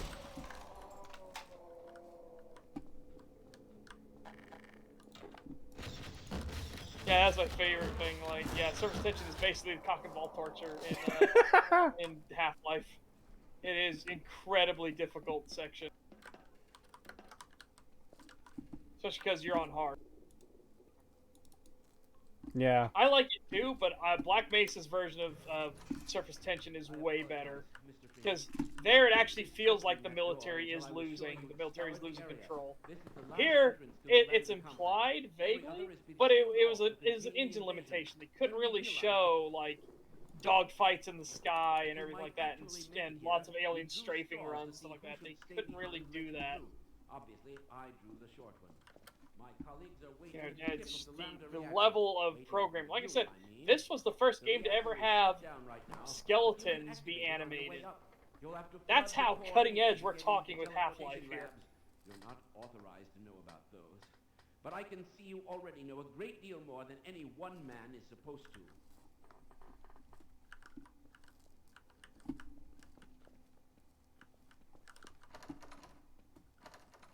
Fun fact, thanks to Fallout 4 and Far Harbor, the children of Adam are not only immune to radiation, they can also heal if they are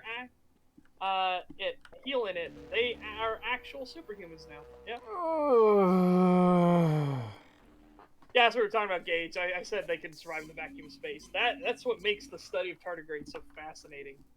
You have this creature that's a living creature, has complex systems, not a single cell organism. It has multiple cells in it, and it can survive in the vacuum of space just fine.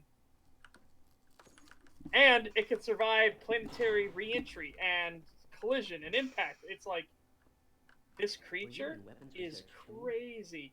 This is like some Lovecraftian horror thing. This is cool. I just want to point out we've got it. Oh. We've got it.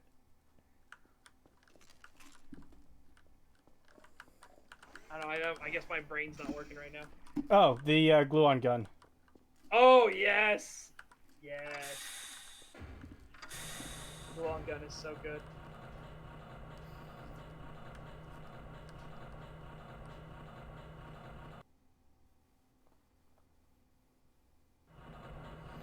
Oh, I have to point out this comment because it's one that really bugs me too. It pisses me off how Eddie Winter went to extreme lengths, literally ghoulifying himself, because he somehow knew that the war was coming. Talk about bullshit. Why does this mobster have, like, a safe room in the subways? Why? How does he know? How did he know that the war was coming on the like? You wouldn't ghoulify yourself if you thought the war was, 10 years off or 100 years off. Yeah, and how did he know? Yeah, because even the U.S. government got caught flat-footed. That was the point. The Enclave were like, yeah, no, we didn't expect the war to come this fast. We would have told them to stop the experimentation and everything if we knew it was coming. And how did they know? Like, how did he know ghoulification was possible before the war? Like, oh yeah, that's something I'm actually curious about in the lore. Not that it matters now because Bethesda, but you would think with nuclear materials being so prominent before the war that they would have encountered ghoulification pre-war. Like, that just makes sense, right? Yeah. Like, there's no way there wasn't lab accidents or reactor accidents which could potentially cause ghoulification. Yeah, because as we established, there's that long comment on the thing when talking about radiation and how it works and everything. Like, radiation in Fallout universe is magic, and Bethesda's Fallout is magic. Yeah.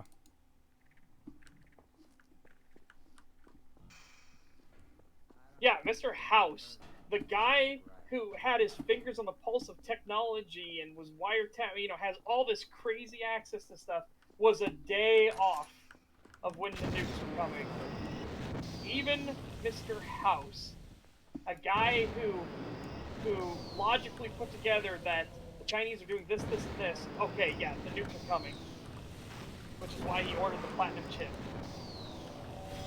My God, that would be a cool, fascinating alternate history to the Fallout universe. What happens if the platinum chip had arrived early? Ooh. Yeah. He probably would have established an insane empire pretty much right away. Oh yeah, because the entirety of New Vegas, all of its citizens, everybody alive. Holy crap!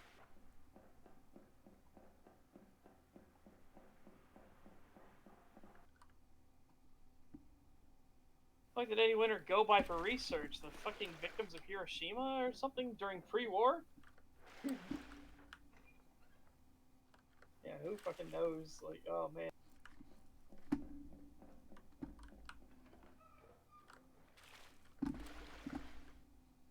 I think I skipped a step here. I do know you need to open up the stuff, but I don't know if you've already done that. Well, I thought I did this first, then I go do the other part, but I guess not. My bad. I'm not positive. I don't know for sure.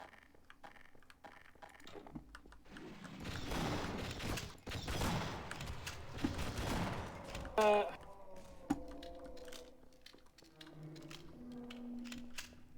yeah, exactly. The Radiation Fallout 1, 2, and New Vegas are hard magic. Again, creating ghouls in the first place. Stuff like that. Like, there are certain organisms that can survive radiation and changing the DNA structure. Super complex beings like humans, not so much.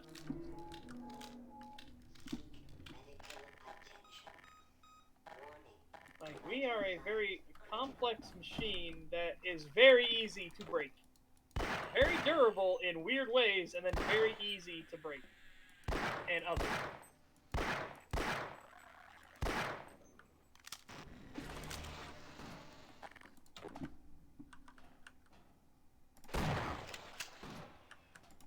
Welcome to the Hive Hand and Enemy Hands. Good lord.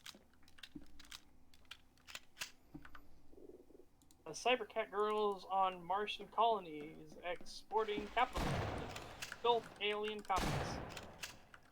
This section of the game sometimes soft locks you. I remember having to reload it a few times, but that might just be on the original version and not source. The source version is buggier than the original version by a country mile, which is a shame. Supernatural isn't something strange to Fallout, but Bethesda just take it too far. Yeah, exactly. Bethesda takes the supernatural as the norm, whereas in Fallout 1 and 2, the supernatural existing was a surprise because it happened so rarely.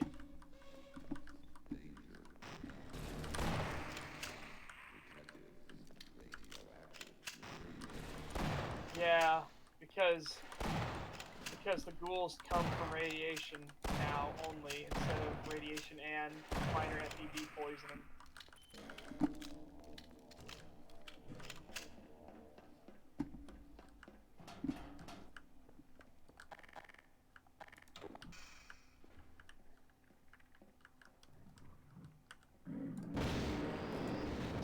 Something Bethesda should have taken advantage of. Sorry, yeah, New Vegas making the wacky shit a Wild Wasteland trait is something Bethesda should have taken advantage of. But if they did, then a Wild Wasteland less run would be just the main story. Yeah, basically. Holy cow, could you imagine?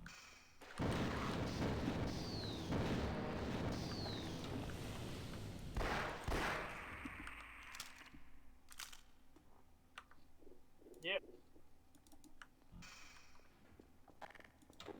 If I believe right, my big criticism is the usage of the Gek in Fallout 3, just in general. Like, I don't understand why they had to use a working Gek for the Purifier. When it Yeah. have made more sense to be it like a damaged Gek or something like that. Because, now, please correct me if I'm wrong, I've seen conflicting things about this, so I will totally admit this is probably wrong. So if anyone knows for sure, please cite it. But I believe there are two models of Gek. One of them being one that automatically purifies water, allows for planting of crops, comes with seeds, everything. Like, that's the super kit. And then the standard one is the one that's just a bunch of seeds, a bunch of UV lamp posts, stuff like that in it. Well, that's the thing is, if the Super Gek, if that's what it really is. I just call it super Gek. No, I know, but just to differentiate them, the Super Gek, if it can purify water, then why the fuck do you need Project Purity at all? Yeah, that's what because I remember that being a thing, like, with the Geks. So now I'm like, is that me misremembering things? Or does the Fallout Bible, because I heard people say, no, yeah, the Fallout Bible says there's two models of Gek. Huh.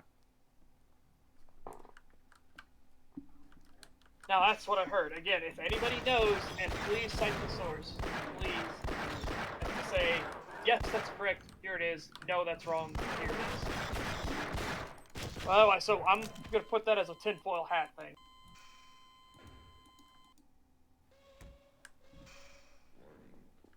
Oh, look, well, there you go.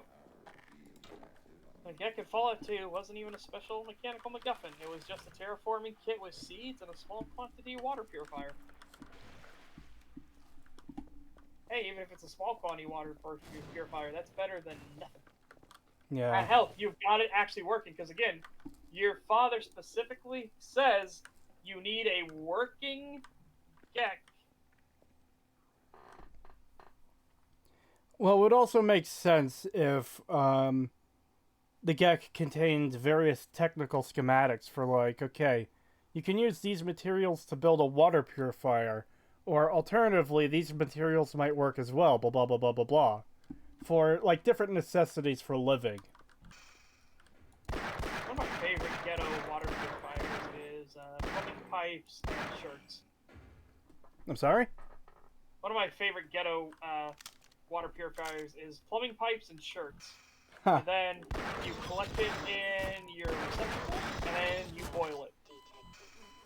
The shirt fibers and everything get rid of the larger particulate matter, and then you boil away any of the bacteria and stuff like that would have stayed in it. And then you can strain it a few more times through shirts again, just to make that. It's not great. This is we're literally talking an apocalypse survival situation here, folks. Not a this is don't buy a water purifier. Just get some PVC pipe and some shirts. Don't do that.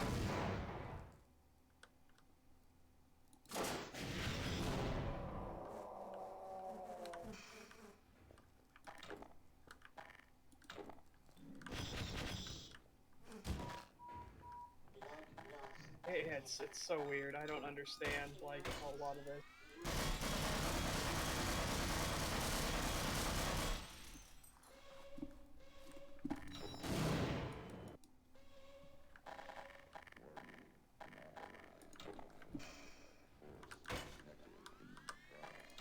Man, I would have laughed if you had another rocket and you fired the moment that door closed.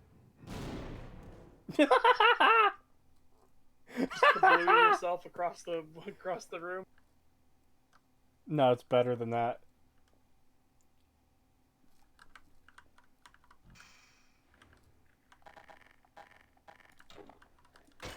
Nice.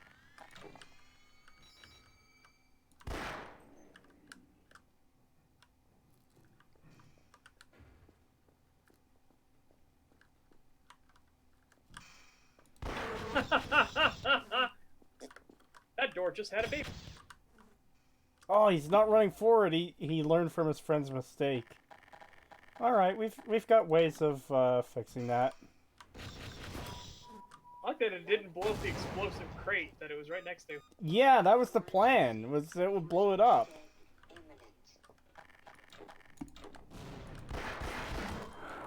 Wow.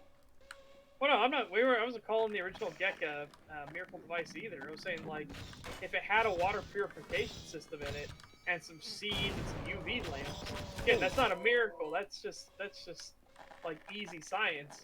It's just weird that it wouldn't have.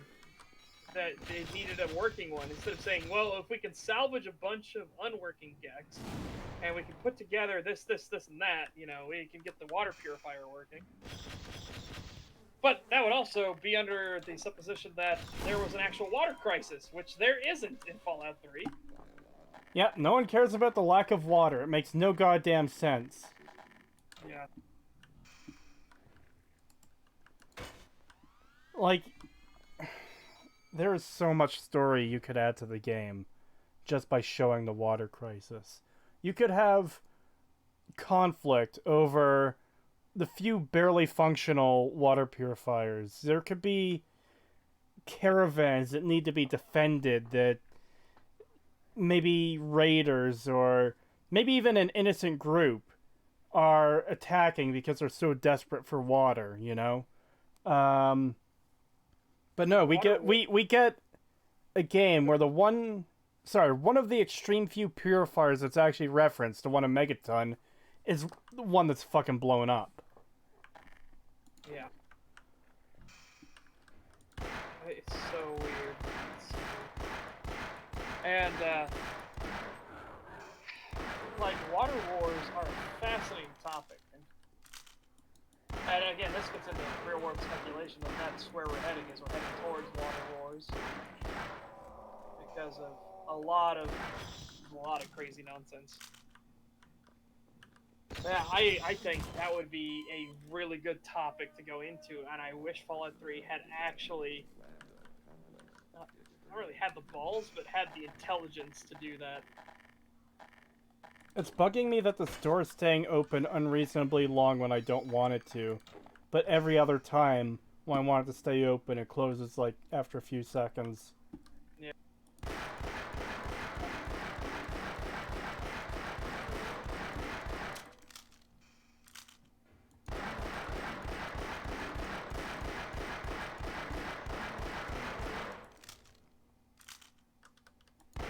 Yeah.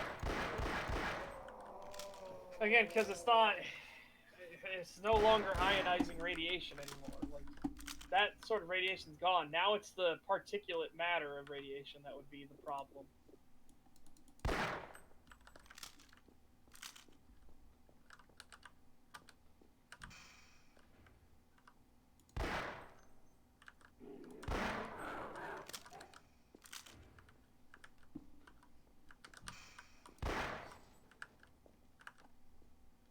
Yeah, isn't that terrifying? Like, in Fallout 3, once you put a Pip-Boy on, it's permanent. Like, How the fuck does that even work? Yeah. Yeah, it makes no goddamn sense. Like, excuse me? It's permanent?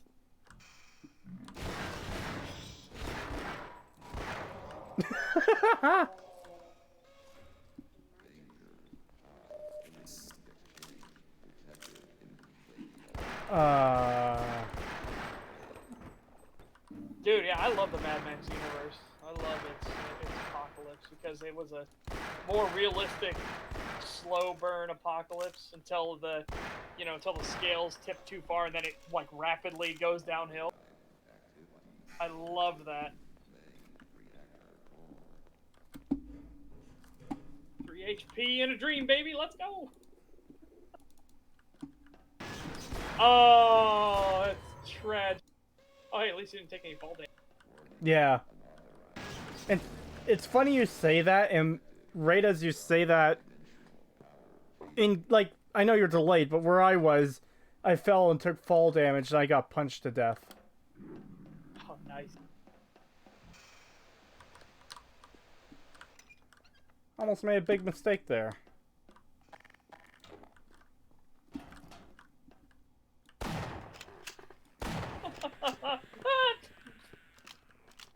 You got wombo comboed, son.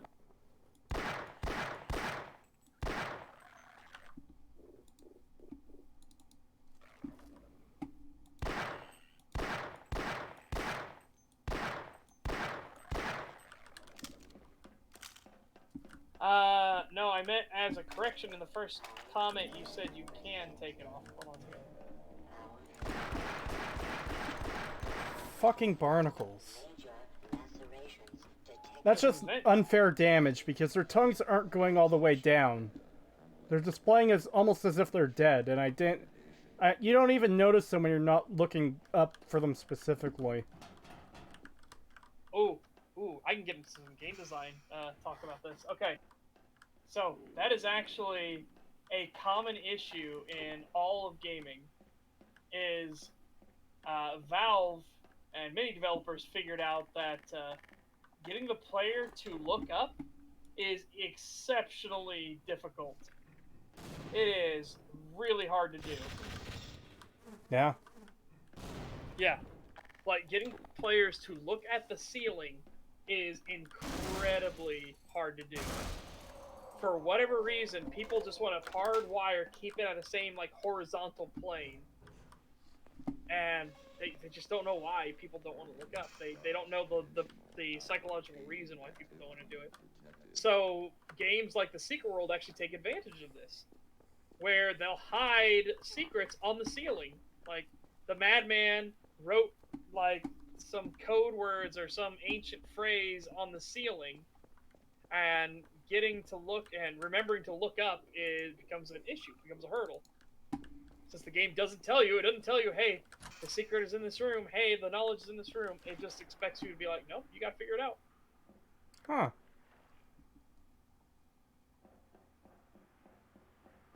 Welcome to the source port, where barnacle tongues are disproportionate to their actual reach. That's why Halo has their crosshair low on the screen. Yeah.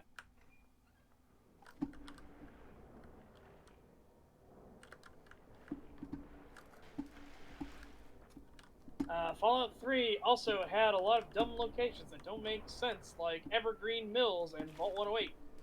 Yeah, someone mentioned Evergreen Mills in a previous stream of mine, and I haven't actually gone to check it out, but from what I've heard, there's some real issues there. Do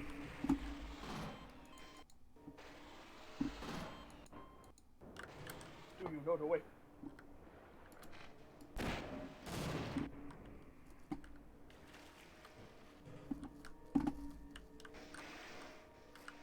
Good thing you're in an HEV suit, otherwise this would be pretty bad swimming around in a reactor's coolant water. Yeah, but there's no helmet, so, you know, that's fun. Yeah, that's we don't talk about. That's why real-life ninjas would hide on ceilings, because most people don't tend to look up. Yes. Also, real-life ninjas didn't really wear black. Yeah. That's it should go without saying, but when when you wear a uniform that signifies you as a secret assassin, you're not really a secret assassin. Well, on missions, they wouldn't wear black. They would wear, like, a navy blue, because, weirdly enough, at nighttime, black stands out more than you think it does. Really? Yeah.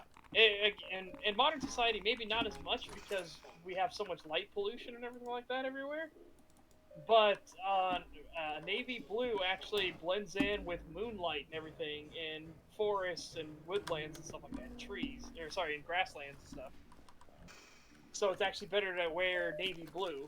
It's much harder to distinguish a shape. Huh. It was a really fascinating, look at it. It's really cool. Ah, yes, the HIV suit.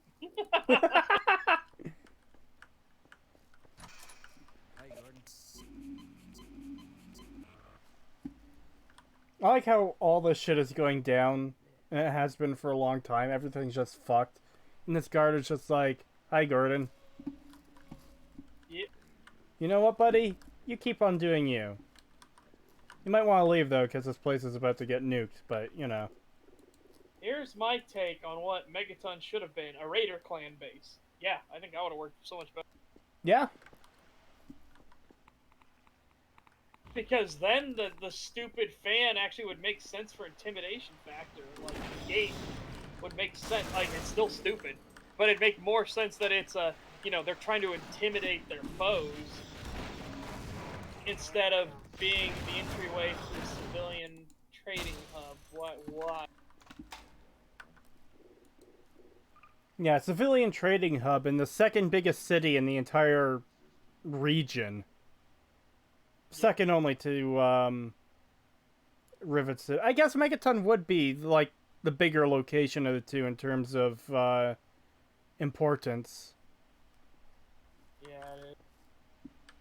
Also, it's so weird that like people like ammo comes from Rivet City. It's like, okay, so where do they get the gunpowder from? Or barring that, where do they get the saltpeter and charcoal and all that stuff from? Like, you know, to make the gunpowder. I just want to say quickly, I know saltpeter is like a real thing that exists, but the first time I heard about it was in Amnesia Rebirth, so hearing about it now just reminds me of that fucking abysmally shit game. Fuck, I hate it. Yeah, saltpeter is, in fact, one of the ingredients in gunpowder, so there you go. Huh. Never knew that. Yep. You can actually get it from, what is it, urine and dead bodies? When they decompose, the urine with the ammonia and everything changes it into a saltpeter. Really? Yeah. There's a lot of weird things you learn when you're looking up like all kinds of stuff. Like there's what's that joke that I think it was Mandalore Gaming says he must be on a government watch list at this point because of his weird search history. Huh. Like chemistry, how to make explosives. This is like some of his search history, and then he realized he forgot to put Space Station 13 on it. He's like, oh, well, I'm on a watch list now.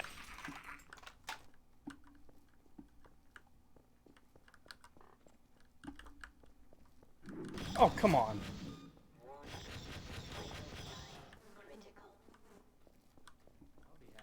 A Raider clan base that sends out hunting parties to steal everything because, as someone in chat stated previously, Megaton Wastelanders are seen trying to attack the Brotherhood for water. Knock my ass off, yeah. Megaton should have been a fortified heliport airport like McCarran. Bomb could have been used to power a reactor for power and to purify well water. Not really. Okay, because the way. Okay, so the way bombs work versus the way reactors work is the type of enriched uranium that is used in both things. Reactors for power don't use enriched uranium. Bombs do. They need it. Or uranium or plutonium, doesn't matter. In fact, this gets back into a bit of a weird history divergence of like what if situation. So the U.S., when we were talking about nuclear reactors, we had two options to go down. We had LIFTR, which is liquid Charging fluoride thorium battery. reactors, and what this is it uses thorium instead of uranium or plutonium to fuel its reaction process. Thorium is way more abundant than uranium. It's way safer to use. It doesn't stay radioactive for near as long. It takes more of a startup sequence than uranium, sure, but it also doesn't decompose into anything that can be used for weapons. Now, you may understand exactly why we went with the other option, just by that last statement I said. Because normal reactors will decompose down into enriched uranium, which can be used in nuclear weapons. So we went with the reactors we know today as our nuclear option for power and everything, instead of thorium reactors, because it actually decomposes into uranium, into enriched uranium, which can be used for bombing.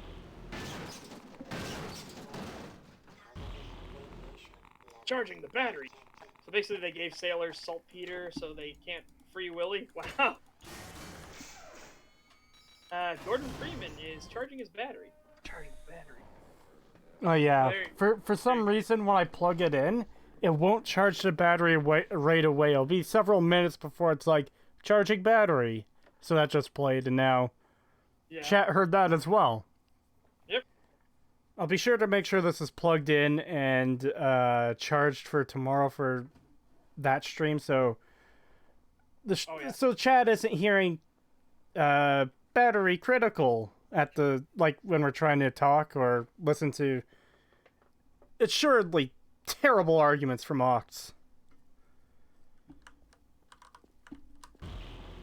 Imagine if we had an HEV suit voice version of Cortana. That would be cool. Nukes. Don't some breeder reactors? Some breeder? I don't know what you mean. Changing battery. Oh, okay.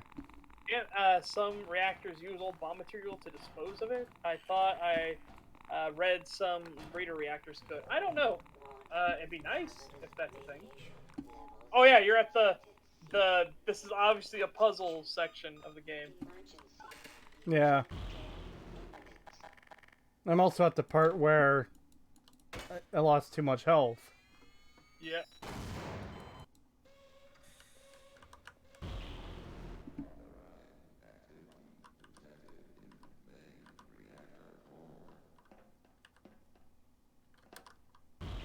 Man, I just love that as a fascinating look at history of like, imagine what could have been if we chose to go with Lifter from the get-go instead of doing the traditional uranium reactors we have.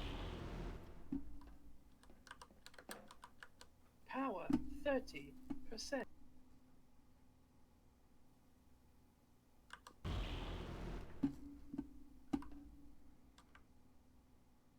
Ooh, well there you go. You found a health station, or you found a storage closet. Yeah, but trying to find one that actually gives me materials, half of these are useless.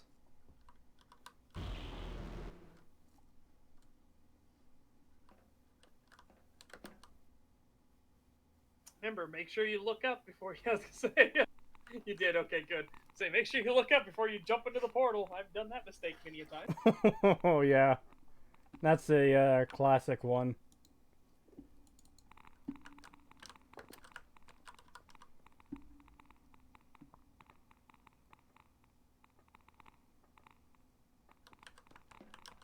I like how Black Mesa is like testing out their fucking portals, and they lead them to this like horrible radioactive pit of like death.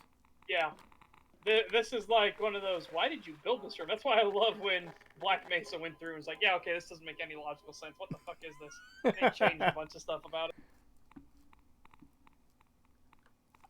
Hey, Father Elijah. Oh, he showed up. Hello.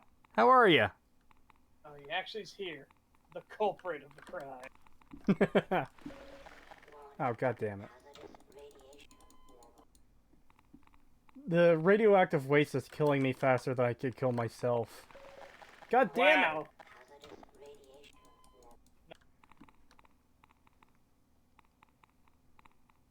Actually, hopefully, that's the thing. I want people to hopefully be like, in addition to renewable energy, I think we should do more nuclear reactors. Of the lifter kind, not of the standard reactor kind.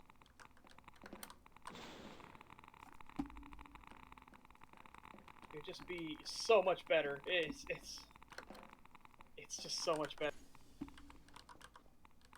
Oh, we're doing good here, Father Logical. Doing pretty good. Chat's been going off, so we're just trying to keep up with chat and talk and chat with people too at the same time. Yeah. While Creetosis slowly goes mad. Slowly. I love this game, but goddamn, some of these sections. Yeah, they did not age well.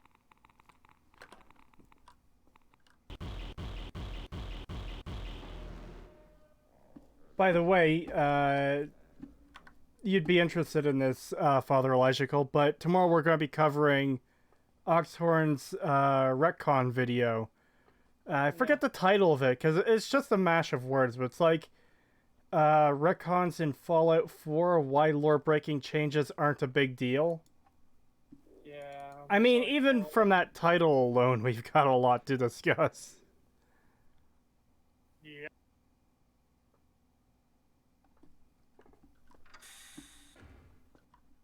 Well, the thing I like about lifter reactors is they can't melt down. I think that's the because that's the big worry so many people have is like, what if it goes into meltdown? It's like, oh, if the reactor can't, because okay, so the fascinating way it does is they create a salt plug, and they have fans that are powered by the reactor itself. So if the reactor is working normally, the fans will blow at a set speed, and they'll let the salt stay solid, even though the reactor is literally burning on top of it. It's heating it up. It's trying to melt the salt. The moment things go out of whack, like the reactor gets too hot, it will overpower the fans. Oh boy.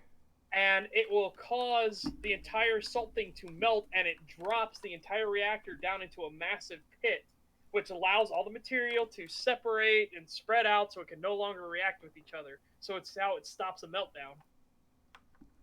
So, you see what part we're at now, eh? Yes, I see what part we're at. I think this is the point where I'm definitely turning the difficulty down because, holy shit, I am not going to get through Zen on hard. You might... no, yeah, there's a lot of Vortigons. Oh, God, yeah. Yeah, they've been one of the biggest killers so far, and Zen is a little bit painful on its own. So...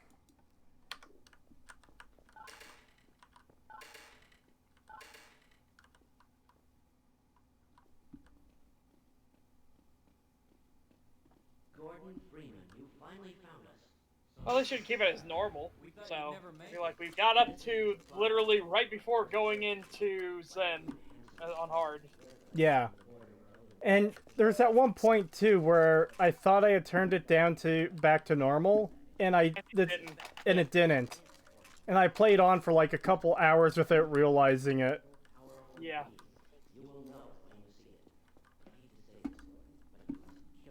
Problem with sodium reactors is the corrosive and wear on tubing.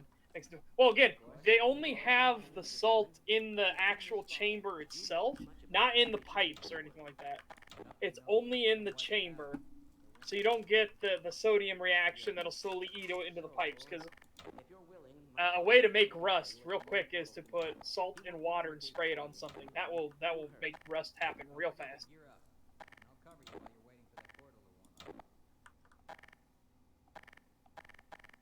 Yeah, why lore-breaking changes are a big deal. Excuse me? What? Yeah, exactly.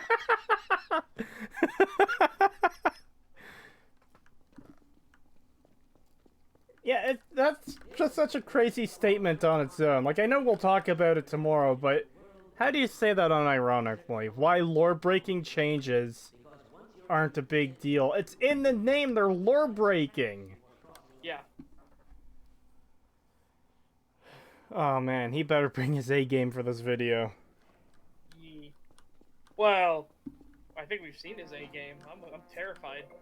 Like I said, I am dreading this, but kind of looking forward to it because there's been parts of it hyped up, so I'm really curious. But I am also dreading. Okay, just for everyone in chat, I don't want anything spoiled for this video for Setch or President or anyone else because, you know, I want to see their initial reaction because it's going to be funny. Yeah. The thing I've been hyping up, without spoiling it, it's not even a particular argument. It's just like one very, very specific thing he says and how he says it. And it's just a bit of a what the fuck moment. What time is that stream happening tomorrow? I think we're going to start around 2 p.m. Eastern. Nice, that'll give me time to get some food after my stream. What time does your stream end? 1 p.m. Eastern. 1 p.m. So, okay, we might not start exactly at 2 o'clock. I want to make sure you get eaten and stuff first, but... No, 2's fine, because literally right after the stream's over, I literally get up and go make food. Alright. $2 super chat from Guy Under a Bridge. Thank you. What do the numbers mean, Freeman? Anyways, time to go to Zen. And next video, why the game not starting is no big deal.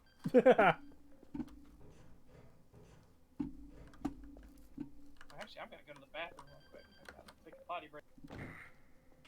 I gotta go to the little lizard's room. I'll be right back. All right. So, chat, how's everyone doing?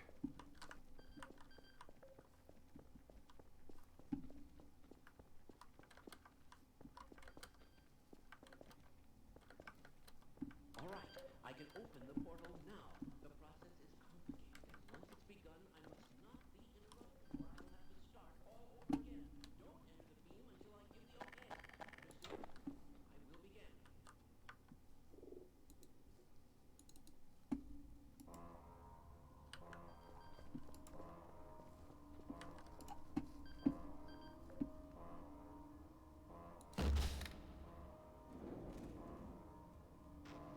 Oh dear!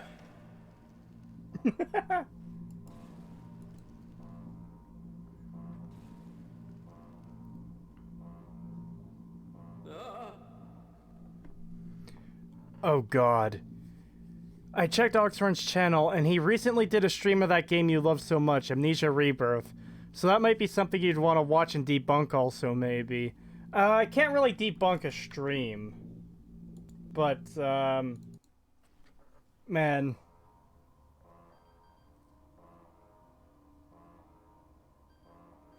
On the whole Amnesia Rebirth thing, I was looking forward to that. Just where did it mess up so badly? There's a couple major things with that. First of all, the jump scares. That's a really big fucking deal, especially for Telltale, who haven't really used jump scares before, at least not to that degree. Because that's like... The jump scares you get in Amnesia Rebirth are the most basic bitch jump scares you could possibly do. It's just an image flashing at your face in a scream. But the other issue is the story. It's just a complete mess through and through. And I get, like, they wanted to do a more story-driven game, and that's fine. But the problem with that is the story they made was fucking garbage.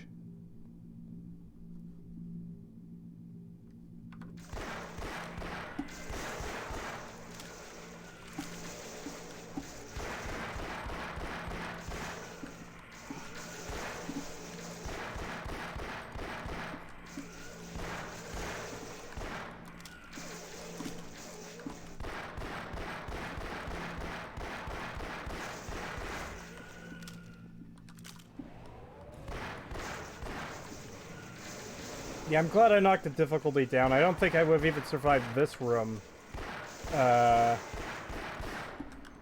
On hard.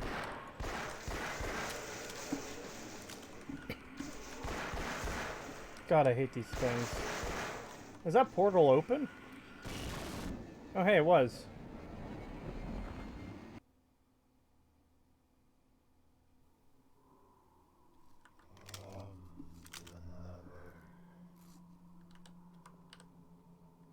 Alright. Alright, don't fuck up. Don't fuck up.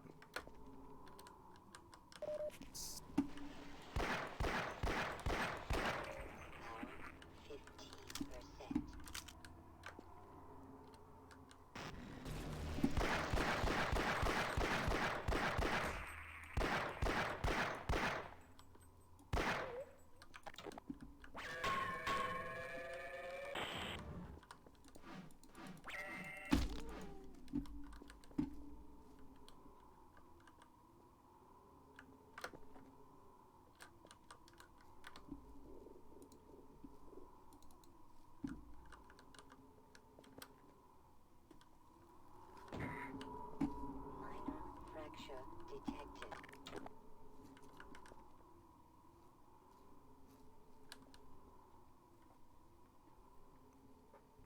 Jump scares and Amnesia hurts to think about. Amnesia was all about atmosphere, and then you freak yourself out before you even saw anything. Yeah, exactly.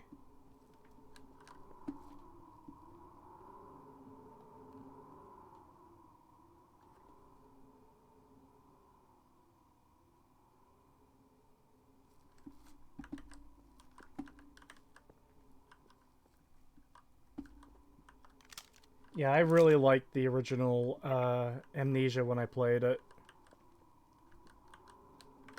I need antithesis of horror games. Is that the one you just read? Which one? Jump scares are the antithesis of horror. It's not putting up atmosphere making you afraid. It's jolting you. Horror builds tension. Scares release tension. Yeah. I didn't read that one, but yeah, that's good comment. I don't know. I slightly disagree with that. Slightly? You have to, yeah, you have to earn your jump scares. Again, jump scare should be a tool in the arsenal, Yeah. not a go-to for the spooks. Yeah. Yeah, a precision tool makes sense for it. But not just spamming it, and that's what Amnesia Rebirth did.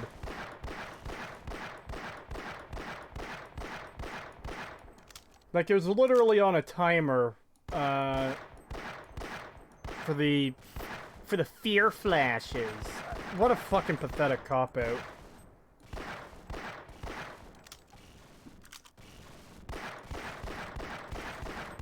Are my bullets just doing literally nothing here?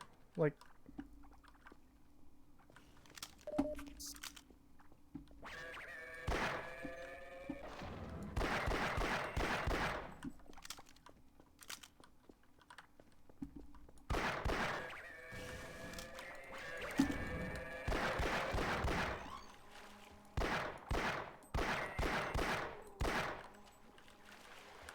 Hound dice?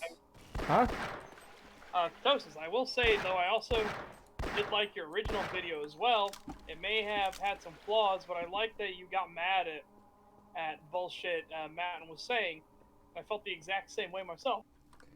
Yeah, and I think anger is justified in cases where it's like, okay, what the thing you just said is obvious bullshit. But the problem with that is, even if it's fully justified, it drives a lot of people away.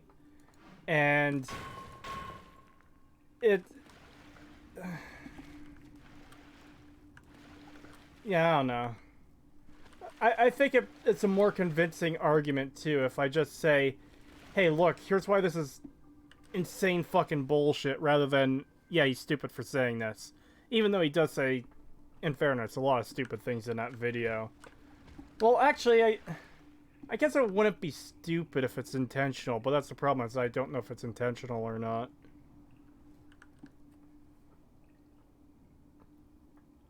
I mean, I kind of assume it is intentional, though, because, I mean...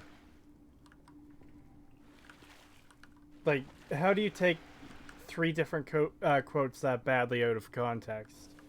That really bugs me so much. That, like, it's such a dishonest way to try and counter criticism.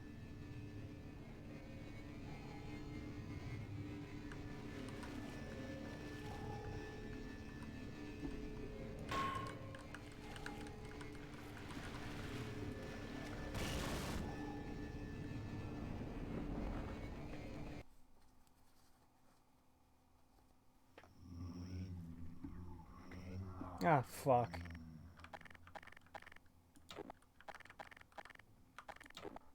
You there? Yeah, I'm reading through the things. I was eating some cereal. Oh, sorry. I just... things went quiet, so I wasn't sure if, Yeah, no worries. Minor lacerations. Something I find highly disappointing is Half-Life, including the DLCs, has 23 weapons, while Half-Life 2 has a pathetic 11 weapons, most of which are from the original Half-Life. I don't agree there. I don't think a larger arsenal is better. I think knowing what to do with your arsenal is better. Like, Dusk is a perfect example. Dusk is a boomer shooter, and they originally toyed with the idea of having another weapon in it, which would have been a BFG, but their weapons they did have were already so good and well balanced and well thought out that just adding another one felt excessive. Like, there was just not a reason to do it. Now, Black Mesa tries to actually fix the problem with Half-Life having so many weapons, but you almost never use them. And that is, they hard-nerfed a lot of the ammo usage for a lot of cases and everything. So that you actually had to switch weapons. Morphine. man, that's a lot of meat chunks coming off of her.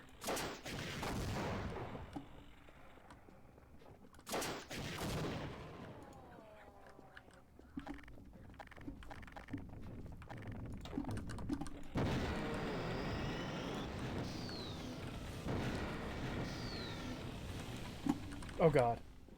Yeah, there's a lot of those good Madden quotes. Like, people often criticize there isn't enough choice in the main storyline.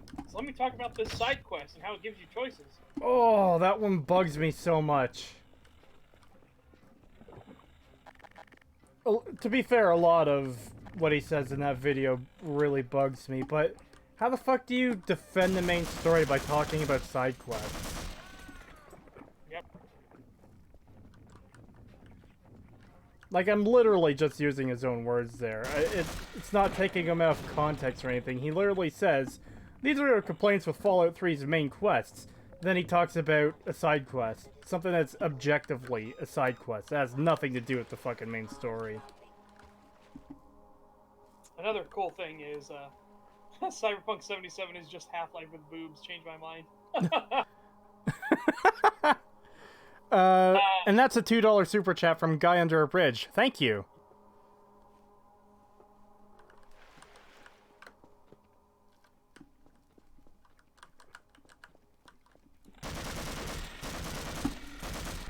So, consume, forehead boy, consume. Yeah.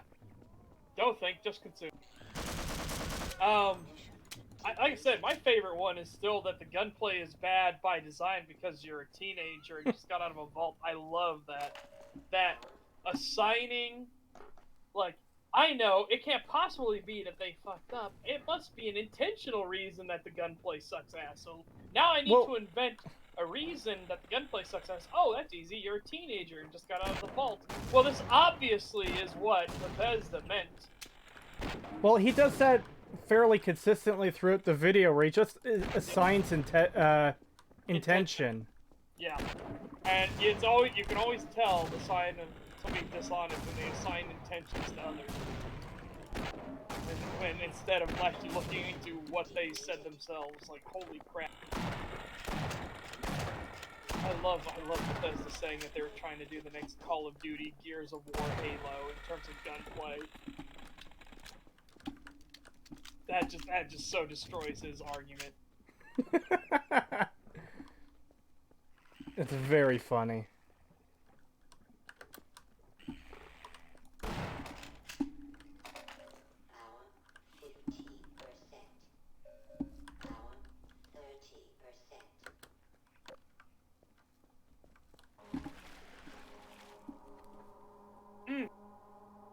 Hmm? Meme Night is 100% correct on this, by the way. I remember this. Cyberpunk lied about being an RPG and changed the Steam description because people complained about the lack of choice. Ooh. Yes. Yeah, that's a pretty big deal. I was one of the people that was completely lambasting Cyberpunk 2077 for not being an RPG, where your starting choices, like who you are as a character, didn't matter at all. I remember hearing about that and I was annoyed. So, yeah. Just to give a little bit of background on my current, I guess take on modern games is I've basically lost all faith in anything coming out being good. So I wait to see if it ends up being good or not. And Cyberpunk was one of those games that's like, okay, you know what? This looks interesting. I'd like to play it. But I am not pre-ordering it. I am not buying it day one. I'm not buying it week one. I'm waiting to hear what everyone says. And it turned out to be a fucking shit show.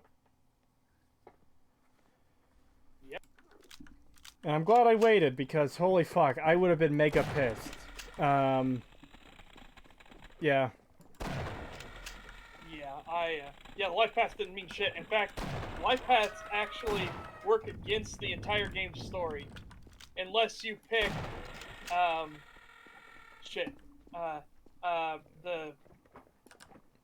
brain, thanks. Can't remember your Cyberpunk lore. The street, not the street kid, the caravaner, the fucking nomad. Let's just pick nomad. That's the only storyline that actually makes sense. Really? Yeah. It's real. It's real.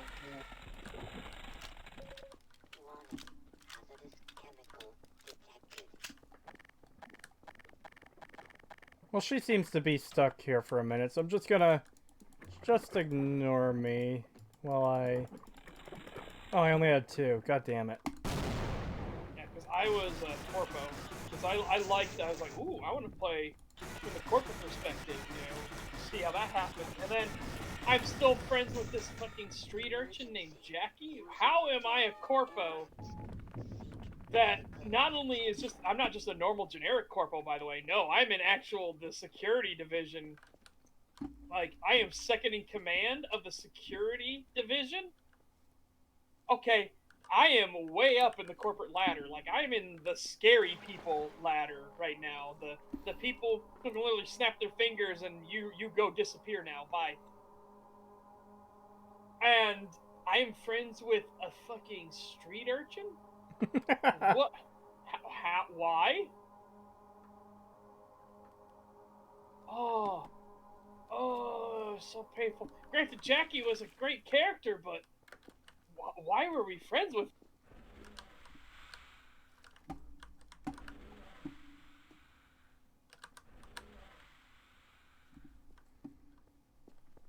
Yeah, anyway, Yeah. people pointed out that it was so much of a lie, just constantly, that they stealthily edited all of their advertising material to get rid of RPG from it.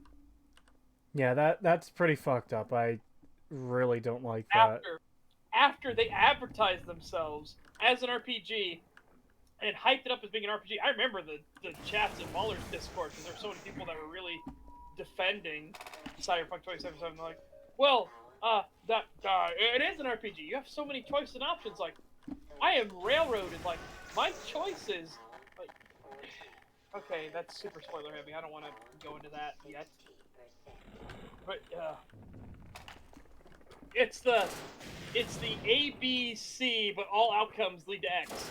Oh yeah, I hate that. It's just an illusion of choice. I hate it so much. That's something that really seriously pissed me off with Telltale games, particularly the Walking Dead games, but just in general. That's another video I want to do someday.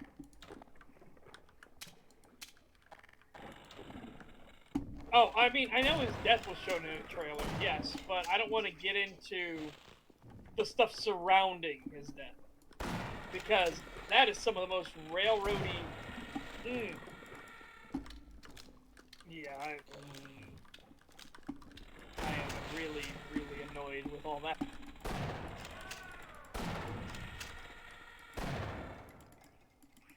And that, like, stealth isn't ever taken into consideration. Like, I'm a corpo, so I went super hardcore stealth character.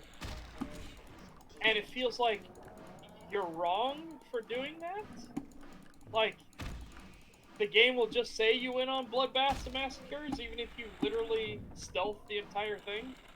It is so weird. God, I hate these tiny little head crabs, because they keep, like, collision blocking me, but they're also doing a lot of damage considering how small they are. They do rapid DPS, that's the thing, is like, they all do like 1 point of damage, but they all like, there's 15 of them that jump at you and go, Trrr. There's a lot of things of why Cyberpunk is a bad game. Like, Kroby Cat has a great Cyberpunk video. Again, he doesn't actually ever speak. He lets the developers hang themselves and just show footage. It is really good. I highly recommend Kroby Cat's video. His GTA 4 is better than GTA 5 video is fantastic. It is crazy how dumbed down GTA 5 is. Hello there says, ooh, I'm back from a nap. There you go, you got ooh. How's it feel, Creetosis? I'm not sure how to feel, to be honest. Numb, that sounds accurate. The whole act of the game was Railroad City. Oh, yeah. Oh, yeah, Kroby Cat is a fucking legend. I love his videos. They're so good. Wait a minute. Did you actually find an exploit? Oh, standing on the ledge up there? I was hoping I did, but then I fell off. I think it broke.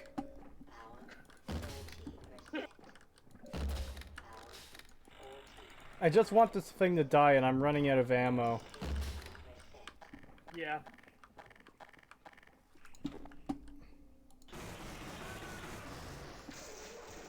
Sneak in 77 the way you keep holdout weapons in New Vegas. That is a $2 super chat from Guy Under a Bridge. Oh, thank you. It's so weird.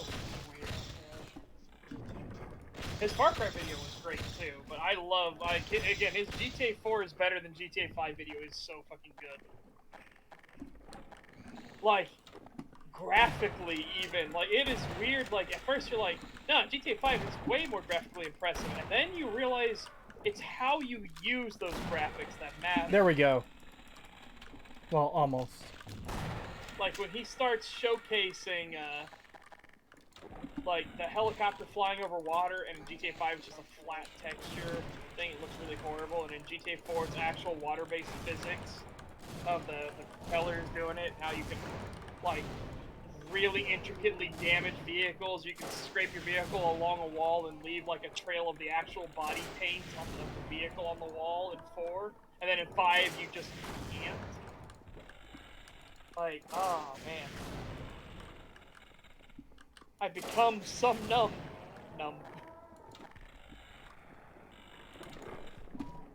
Johnny Silverhead on the early scripted game supposedly was supposed to be dead like a lot longer than he was in the final product. That, and he wasn't supposed to be voiced or played by anyone. Yeah, Johnny Silverhead originally had a much smaller role in the game. And then, because oh my god, my brain just shot itself. No, it's Matrix Woboy. Oh no. Name. Don't try to say Johnny Depp. That's wrong. No. My 1 a.m. brain. Sorry, my 1:30 a.m. brain. Oh! Oh, I'm gonna hate myself because he's a fantastic dude. He even does like 2-gun challenge matches and shit like that to stay in shape and to also make sure he knows his gun fundamentals, so he really knows how to use weapons. I can't believe that just happened. That is such bullshit. Thank you, Keanu Reeves. That's so bad. Oh yeah, I saw that. Wow. From 2530 down to 4 HP. And no, then dead, because... Yeah, exactly.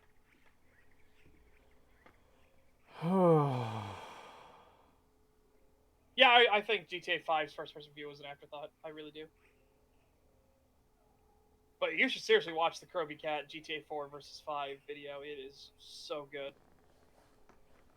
Like, he even gets into a section like the ending section where he just has a character from GTA 5 try to walk into a store and he hits the badly textured, like, PNG they put on the building, and he's just like, and then in 4 he just walks into the building and he starts interacting with the people, and then he goes to another one who walks into the hospital, walks into another building over and over again. Meanwhile, he starts making GTA 4 music louder and louder, and then he does like a montage of all this cool shit that GTA 4 does. It's such a good ending as a final, like, middle finger to GTA 5.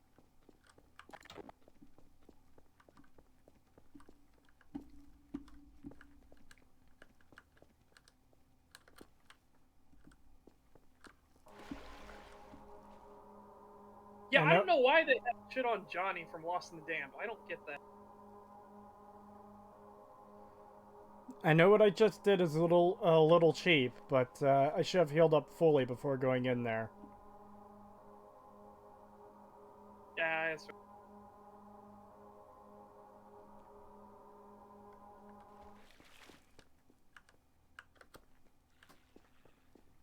GTA 5's driving is better than 4? I disagree. I think 4 is way better driving. But I think 4 has a way better physics engine as well for the vehicles. The vehicles actually handle like vehicles. Can't wait for the aggressive negativity stream. Yeah, I know. No. The mentally diseased, toxic stream.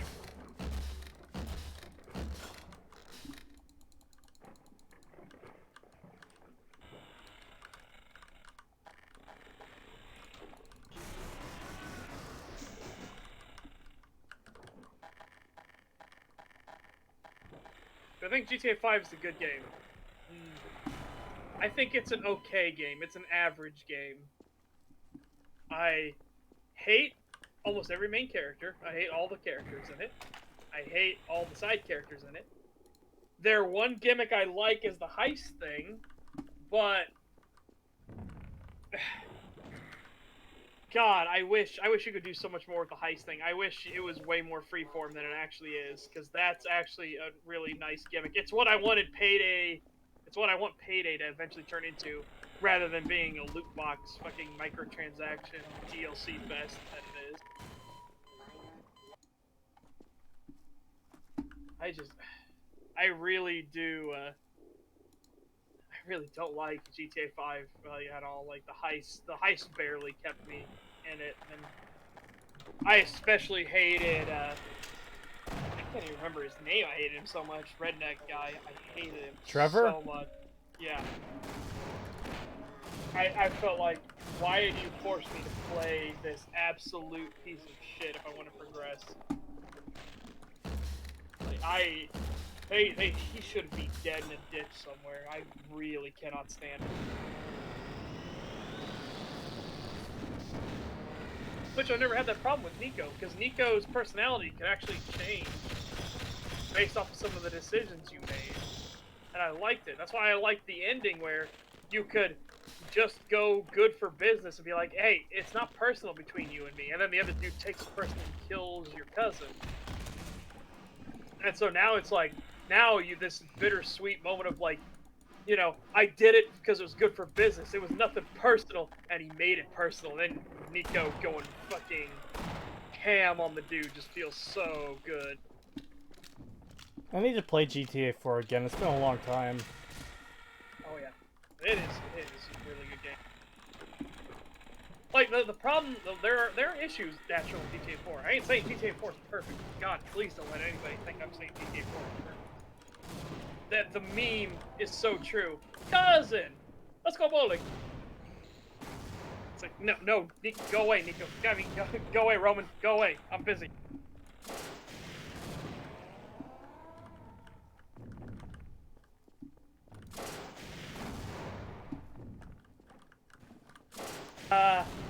Meme, we were talking about it earlier. No, Red Dead Redemption 2 doesn't have fantastic writing. It does have okay writing as long as you play good Arthur.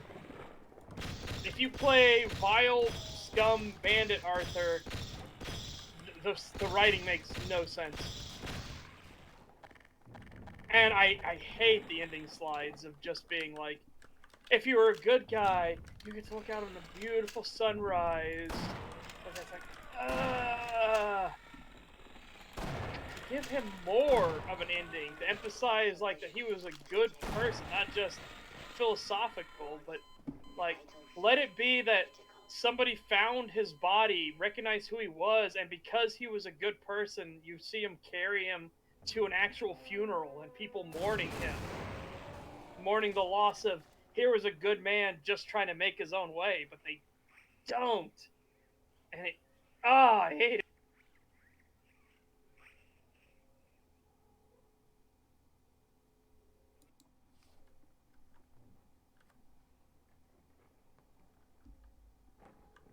Going to be set, and it was going to be set in Left 4 Dead, apparently? That would have been weird. Wait, what? Apparently Payday was originally going to be set in Left 4 Dead. That's weird.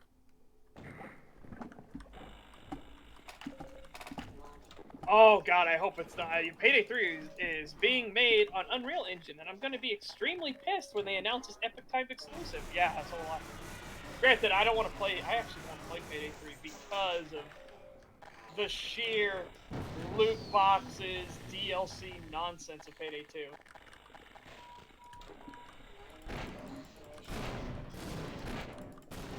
To be fair, Sesh, your Red Dead 2 argument reminds me of Halo in general. You can kill Marines for their guns in-game and nobody punishes you for it. They're actually supposed to. There's an AI trigger that they are supposed to fight back if you start shooting Marines. I don't think this character arc is great. I think it's okay as long as you play the good guy. Like, and see, the other thing about Halo, Gage, is that it's not an RPG, or it doesn't have a moral system or morality system built into it, which Red Dead Redemption 2 does. Like, the morality is part of the point. So that's why I'm just like, eh. Now, in terms of gameplay, I actually thought the gameplay was okay, but I'm one of those weirdos that when I play Red Dead Online, I literally go like, I'm gonna go do a hunting trip in the mountains. Bye-bye. I'm gonna just go walk in the mountains, relax, maybe do some fishing, and maybe I see an elk go by, so I start stalking it through the woods. I'm one of those weirdos. Like, I can get immersed in Red Dead 2 real easy.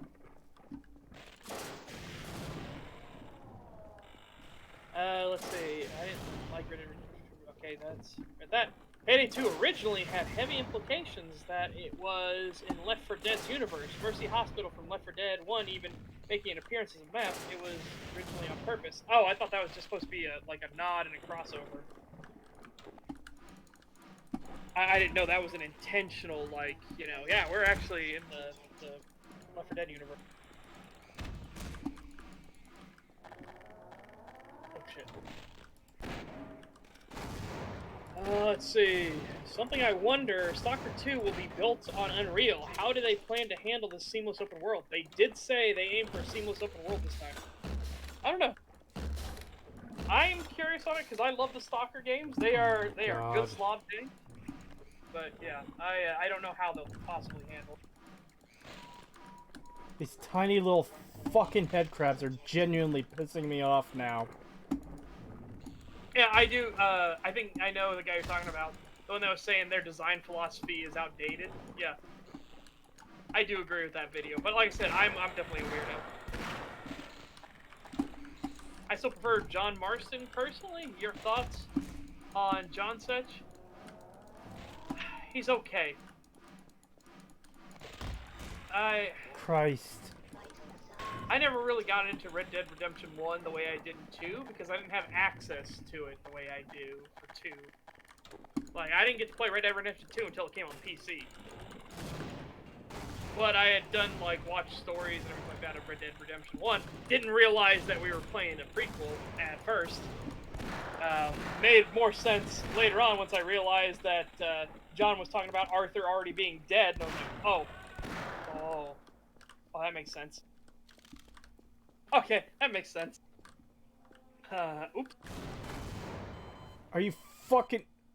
Oh my god.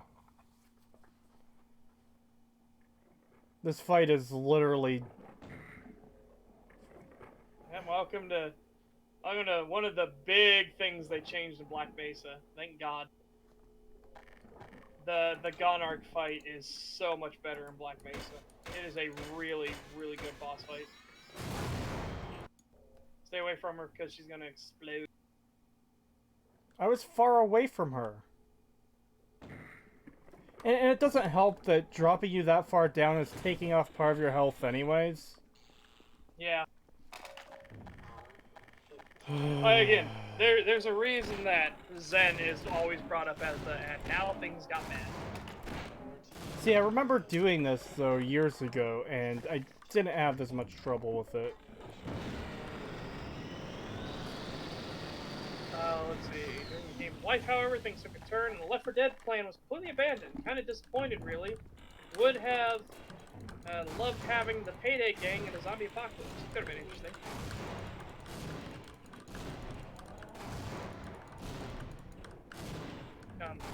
I really like John Marston as a character. However, I found Arthur Morgan boring.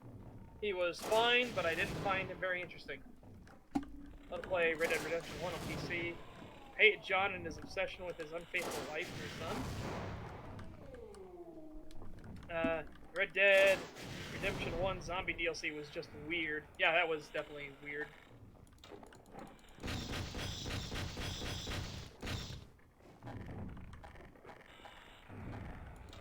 Oh man, I can't wait, because you've never gotten to see Zen yet. So I can't wait for you to see Zen in Black Mesa. Oh yeah, I heard it's really good. It is. Yeah, Valve themselves admitted Zen was bad, and they really didn't like how it came out. Oh yeah. Valve definitely has a special place in its heart for Zen.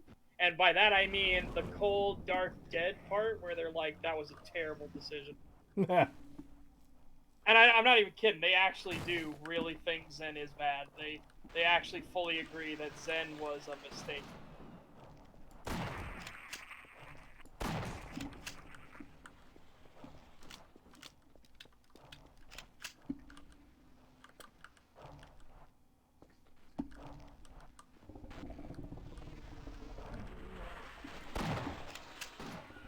Well,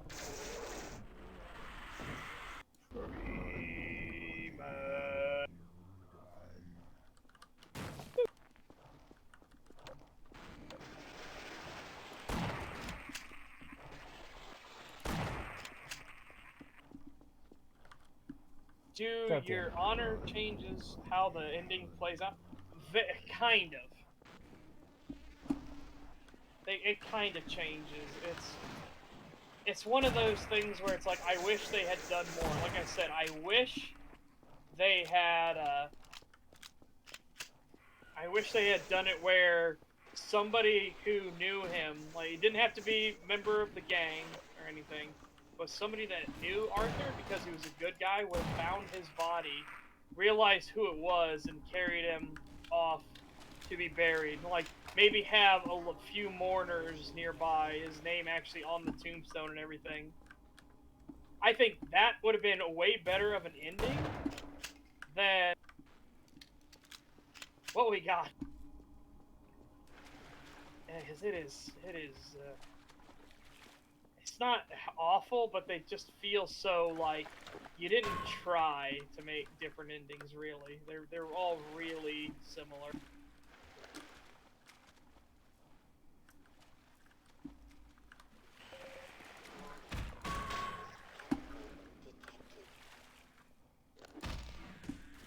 Yeah, exactly. I love when studios can learn from their mistakes. Like again with From Software and Bed of Chaos, they're like, yeah, that was not a good idea. No, they didn't change any of that stuff, which is again why we're like, God, man, if only. I mean, it's in the name, it was a remaster, but man, oh man, I wish they had changed how that worked.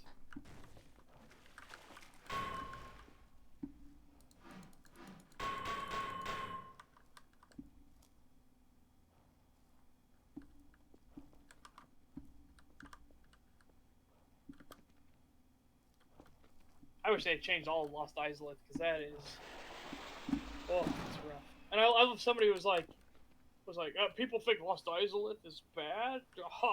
They're wrong. That's very subjective. It's like it is literally a wide open area made of lava with copy pasted enemies everywhere.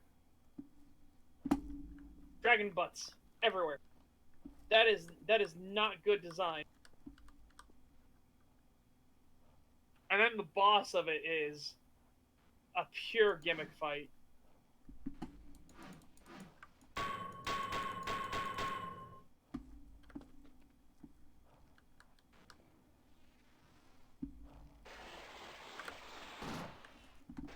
God damn it.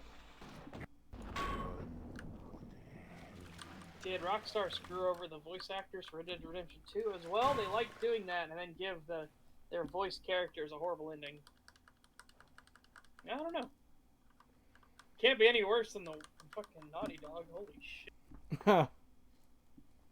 God, wow. Last of Us 2 is awful. Awful game. Yeah, that... I didn't play it myself, so I can't comment on the gameplay itself. But, I didn't either. but the story... Oh my god. Yeah. We're supposed to care about this character, and she's, like, gleeful about murdering a pregnant woman. Not just that, but, oh man. Oh, god damn it. Not only that, but the entire message doesn't fucking work. It's like, revenge bad. Fuck it. Then why doesn't Abby get any comeuppance? Oh no, her friends died, but she's a sociopath. She only cared that her dad died. She didn't care how many people she had to kill and murder along the way.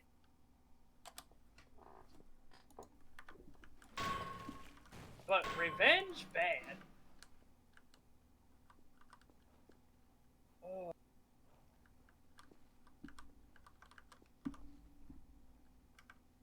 Yeah, I like like I said, the remaster does have quality of life improvements. There's still good stuff there. It's just they could have done so much more and they didn't.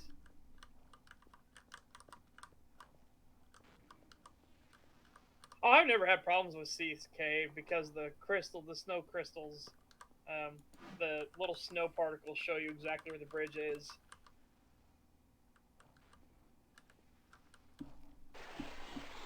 Hey, Creetosis, what would you say to John right now? I assume miniature nerd? Is that what you're referring to? JPZ?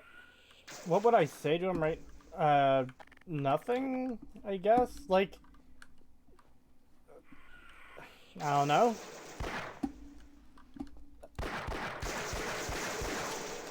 As far as this video goes, everything that needed to be said is probably said in the response. Yeah. Ooh, that did more damage than I would have liked. I think God, I it's hate lost these flying little cunts. Yeah, alien controllers. They are peace. Yeah, it's a really good thing I knocked the difficulty down because holy shit, that would have been bad on, Yeah, on hard. yeah.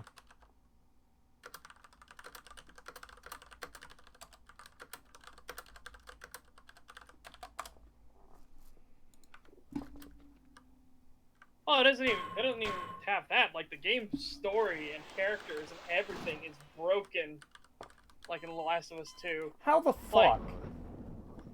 Oh, good.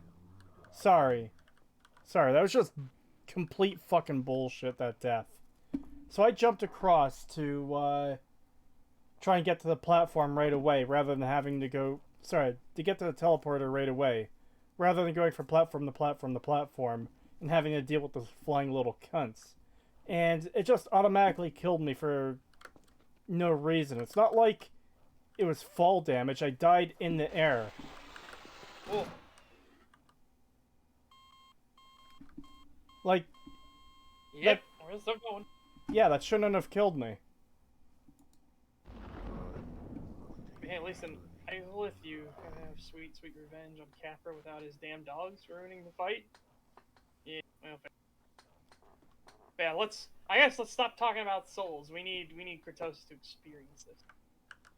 Yes, I will be playing it one day. I just need to prepare, I guess.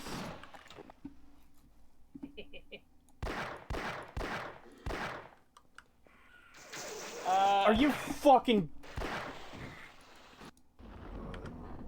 No, fuck this. Fuck this. Yeah, I agree. It's a shame that Spec Ops The Line railroads you for that one segment, because I did like the atmosphere of that game and the Sandstorm post-apocalypse. It was really good. And I do agree. It's one moment, but I think it's less of a big deal than people make it out to be. I wish it wasn't railroaded, but I don't think the game loses its poignancy by it being by that decision in particular being railroady.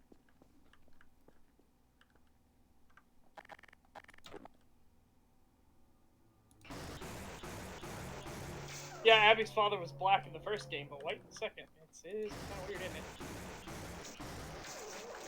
Not to mention, guys, he's actually a really good person.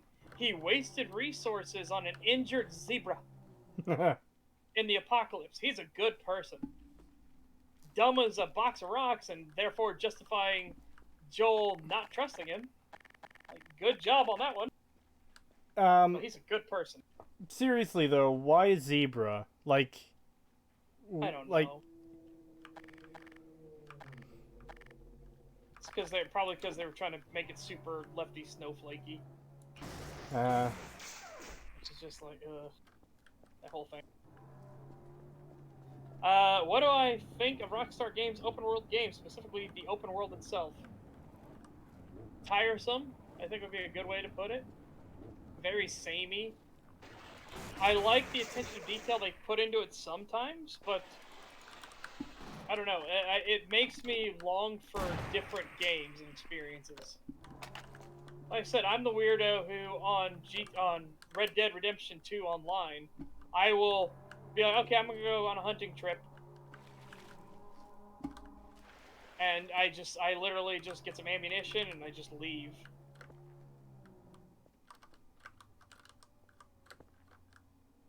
So I just go in the woods and play, and so then I'm not really experiencing so much the open world as a certain environment in it and a different type of gameplay. Like the open world is there, but it just doesn't feel like it adds so much to that. It feels like it was there because they need it as a mandate, if that makes sense.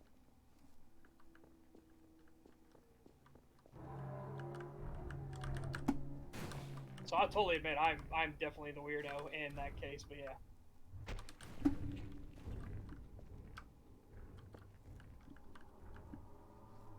If Abby's father is smart enough to create a cure for a fungal infection, which we don't even have today, then the Institute would love that guy. Yeah, I'm definitely longing for Stalker. That's what I mean, though. It was one of those. It's an open world that made me long for other games and experiences, which is just weird.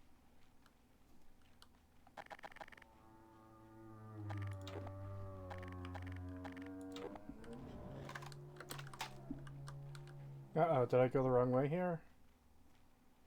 Why are you clipping? Yeah, The Last of Us. I hated the whole ending of we have to extract Ellie's brain to find a cure. Didn't any of them heard of a biopsy analyzing cranial uh, uh, spinal fluids? Okay, yeah, I was trying to. It was spinal fluids. I don't know why my brain was like trying to go for other crazy nonsense. Yeah, it doesn't make any sense that it's very much somebody who's not a doctor trying to have a doctor do non-doctoring things. Like, and because he's a veterinarian, for God's sakes. It's like, I know they have to know medicines and stuff like that, but they don't know, like,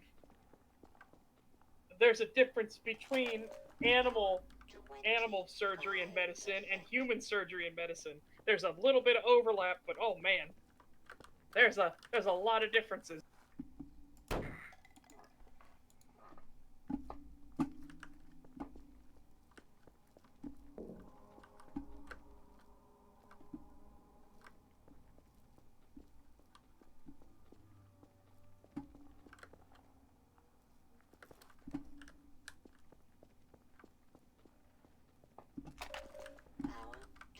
Let's see, fanfic providing in-game mechanics. All the manipulation attempts are cheap in The Last of Us 2, and no actual effort to make you like the characters. I know. Oh, the whole dog thing. Don't you feel bad because you had to kill a dog? No, because it was trying to rip my jugular out. Like, what? Why would you feel bad about that? Yeah, that genuinely bugs me because... Yeah. Like, that's the kind of thing that might get me because I really like dogs. I really care about dogs. I hate hearing anything bad happening to them. Yeah. Like, anytime a dog shows up in the Song of Ice and Fire books, I'm just like, please survive. Yeah. Because there's that priest that Brienne was traveling with, and he just had dog called Dog. And he survived. It's like, okay, good. He's out of the story now. He survived. I'm happy. But now the tiny dwarf girl has Crunch. It's like, I really hope Crunch survives. Yeah, no, Zora, I'm saying, yeah, they're better first aid than nothing. However, that doesn't mean, like, you know, I'm a veterinarian, therefore I'm gonna take out some girl's brain to make a cure for, it's like, you're not a virologist, or in this case, you know, I guess be a fungologist, or whatever you would call that. Like, that's not your field of expertise. Do you know how these are actually made and done, or do you think it's just a generic smear in a petri dish, look at, you know, make science happen, get cure? Like, highly do not trust his ability to actually pull this off. Oh yeah, yeah. The Last of Us 2 also definitely tries to make you feel guilty for things they force you to do. You don't have a choice. You have to do it. That's something that really pisses me off in games, and I mentioned Telltale earlier. That's something they do too.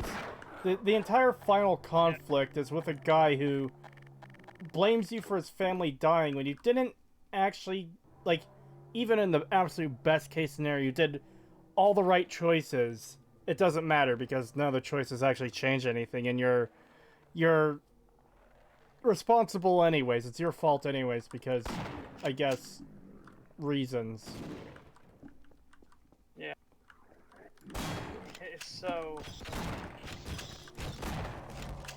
It's just so weird. But I made a community post a few days ago where I spoke out against cruel experiments being performed on beagles, which were then euthanized. Oh god, that is fucking weird. Why? What was the purpose of the beagles? Like, why'd it have to be beagles? I don't know, like, if there's, like, some really, like, you know, it's the genetic strain in beagles affects this, stuff like that. Like, why beagles? Because we call them lab rats for a reason. Oh. Why would you do it on a dog? By the way, Gage, I do watch JoJo. I finished part 5 when it came out. I really enjoyed it.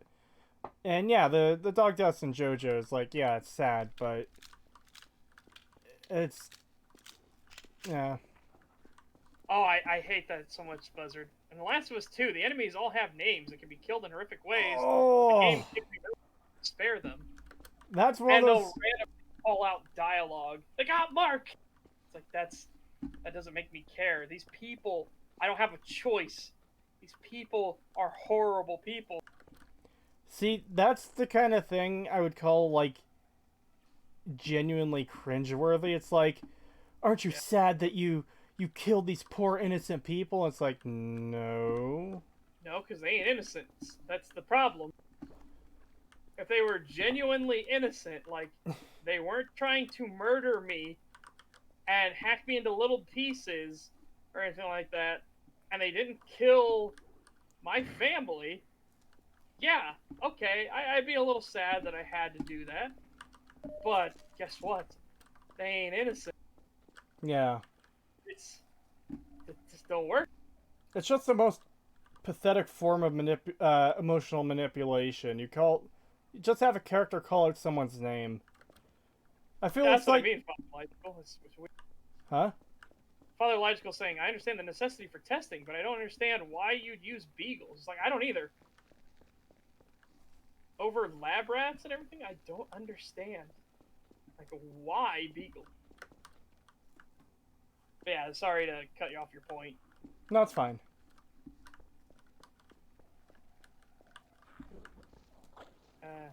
The speed is kind of fucking me up here.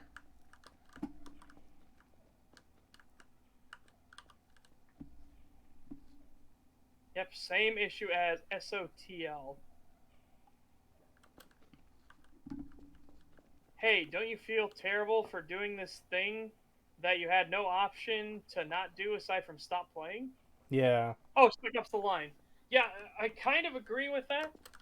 But again, they should have more heavily emphasized that it was your only option. The fact that they even give you the illusion that you can shoot your way out of it was a mistake. They should have set up like bunkers or something like that. Like, you obviously can't take on this bunker. There's nothing you can do about it. But hey, if you can drop Willie Pete on the bunker, you'll burn the guys out of it. Now we can progress past the thing. So you load up Willie Pete, you fire it at the bunkers, and it goes down to the trench behind it. You have no idea those are civilians back there. That would have been much better. To make it feel like the player themselves had seen the tools laid out and had done it to themselves.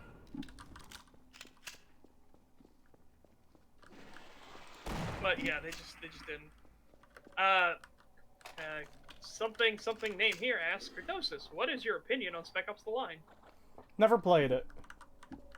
I definitely recommend it. I think it has a great ending. Yeah? Well, great endings. Yeah, it definitely deals heavily in PTSD and everything like that. And my favorite theme of the hero complex. I love it. Hmm.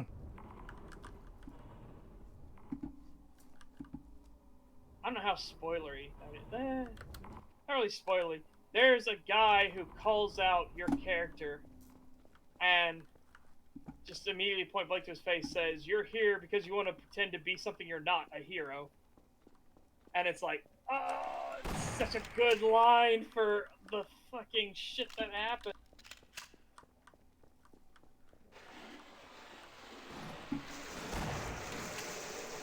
Oh man, this part would have been a bitch to get through on hard. Yeah, exactly. Like, there might be a logical reason, like, beagles have this sort of blood type sort of thing, and, you know, have these characteristics within their blood, and they needed to test this for their blood. Like, okay, fine, whatever. Yeah, it's just so weird. Did you know Naughty Dog employees were removed of payment unless they signed an NDA and several cases of crunch? Yeah, I know. Naughty Dog are a terrible company. Like, not only because Last of Us 2 was atrocious garbage, but the way they treated their employees.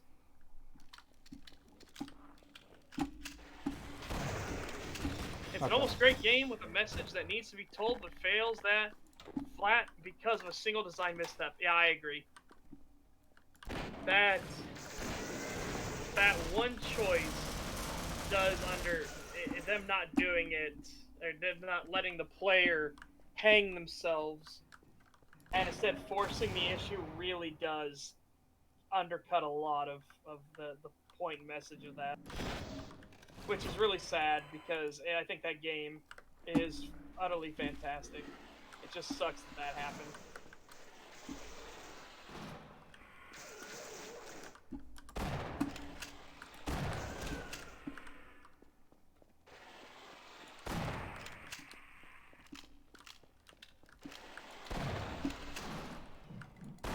Yep. Last of Us 2 literally doesn't give you any choices at any time. So its entire plot is more like watching a movie or a film than playing a game. Yeah. Creetosis, what are your thoughts on StarCraft or Warcraft? I never played Warcraft 1. I really enjoyed Warcraft 2 and 3.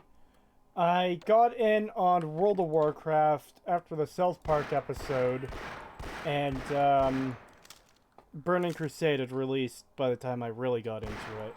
And I enjoyed World of Warcraft for a long time. Burning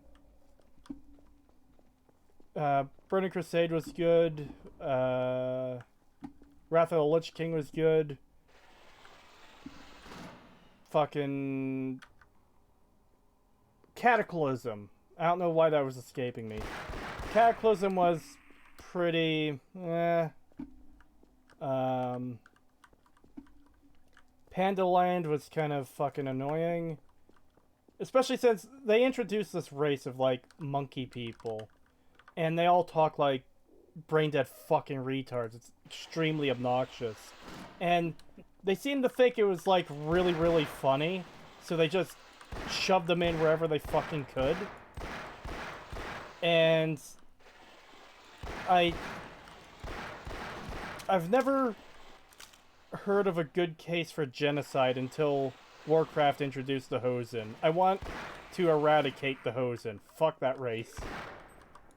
I hate them so much. Well, at least you keep the Murlocs alive. Hey, Murlocs are good. I know. Murlocs are fantastic. They're like the, oh, you're fighting me. Oh, you think you're serious, but this is adorable. Yeah, I do like the Murlocs. They're good. Remember how long we tried to fight to get the Naga put in the game as a playable race in World of Warcraft? And they still... They're like, we can't do it. And we're like, why? They got no boots.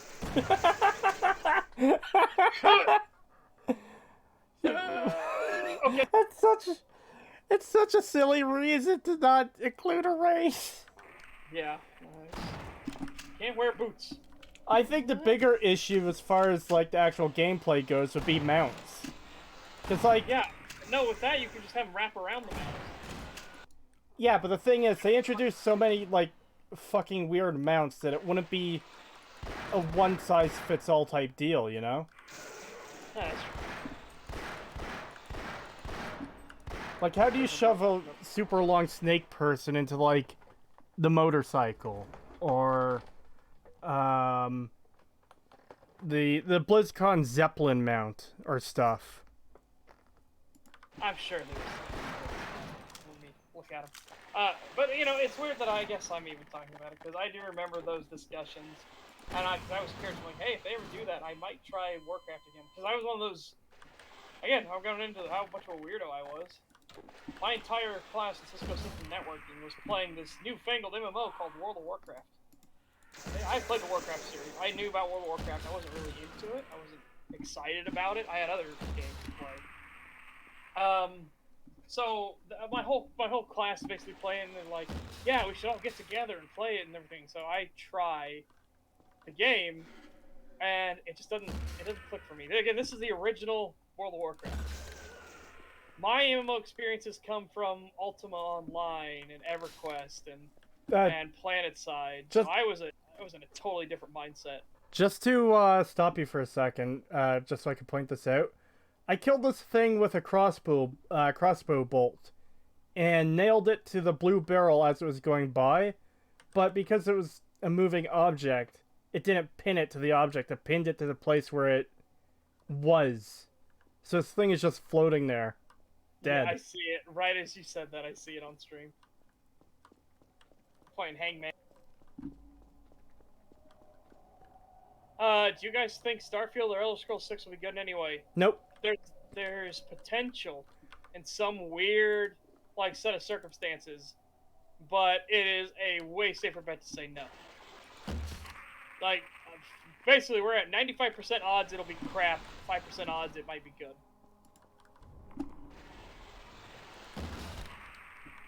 Have time to cancel the whole race because they don't got feet. Yeah.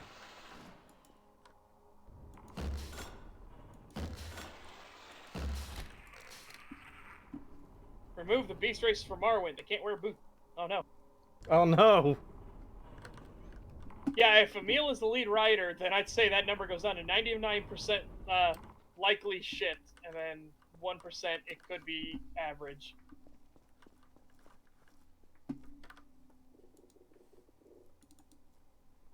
I'll be right back. Yep. The floating dead, yeah.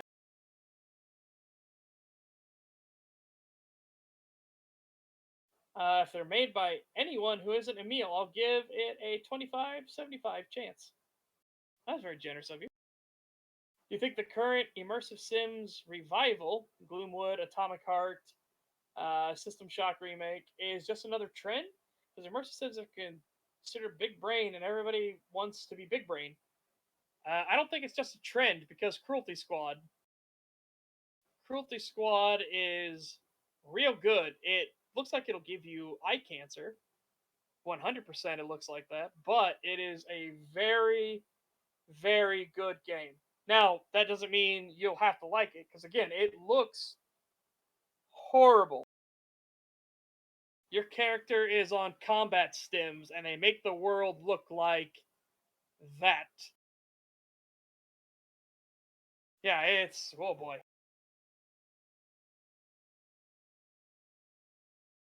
That's what I mean. Even at 25% chance that it'll be okay, that's pretty generous. That's what I mean, Gage.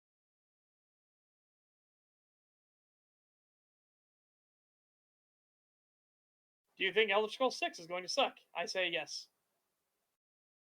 Oblivion was okay. Skyrim was awful, and people clapped it at that game. That game was terrible.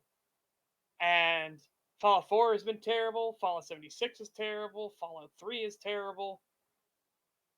I don't think they're gonna change it. They're gonna change a way over. I don't think they're gonna break the trend, basically. Let's see. Have you tried Total War Warhammer? I have. Don't know about Creetosis. He's not here at the moment. I have tried Total War Warhammer. I didn't like the first game so much. I loved the second game. The second game was fantastic.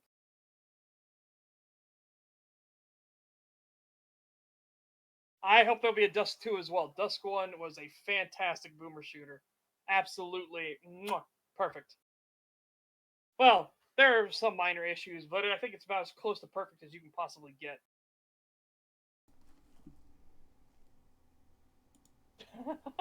I said okay, not good. I mean lukewarm at best. All right, fair. Fair. Hello. You convinced me that you're not being generous. Welcome back to Creetosis. Thank you. So, backtracking a bit because we got asked some questions. Do you think Elder Scrolls 6 is going to suck?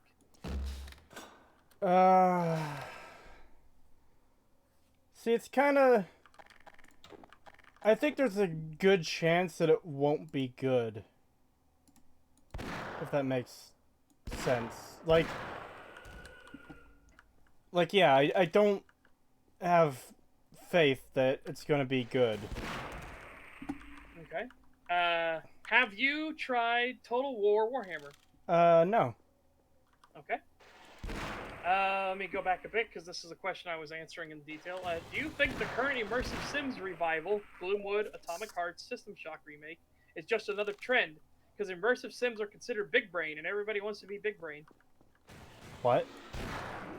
So you know what an immersive Sim is? Not quite.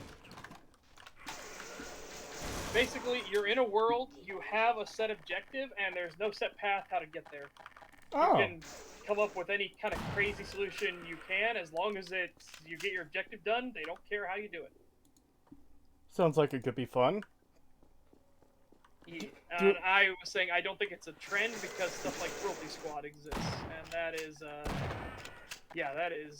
real good game. It looks horrible. It looks like it's supposed to give you eye cancer when you see it, and that's by design, which is crazy ballsy of the developers to make it intentionally look like garbage. That is real good. Something, name here says, hello there. Hello. Oh, General it was... Kenobi. If I knew it was specifically the Obi-Wan quote, I would have said General Kenobi. Yeah. I'm hoping Atomic Heart will be alright. Don't know much about it other than it having a 13-plus year development hell. Ooh. Elder Scrolls 6 will probably be the worst one yet. I say that's probably safe money. 13 years screams Duke Nukem Forever, unfortunately. Oh man, we were talking about this the other day. The Duke Nukem Forever situation is really sad. We did it during the Oxhorn stream. Duke Nukem Forever was actually ready to go, and then a game called Half-Life 2 came out. And they didn't feel so confident in their Duke Nukem game anymore. And I hope that somebody finds that build of Duke Nukem Forever somewhere, because I want to compare it to what we got. Oh God, please. The thing is, how much different is the final version? Because it might just be two completely different games. I don't know. Again, I have no idea. I would love. That's why I want to compare. I want to see the differences. Oh, actually, grab back and get myself some water. All right. My throat started doing that where it's clenching up, so it's dry. Yeah, that's fair.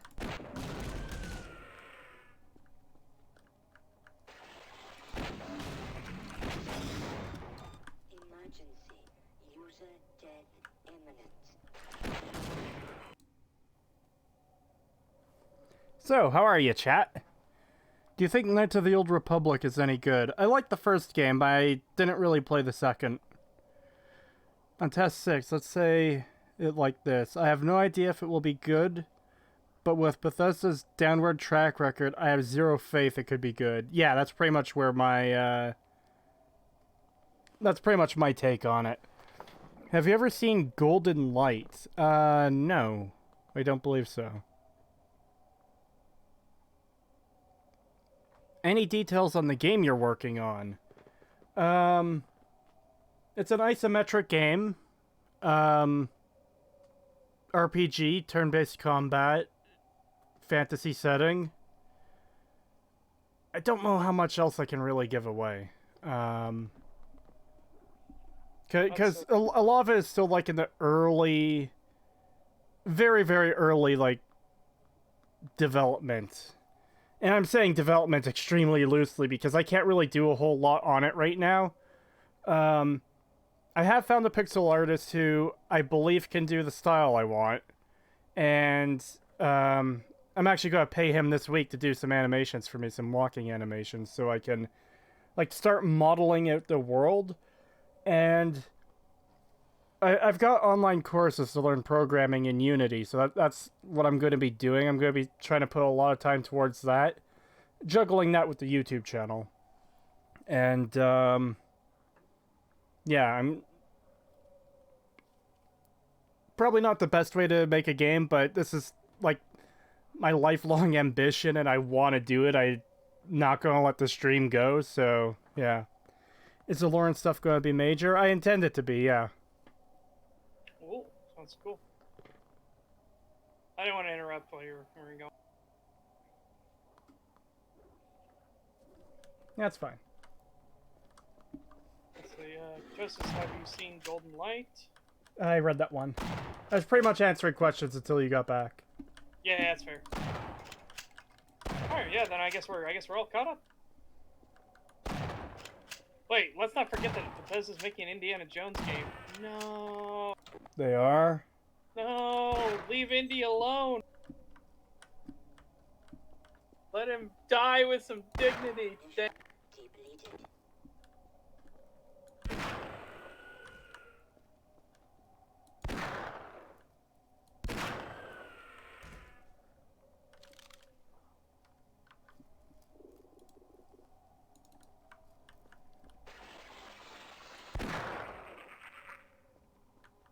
Oh, hey, I'm right on the verge of 50 views. Woo!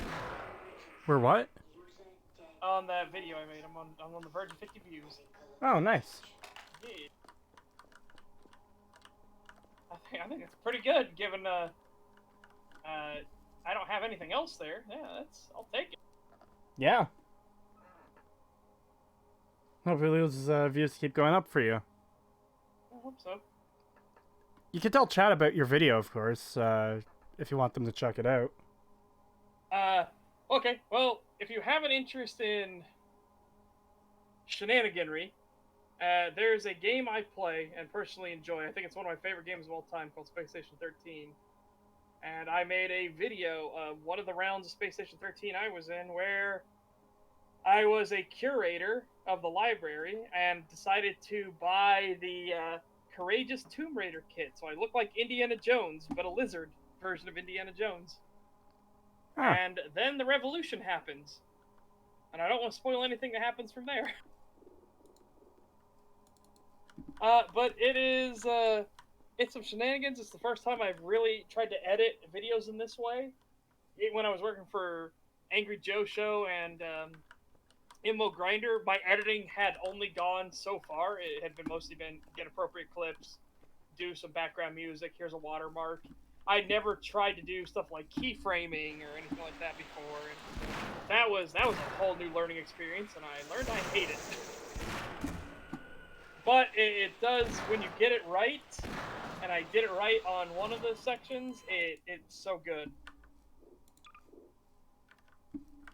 Yes, and I do mean Revolution, because one of the round types on Space Station 13 is called Revolutionaries, where SS13 is for boomer big brains, SS14 is for millennial big brains.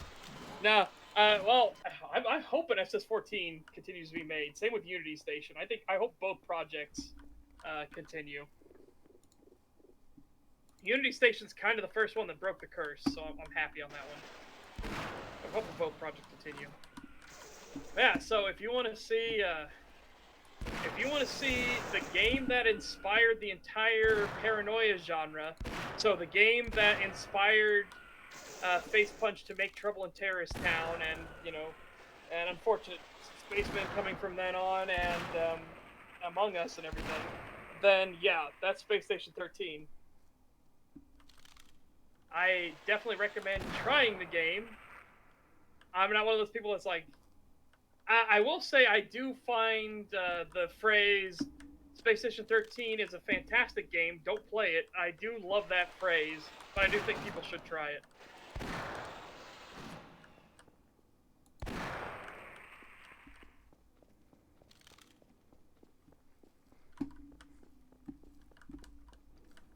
No, actually, you start with the Gigas Codex, which if there's a round where there's a devil aboard the station, this is how complex and deep this game gets.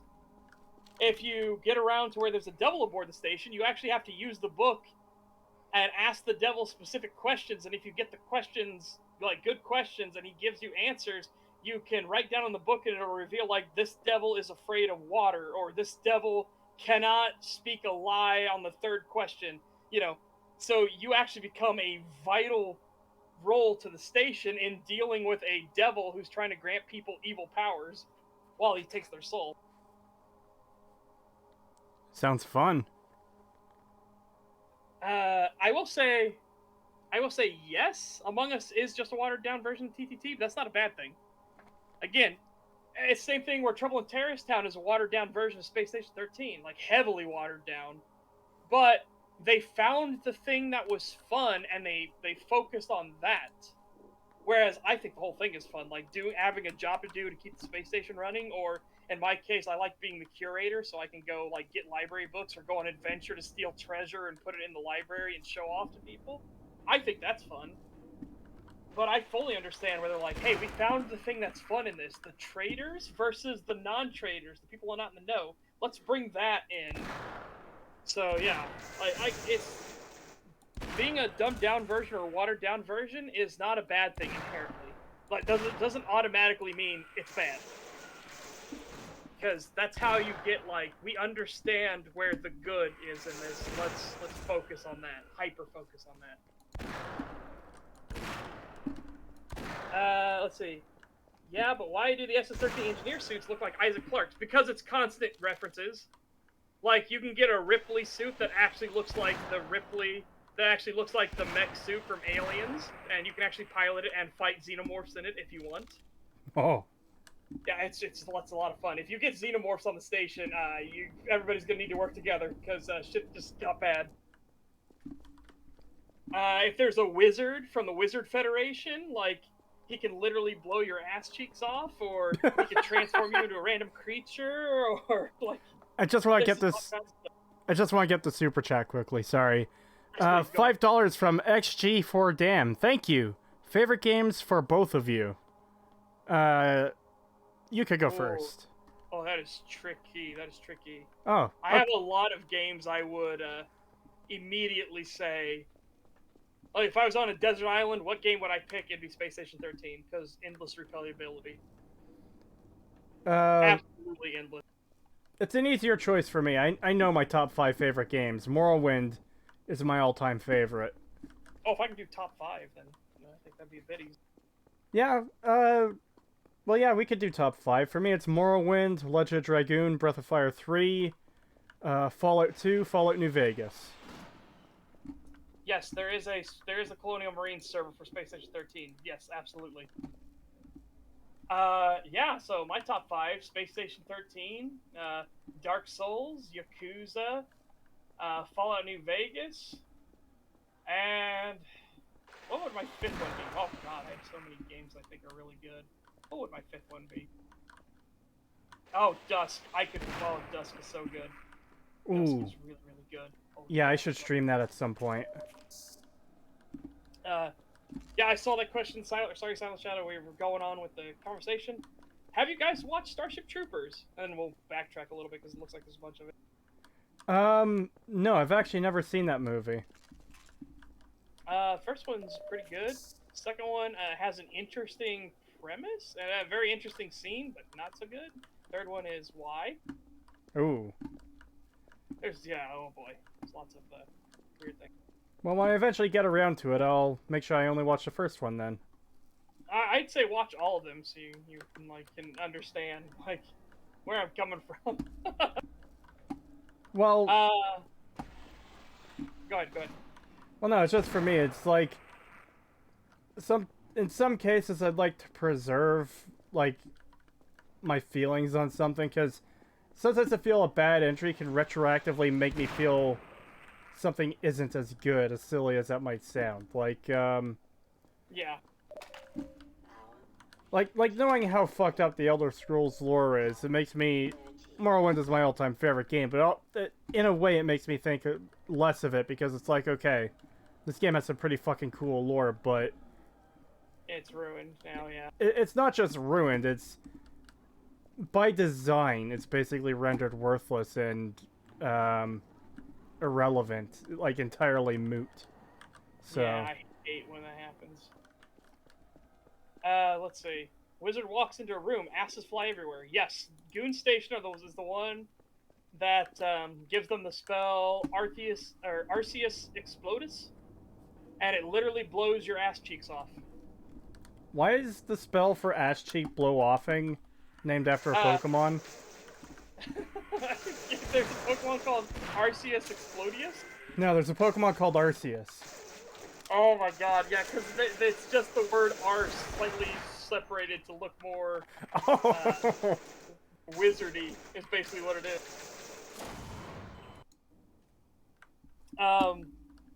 Yeah, and then,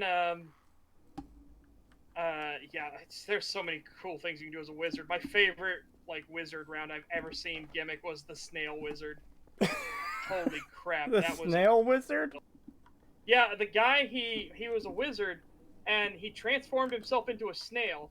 Now, snails have a unique mechanic where they travel at the same speed walking upright as they do laying on the floor and crawling, and they leave behind a trail of slippery slime when they go. So, he teleported in the station and started crawling along the station, leaving slime trails, so people trying to fight him were constantly slipping, losing all their items in their hands and everything, and then he would, beat them to death and everything. However, he had another spell with him. Lesser Summon Guns, which summons a Mosin Nagant into your hand, you fire once, and then it gets thrown away. So he was just constantly had Lesser Summon Guns going, and he was just shooting Mosin Nagants going bang, bang, bang, bang, bang, bang, bang, killing people. It's so fucking good. You can go really weird with, your spell combos and everything, and make some really cool shit happen. Yeah, that sounds fun. I'll have to try it out at some point for sure. Yeah, I would definitely do that. In fact, I can talk... there's only a couple stations you're allowed to stream, because it's a very, a meta-easy game, I guess the way to put it. Rounds can either go from 10 minutes because some shenanigans happen to lasting 2 hours. So, because you never know. You never know. And so the admins, a lot of these servers don't want you to be able to be like, oh, here's all my people watching me on stream, and they're seeing this guy drag me off into maintenance. And then the guy says, I see you getting dragged off into maintenance, I'm coming to help. Oh. You know? They don't want that kind of thing to happen. They don't want meta shit like that to happen. I let the platform moved up out of the way just in time to save that Bordo got from the crossbow the first bolt. Just whoop, dodged it. But yeah, there's all kinds of cool stuff that can happen. There's also more people talking. SS13 is an interesting roleplay game.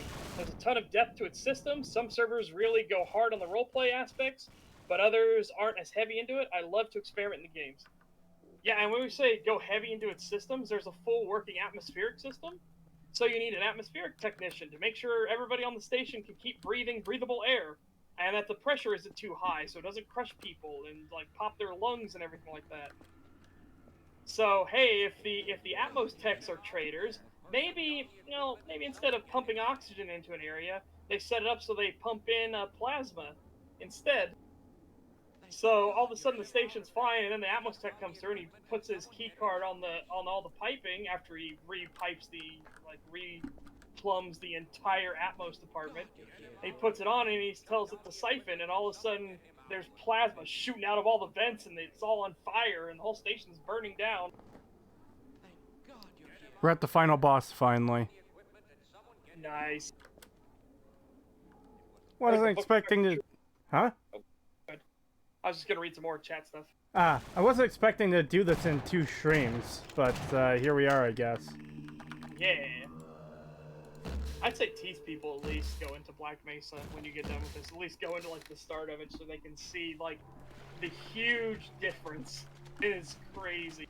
Well, what I can do instead is I can play through not play, but start the intro for this game, just so everyone can see it again, then go to Black Mesa. Yes, that would be perfect. Okay, I heard the book for Starship Troopers is good, so good that it's the only recommended fiction book for Army officers reading catalog in the U.S. military. The book is a lot different than the movies, because the books was more a praising of military tradition and discipline, and the movie was more a condemnation of fascism. So, yes, a bit different. The book and the movie, bit different. Let's see. Why did that kill me?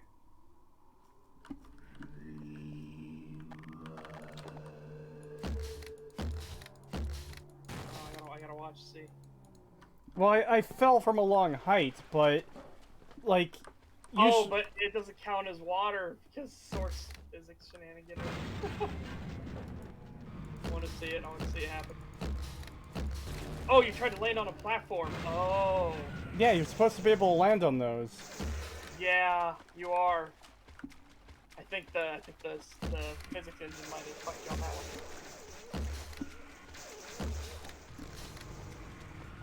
Let's see. All the good lore can be Thanos snapped at any time. Yeah, that's why Dragon Breaks and everything are terrible for. Oh shit, someone just brought to my attention that SLB Productions channel is gone. I don't know if he terminated or just deleted it himself or what, but it's gone. Really? I said a word beforehand, so I don't know what happened. Huh. I wonder if that was because of a stream a couple weeks ago. I hope not. I hope he's doing well. Also, real talk, I'm so glad Black Mesa got rid of these teleport sections. Huh. They were like, yeah, that's not good gameplay. What does everyone else think about Daggerfall? Or, sorry, after playing Daggerfall for the first time recently, I have to say it gave Morrowind a run for its money for me in terms of favorite Scrolls game. What does everyone else think about Daggerfall? I got choice words for Daggerfall. It's not bad, it's just janky as hell. And, I amusingly call Daggerfall the Imp RNG game. And if you haven't played Daggerfall, there is an imp at the very start of the game. He is way more powerful than you are, because you're a level 1 nobody with no skills, abilities, or really any weapons. And if he decides that he wants to start near the door, hear you, and come out the door, he'll just kill you within like the first 10 seconds of the game starting. And now you're back into character creation because you gotta reload. Ooh. So I've called Daggerfall Imp RNG the game for a reason.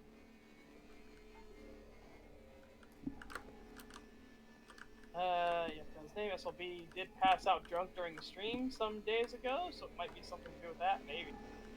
Oh, Skyrim is a terrible game. Some books are nice to read in that game. Yeah, that's not a... That doesn't help it, you know what I mean? That's like, what is it? Well, while the house is falling apart, and, you know, there's mold everywhere, and there's a dead body in the corner, at least the drapery is nice. Pretty much. It's like, it doesn't really fix the overall problems. I appreciate the nice drapes, but What I'm gonna do is I'm gonna take the nice drapes and go to a different house.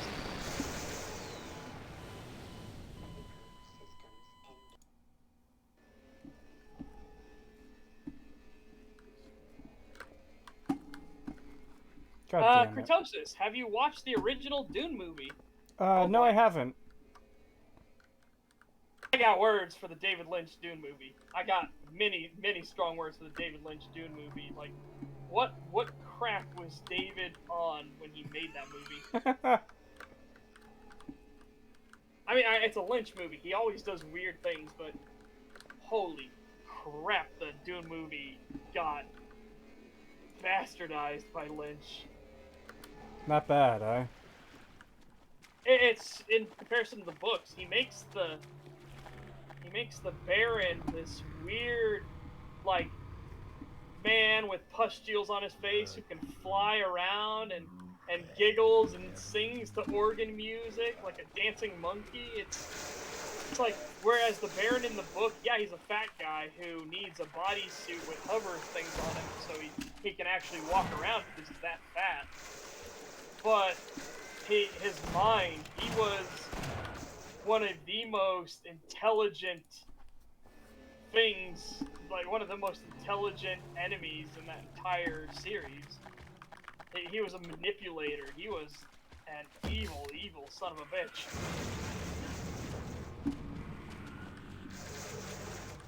Oh, it's so weird. There's all kinds of things. And the weirding way, no longer being a martial art, but a gun. That was weird. But that was the thing I told you, too, about why the Dune books are so good. Like, how well thought out they are. Like, why does everybody use swords? Well, in the Dune universe, it's because there are things called personal shields. And if you shoot at somebody who has a personal shield, the projectile comes right back at you. It's very lethal. It's very, very dangerous to shoot at people with personal shields. So, people started reacquiring melee weapons because the blades and everything were slow enough to pass through the shield's defense system and allowed you to kill your target, kill the person behind the shield. So people started training in melee combat again. I do agree that Skyrim is trash, but is there any good thing about it or not? It's got its positive aspects for sure. There's nice... God, I hate when I'm at the point where I'm saying stuff like this, but, like, it's got some nice details that I do really, really like, but... Again, it's been a long time since I fully, properly played through the game, so hopefully there's going to be some things I can find about it that I'll like, but in a lot of cases, there's a lot of garbage in there. It is not good. The Argonians look nice now, so that's a plus. Yeah. Look at the G look good too.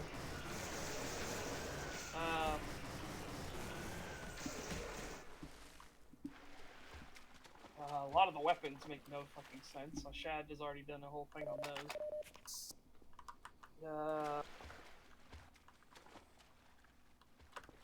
Cool.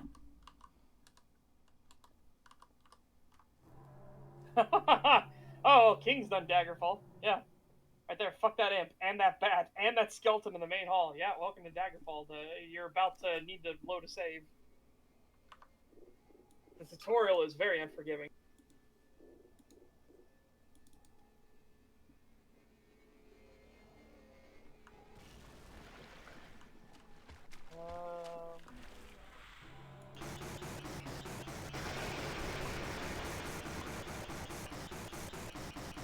Yeah, that's nice that they actually gave their fans a memorial in it, but I don't know. That seems more like a easy PR win, and I hate to think of it that way, but you know what I mean? It's not really, what's the way to put it? I don't want to give them too many props or something like that.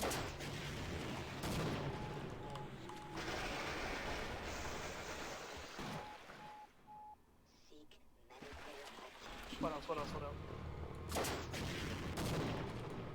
Well, they made Argonians look worse than Skyrim, yes. But at least they don't look like Oblivion. Oh man. Or Morrowind, because even in Morrowind I was like, oh, this is rough.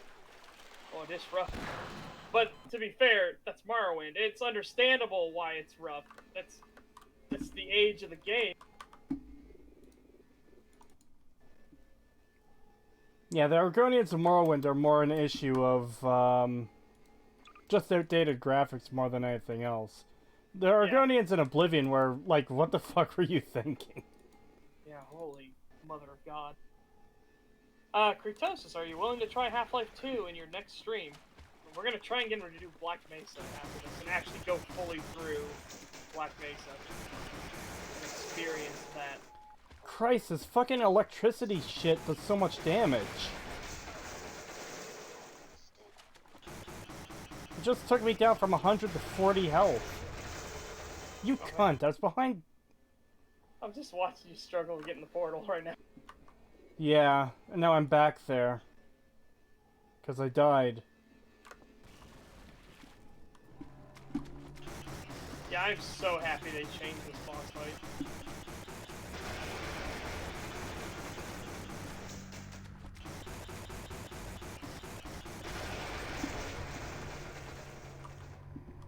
Yeah, same. Even with the obnoxious way they implement this skill system, I do think the early game of Skyrim, it does lend to the feeling of actually getting stronger and advancing. I guess kind of. But, man, when you can break the game by being a stealth archer, like, immediately, that's, there's not much to say about that. And the archery just doesn't feel that good, but holy shite. Please, Doesn't max damage. please tell me you've seen the stealth archer meme. No, I haven't. Oh! Oh, I have to send this to you. It's the funniest shit. Yeah, I wanna see this. Pause when you can. I just did. Because Okay. it's so, it's fucking hilarious. Please tell me he has like a Bear 50 cal or something like for his thing, because it. Oh no, no, it's even... it's even better. Alright. Alright. Send this. Send it. It's sent. Okay. Read it out if you want. Okay. Let's see. I want to jump to Argonians. Actually, wait. I don't know where the stealth archer is, so I'll start with Breton. Trust me, start with Breton. Bretons. Bretons are from the country of High Rock, which is a lot like England. Many of them are known for being good mages. However, a lot of Bretons are also known for being excellent stealth archers. They are part of the Empire, but there's a lot of them in all these provinces, everywhere else also. Alright, Imperials. Imperials hail from the province of Oblivion, home of the evil empire. Oh, province of Oblivion. Though natives of the Empire, not all Imperials are actually evil and side with the Empire. And some are actually extremely talented in the art of stealth archery. Orcs. Even though orcs... Let me get my water.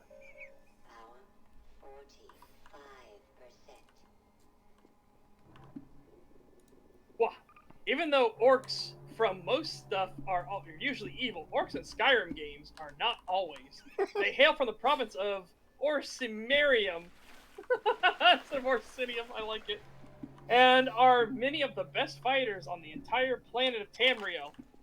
God, that is such a deep cut. Oh my god.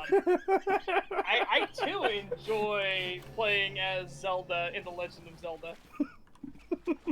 They live in orc strongholds, which are sort of like tribes, but some of them choose to leave the stronghold and become wandering stealth archer assassins. Argonians are lizards, which is pretty cool. They are from the province of Blackmarsh, well, I got that one right, which is notable for being black, being a marsh, and having a lot of lizards. I heard something about talking trees, which is also cool.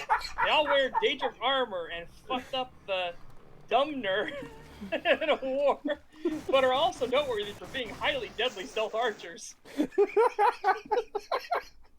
Nords all hail from the province of Skyrim, and were the first humans to live on Tamriel. All other humans, including Redguards, are descended from Nords. Nords do not favor magic, and instead prefer to focus on melee combat, with two-handed weapons, as well as stealth archery. Some noteworthy Nords include Yazgrimor, Ulfric Stormcloak, and Lydia. Yes, Lydia. Remember the Nord. Dumner are from the island of Morrowind. This is so good already. Which was an earlier game in the Skyrim series. Not much is known about them, but they worship the Daedra like Azura and Sheogorath. While many consider them to be evil because of this, many Dumner are actually perfectly respectable stealth archers who get along fine with other races, except Nords as they mysteriously wander Skyrim. Khajiits are the most powerful of the Skyrim races.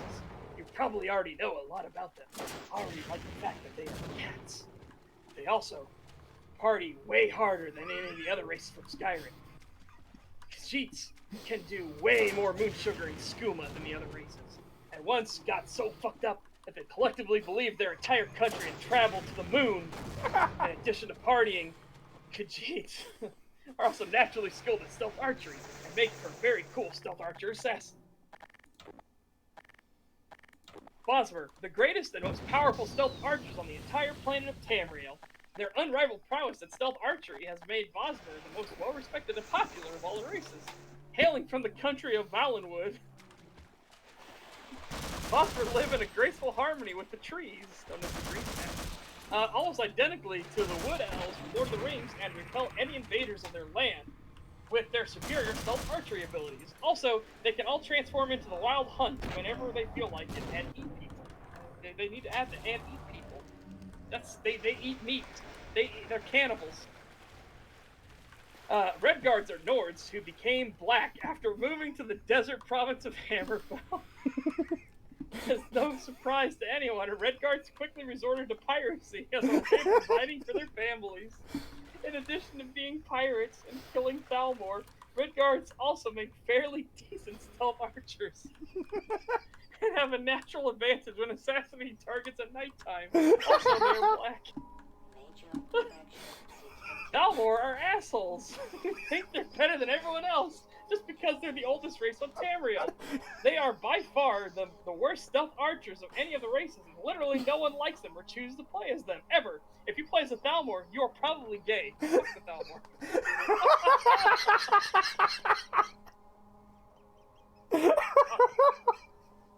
Oh. Like I said, stealth archery in Skyrim is basically bringing a Barrett 50 cal to the fight. Yeah, I can see there's progression, air quotes. I just choose to completely curb stop everything with a single arrow. Oh, I stumble upon this meme every so often. I have to read it to myself, and I lose my shit every fucking time. Black Marsh is most well known for being black, being a marsh, and being full of lizards. I love that line. Oh. I do like. There's one book interaction I love, which is the Magister that gets sent to Black Marsh to fix their industry, and he goes on like this crazy adventure and almost gets murdered by a tribe of Argonians who really hate outsiders. And then he realizes that there's a way better system than all these stupid tunnels and road networks and everything like that the Imperials want him to build, so he pockets all the money that they send him, and he literally just has the Argonians use their mud highway to get all the resources, so everything comes back to the other lands even fresher than than ever before, because the mud highway travels like 50 times faster than the speed of a horse. And it's like, that's one of the only things I thought, I'm like, that's kind of funny. I kind of like that, how clever that is too. Like, he realizes the natives have like super highways and shit like that. God, I'll tell you what though, I am terrified if they ever decide to put Black Marsh in the game, Oh god. because I do not trust they will do that correctly. The thing is, I'm not sure it can be done correctly, because it's literally described as being so inhospitable that, like, Yeah. you can't go there, like, into its deepest reaches unless you're an Argonian. But if they were Yes. to make it into a game, then, well, obviously they can't limit, like, 40% of the Players map, that the way. central area of the map, to anyone who isn't an Argonian. Oh God, I think they should. Like, if they had balls, It's Bethesda, they don't. But if they had balls, I think they should absolutely do that. Well, there's a way around it, too, is you make an Elder Scrolls game that is mostly focused on elsewhere, but include Black Marsh in it. And then you have the central Black Marsh area, the most inhospitable areas, be the Argonian only areas. Yeah, I think that would be great. No, it's not. It is in ESO, but only the exterior aspects of Black Marsh are in ESO. Because they're having the same problem of trying to figure out how are they going to let all these other players into the interior. Because they already said they're going to do it. They're just trying to find a way to figure out how to do that. Because, yeah, that's been the biggest safeguard for it. Safeguard for Black Marsh and the Argonians as an entire species is the fact that no other race can go deep into Black Marsh. Emergency. You die horribly. Because the Hist bioengineered the Argonians to be this way. God, there's so much fascinating lore about the Hist, but it's so, like, because Bethesda and, by extension, ZeniMax Online Studios literally ignore lore, it makes me sad to think about, like, all the potential that there was. Like, the fact that there were 3 elder gods at the very start of the universe. It was Akatosh, Sithis, although this was in their other names before they broke in aspects of the, Akatosh and Sithis. It was, but anyway, I'll just do for simplicity's sake. There was Akatosh, Sithis, and the Hist. And it's such a cool concept to be like, yeah, Lovecraftian trees, baby. And that they actually bioengineered the Argonians after the dragons. Wow. So they saw the dragons, but then they saw that the dragons required other races to build for them. Because they couldn't work stone, they couldn't mine, they couldn't do anything like that. So the Hist created the Argonians and engineered them to be like dragon men, only they could obviously use tools, equipment, and build things. ESO gets into bits of this where they talk about the Hist commandment to stop using stone, but then a lot of Argonians took the wrong lesson from the Hist because they said use mud and stick and everything like that instead. So they started building these giant, like, mud mound buildings so much. Instead of doing the more obvious one, which would have been, which is a $150 purchase, by the way. I love you, ESO, but my god, $150 for this fucking house is ridiculous. But it's this beautiful Argonian house on this island. It's a massive house, mind you, but it's this beautiful, like, what you would think of like a Caribbean sort of house where it's on stilts and stuff like that, and it's made out of long reeds and stuff. It's gorgeous. Holy fuck, $150 is too much. Vital signs critical. That wasn't as good of that wasn't as good of a strategy as I thought it would be. It was completely unintentional, but oh, you just saw it then, eh? yeah, I see you standing in his head and he's zippy zapping. I was hoping I would be able to kill him fast enough.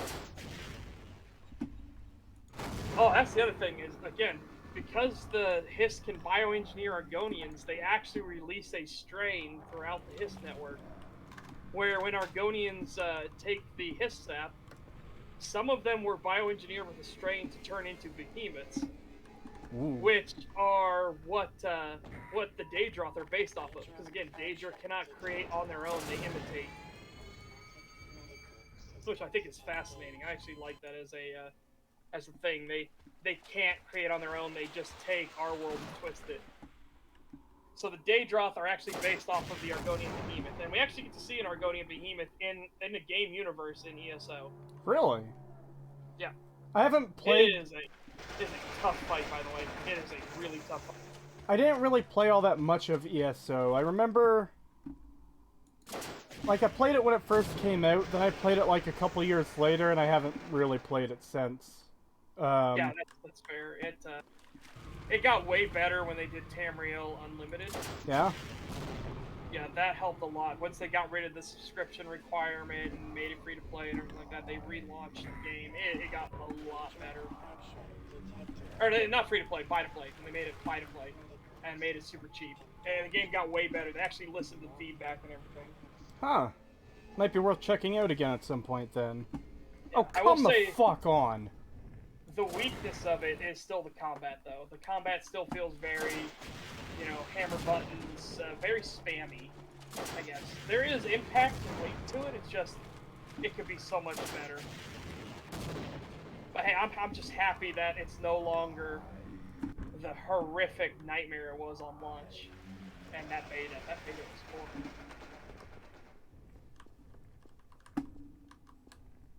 Oh, I see why he said, oh, come on, because it teleported you right back into that room again so you could die. Well, not just that, it's pissing me off that when I get teleported into that room, I'm above ground, so I'm gonna lose a shit ton of health if I hit it. Mm-hmm. This fucker sending a portal after me again already. Yeah, I saw him clapping his hands together to pray for one. Oh yeah, no, don't worry, Father Elijah. We brought up Alex in that thing of Half-Life 3 will never be made. I was like, oh... I mean, he didn't know at the time, but yeah, no, Valve ain't afraid to make the game. It's just that they needed to be special. Half-Life has always been a game that's special to Valve. It is like a sacred thing to, especially Gabe. Half-Life is sacred. We will not use the name Half-Life unless we have something worthy to add to it. I love that as a like development mindset. Yeah. Rather than just making sequel after sequel after sequel with little to no innovation. Yeah. Now, granted, Valve goes above and beyond when it comes to wanting to innovate things, because holy shit. I forget, is there an explanation for how Saxileel reasonably exists in the world when the Hiss is supposedly to be pretty mind-controlling? The mind-controlling aspects of the Hiss depend on the writer, because again, Elder Scrolls lore is completely fucked. The Hiss view the Argonians as kind of their children. They love the Argonians. So they love the Saxileel. They really do. And they want the best for them.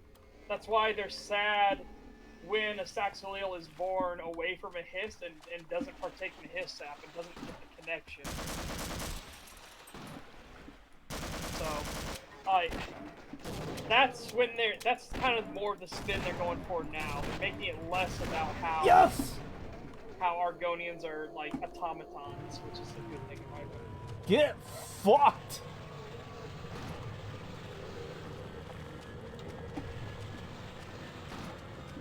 Valve views games as art rather than commodity. They don't just release new iterations each year to cash in. Yes. Now, granted, they have they have Steam to be able to do that. They can take all the time they want. And Jeff Keighley shows they've been trying to make a worthy Half-Life game. They've been trying hard. Are you fucking kidding me? No, they were revolutionary in the fact of episodic gameplay. This was something that, like... you know, wasn't really a thing. They experimented to try this, and then they realized while the gameplay was good, it wasn't enough. It wasn't enough to satisfy them. Oh no. Oh no. Oh, yes. I know you're a little bit behind. Oh no. Yeah, that Deathloop, baby. Hazard suit, I took the liberty of relieving you of your weapons. Most of them were government property. Get in cover and save immediately. For Just the quick suit, save immediately. I think you've earned it. The border world, then. The only race they seem to get along with are the Khajiits. Because Quite a all the other nice races piece of work are you very managed much more over there. humanoid. I am impressed. And a lot of the tensions now, because now they're really bringing dragons in the setting, was because they remind people of dragons so much. That's why I'm here, Mr. Freeman. And the I dragons were very recommended cruel your to a lot of services to races. my employers. And they have But a offered lot of it me is to simply offer just you a because, you know, job. They I agree am with Nord, me that you are have Breton, you are limitless Imperial, we all look very potential. similar. You elves look very much like us, you're a bit taller with some pointy ears, whatever. These elves are a bit You've shorter proved with yourself pointy a ears, decisive whatever. man, so I don't Those expect you'll have any freaks trouble there with deciding what to do. carpets If for you're skin, and interested, those just freaks step there that, into the portal and I you know, will are take that as a lizards. yes. They aren't like us. Well, You know, it's that classic I sentiment. can offer you a battle you have no chance of winning. Rather an anticlimax after what you. But yeah, like for stuff more, they're pushing more the narrative. And again, all of this does not matter, guys. Elder Scrolls lore is completely fucked. So all of this doesn't matter. Which is what makes me so sad about it, because I had an entire story I was writing up for it. I will see you up And ahead. I still love this story. And I just can't. It makes me so sad.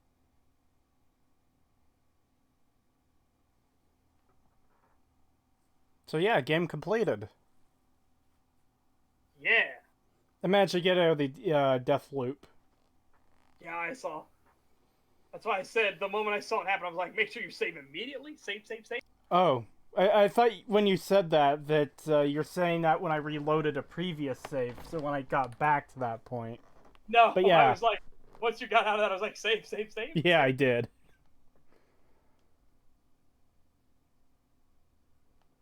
Yo, I think I saw G-Man. Yeah. Yeah, I definitely would say show them the beginning of this game and then show them yeah. Black Mesa's opening, because it is real good. It is crazy. You can tell there are projects you can just tell are a labor of love. Oh yeah, and I'm looking forward to seeing the new intro too, because I saw the previous version and I actually don't remember much of the previous version. Ooh, then you'll get to see for completely fresh. You won't have anything to compare it with. Nice. Are you guys planning on buying the Steam Deck? Okay, so first of all, I kind of wish they gave it a different name, because you've already got you've already got Steam, but then you think, oh, Upper Decker, steaming Upper Decker, like no. But yeah, I do want to get one. I do as well, and it is crazy how aggressively priced it is. Like, people don't understand. They're looking at it like this automated train it's is $400. provided for the security and convenience. I don't think you understand how research facility ludicrously personnel. cheap that price is for the tech that's going into this. Yeah, because didn't they say like any game on Steam will run on that? Yes, they're not kidding. It is a PC. Oh, holy shit! It is 100% an actual PC. That is already confirmed. You can even load your own operating system on it. You can wipe everything they've got and put your own operating system on it. You can plug in your own external hard drives into it if you want. You can do all kinds of stuff with it. It is literally a PC. This train is wow. inbound from Yeah. level 3 dormitories. That's what to Linus Sector from C Tech test Tips. labs and control He went in, and again, he was skeptical at first. Then he got his hands on it. He got to do like thermal imaging of it and everything like that. And he was like telling him like, here's some little details I would change and stuff like that if I could. But obviously, it's not too big of a deal. And he was explaining why the resolution size is 16 by 10 instead of 16 by 9 and why it's a 720p-ish. It's not actually 720p, but it's the 16 by 10 version 720p. And he explains it's for battery life and everything like that. And a screen this size with this many pixels at this screen size with this resolution, you cannot tell the difference between 720p and 1080p. The pixels are just too small. There's literally no point to go to 1080p. Which also means it allows their graphics systems to actually work more efficiently, because now you're no longer rendering it at full 1080p. Keep your limbs inside the train at all times. Do not attempt to open the door. Oh, Father Electrical, that's the whole point. They said you can wipe SteamOS off it the very moment you get it. You can wipe SteamOS off it and put Windows on it. There's nothing stopping you from doing that. They made sure that SteamOS was not mandatory to use anything on the system. That's interesting, because like, imagine the things people will be able to do with this thing outside of it being a Steam platform. Yeah, they said that, like, Linus even started going through, like, just a mobile emulator factory and stuff like that. Like, all kinds of crazy stuff you can do. Or literally taking a PC over to a friend's house, you plug into his hard drive, now you can play his games that he's already got installed. Wow. Like, you don't have to do anything. Like, it is crazy stuff they did. He brought his monitor over, his own personal monitor, and they plugged it in directly into it. It just started up perfectly. There was no problem with it. Like, it is crazy. Like, Steam got burned by the whole by the Steam box thing. They wanted third-party people to take the idea and go with it, and then they did nothing. Yeah, I remember hearing about the Steam box way back, but I didn't follow it. Yeah, because all these third-party guys didn't do anything with it, so SteamOS didn't go anywhere, so they were like, well, that's sad. So now Valve themselves are doing it all themselves. Yeah, I know Windows isn't free and isn't included, but if you have Windows, you should have an installed disk. And you can easily just use your install disk on the Steam Deck.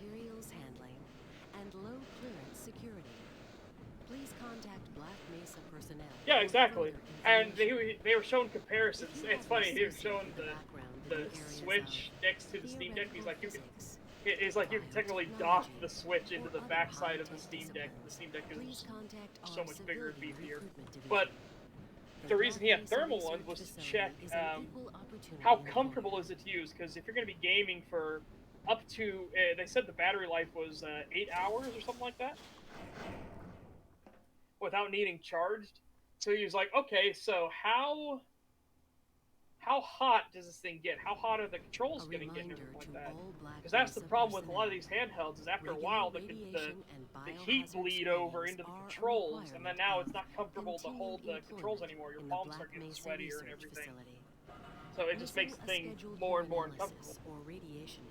Yes, the Steam Deck will be open source as well. So they want you to be able to modify it as much as you want and everything like that. They're giving you the base platform and everything. I wonder if this thing is going to freak out again. Come on, do it, do it, do it! Yes, it did! I barely saw it, but flew up into the air again. Nice. Welcome to Sourcebug. Does it load at this point? I think it does. Install Windows 95 on this thing using floppy disk version, which comes on like 50 floppies. I remember those big floppy stacks. Big old fat stack. How far into the intro did you want me to go? Just to the test chamber? Oh, I figured if you wanted to just... I mean, sure, you can go to the test chamber if you want. I figured if you wanted to just show going up the bar. Alright. Yeah, that's up to you. We could cut it here, because we'll see the test chamber. The test chamber and everything is very different. Like, all this stuff is vastly different. I guess, show them the Show Well, them the control room, like going inside where Barney lets you inside. Show them that so they can get kind of an idea. I already closed it before. Oh, Sorry. no, that's fine. I was gonna say because, like, all of this looks vaguely like, yeah, they kept vaguely in the spirit, and then you see him open those blast doors, and all of a sudden it's like, Oh fuck. oh, God.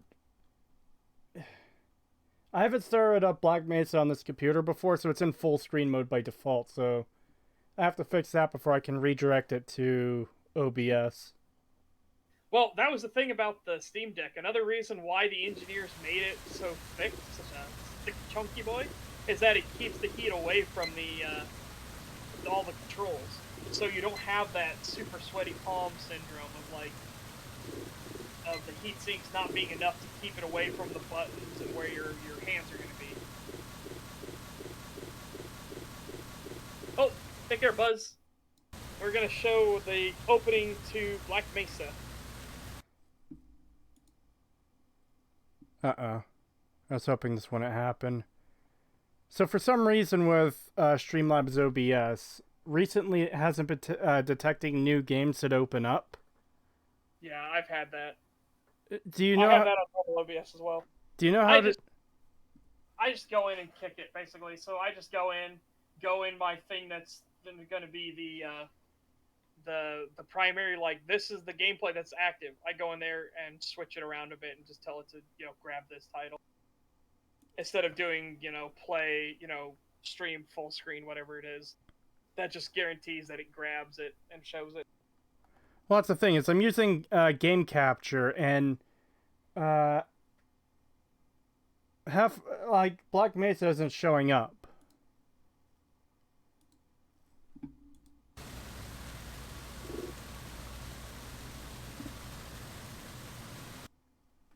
Oh god. Okay, what I'll try to do instead is I'll add a new window capture, new source.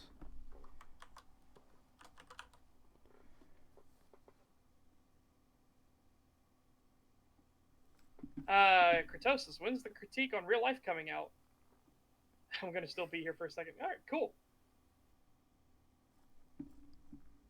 So Gage is still gonna stick around for a bit. Everyone has a video on Real Life, and none of them agree. Yeah, that's absolutely true.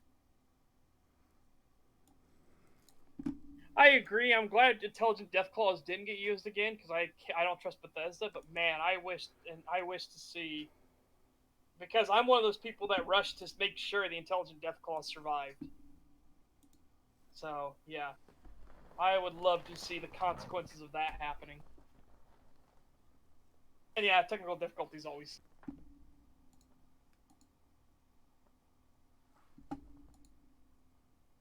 Well, there you go. You just gotta move the window so it'll fit the box now. Yeah. Just give me a second there. Yeah, no.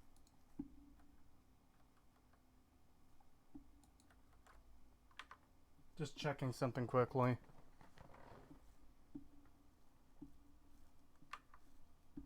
Okay, it should be fine.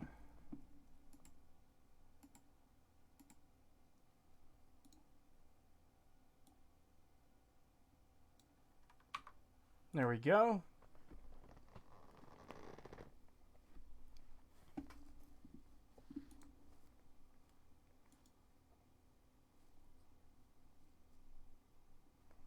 Ah, God damn it.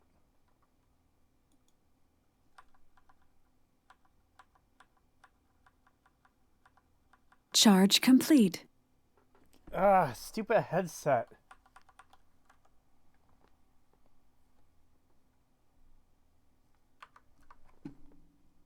All right.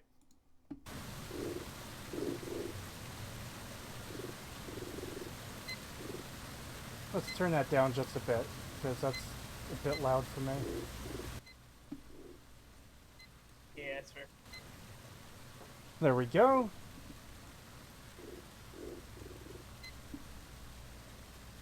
Oh yeah, you can absolutely play Fallout New Vegas on the go. Like, you have a handheld Fallout New Vegas one. Oh, and the touchpads work really well as Linus said, it's weird to explain unless you actually use them. They do work really well.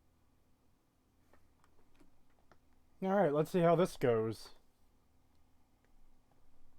Yeah, that was my big complaint with Fallout 4, especially that death claws are now this weak dime a dozen enemy that's pathetic, and I'm just like, oh, I hate it. Okay, so just, like, immediately, holy fucking shit. Yeah. Oh, yeah. This is crazy. Good morning, and welcome to the Black Mesa Transit System. This automated train is provided for the security and convenience of the Black Mesa Research Facility personnel. Kinda wish I put it into a bigger resolution. The time is 8:47 a.m. Current topside temperature is 93 degrees. Yeah, man, oh man, With an this estimated just is high of gorgeous. The animation quality, the visual quality is just so fucking good. Yeah. The Black Mesa compound is maintained at And 68 I remember, degrees I think it was times. Vinny, when Vinny first got to Zen. I remember, I think he was holding back tears because it was so beautiful. I think I vaguely remember that. I think I saw some of that. Yeah, like he had that moment of coming up and the wildlife flies by the Gordon's face and everything like that, and it plays the music, and he's just like he's choking up a bit.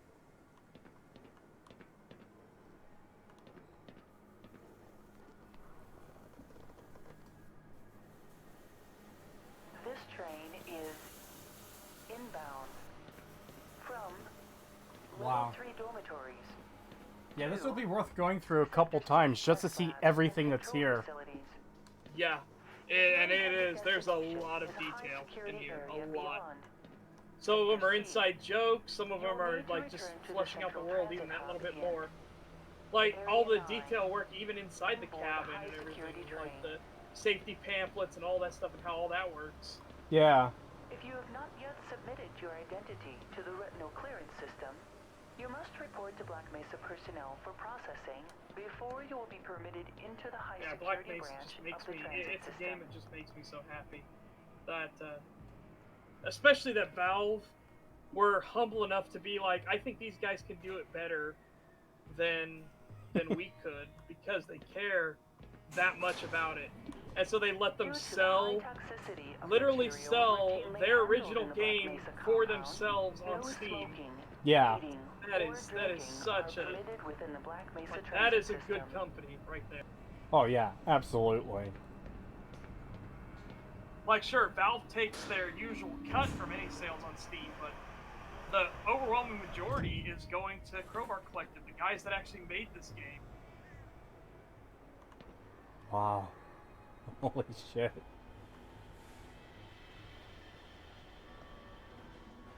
Please keep your limbs inside the train at all times.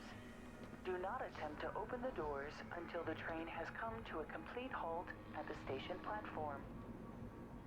In the event of an emergency, passengers are to remain seated and await further instructions. Uh-oh, I think I'm... okay. If it is necessary to exit the train, disabled personnel should be evacuated first. Please stay away from electrified rails and proceed to an emergency I think that's one of station the until biggest things I assistance appreciate arrives. in Black Mesa was they took it and they made it feel more like a real place. Like every little segment doesn't have that like, what could this possibly exist for sort of deal, you know? Yeah, because, like, you have the easiest example is that room full of giant crates over a bottomless pit, you know? Yeah. Or even, like, on a rail, where you're on this loop of rails that they just don't lead to anywhere significant. Yeah. Now, granted, a lot of people said the honor rail thing here was a bit of a cop-out. I don't know, because I was not a fan of honor rail, personally. So that's the, So I was like, okay with I've them. heard a lot of people say they don't like on a rail.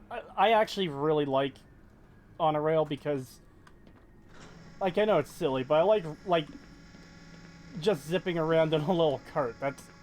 I find that amusing. Oh, that's one of my favorite details, looking over the security guards and they're waving to you like, hey, and they just pass you through the big door. Yeah. And having all these extra tracks too make Black Mesa feel that much more big and like significant. Like, okay, what the fuck is off in that direction? Yeah. Let's see. I don't like a lot of Valve's recent actions, but I respect that. I wonder what recent actions. The semifinals for Let's see. Hey, we remade your game for you, Valve. Awesome. We'll put it on the store and you get money for it. Nintendo. Awesome. We get to sue you. Yeah, I like Nintendo, but goddamn, they've got some bad policies. Yeah. And here's that exact same segment from, like, obviously all of this is from the first game, but there's just that pathway to the door, and the two, like, things on either side. Wow. Got stuck in the car again. To the Black Mesa team? Immediate openings are available in the areas of materials handling and yeah, I just love this like whole showcase. Not only because, again, one of the things that Valve originally did its opening for was to show off the tech that they had figured out in the original Half-Life, show off that. But it also worked thematically to show off a day, a normal average day in the life of this research facility. Yeah. Black Mesa facility is an equal opportunity employer. And I like how they kept pretty much the same design for the giant robot too. Creetosis, Father Logical's asking, Creetosis, do you like the elevator ride in Lonesome Road where you get attacked by swarms of tunnelers? I've actually got a bit of an admission to make. I've never actually played Lonesome Road. It's the one. Yeah, I know. I love New Vegas, but it was a very specific set of circumstances when playing that game originally that led me to not play all of it. I will get around to it. Missing a scheduled urinalysis or radiation checkup is grounds for immediate Legally termination. obligated, son. If you feel you have been exposed to radioactive or other hazardous materials in the course of your duties, contact your radiation safety officer immediately. Work safe. Work smart. Your future depends on it.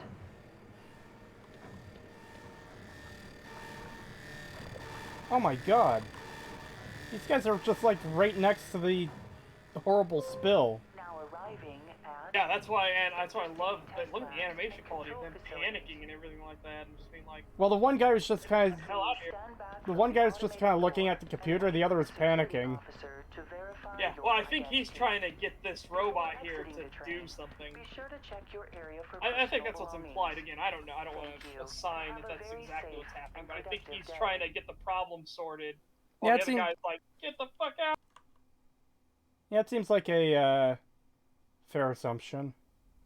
Morning, Mr. Wow. Looks like you're running late. Yeah, this is... Yeah. Mainly Valve CSGO gambling controversy and updating their games to be worse. I don't think they try to update their games to be worse. I just think they listen to feedback, and that's good or ill. It depends on which part of feedback they listen to. And they try to bug squash as much as they can and everything. Again, it just happens. It's just a natural state of game development. Put some pep in that step, Freeman. You're late enough. I don't think there's anything malicious about it. Like, I don't think they're intentionally trying to make things worse. The gambling thing, though, I think it's because they don't want to step on toes. Like, this whole thing about XQC, the whole, like, Olympics controversy is that if he loses... Hey, Mr. Freeman. It sounds all well and good, but if he loses that lawsuit, that's bad for a lot more things. That sets a precedent, and that's something you don't want to happen in this case.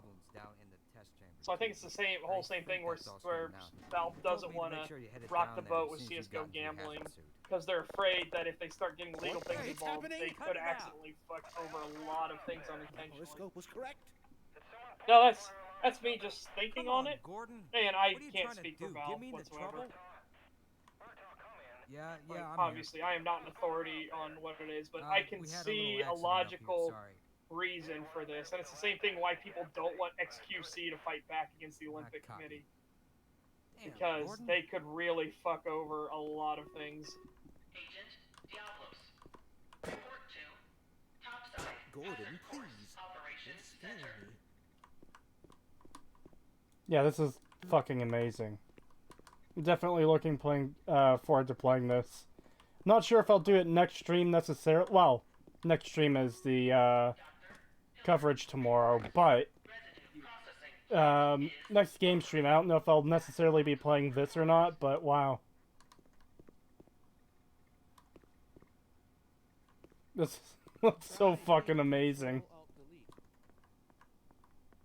Didn't you already ask me that? But, yeah, I'm probably going to end the stream here since the, game is over, Half-Life 1. Yeah. I was kind of zoning out with what you were saying there. I know you were talking about the, guy who streamed part of the Olympics and is suing or something. No, he got DMCA claimed by the Olympic Committee because he was literally streaming uninterrupted footage of their... So he was assigning it. Yes, but it comes down to he was actually, though, reacting and stuff there, but he had a lot of moments where he was quiet just watching because he was interested, he was focused. And so a lot of people are just saying, like, just eat it. Just eat the DMCA strike, please, XQC. Please just eat the strike. Yeah. Don't actually fight this. But no, he said he's going to fight it. It's like, oh, that could be fucking really retard. Because what he did is technically transformative. Technically. However, you now have to convince the jury that what you did is adding something to it, and that could set a whole precedent. Yeah. So it's one of those, like, no. Because what he's doing, here's how he can actually win, and it's what Destiny explained, was that his stream of their footage is his copyrighted work. So if the Olympic Committee uses his stream footage without transforming it at all, he can sue them for stealing his copyright. So but again, this is getting into a whole, like, oh boy, this is getting into a can of worms we didn't want to be opened in this way. Yeah. So fingers crossed, everything, the dice roll good. The dice never rolls good. Yeah. I know, we live in a pretty dark timeline. Yeah, I'll look forward to tomorrow's stream too. I'm very much looking forward to it. Yeah. Speaking of, I'm sorry for keeping you up to fucking 3:30 a.m. Because I know you have your own stream to do tomorrow. Yeah, I'm here in, 5.5 hours? Ooh, shit. I'm really sorry about that. You know you could leave any time, like... 6.5 hours. 6.5 hours. Don't, yeah. No, it's fine. It's fine. I'll be fine. But anyways, yeah, that'll be it for today. Thank you for coming out, everyone. It's very much appreciated. We'll be back tomorrow at 2:30ish Eastern to cover another Oxhorn video, unfortunately. Because, yeah. Well, let loose the dogs of war. It's time. But anyways, yeah, good night, everyone. Yep, take care, everybody.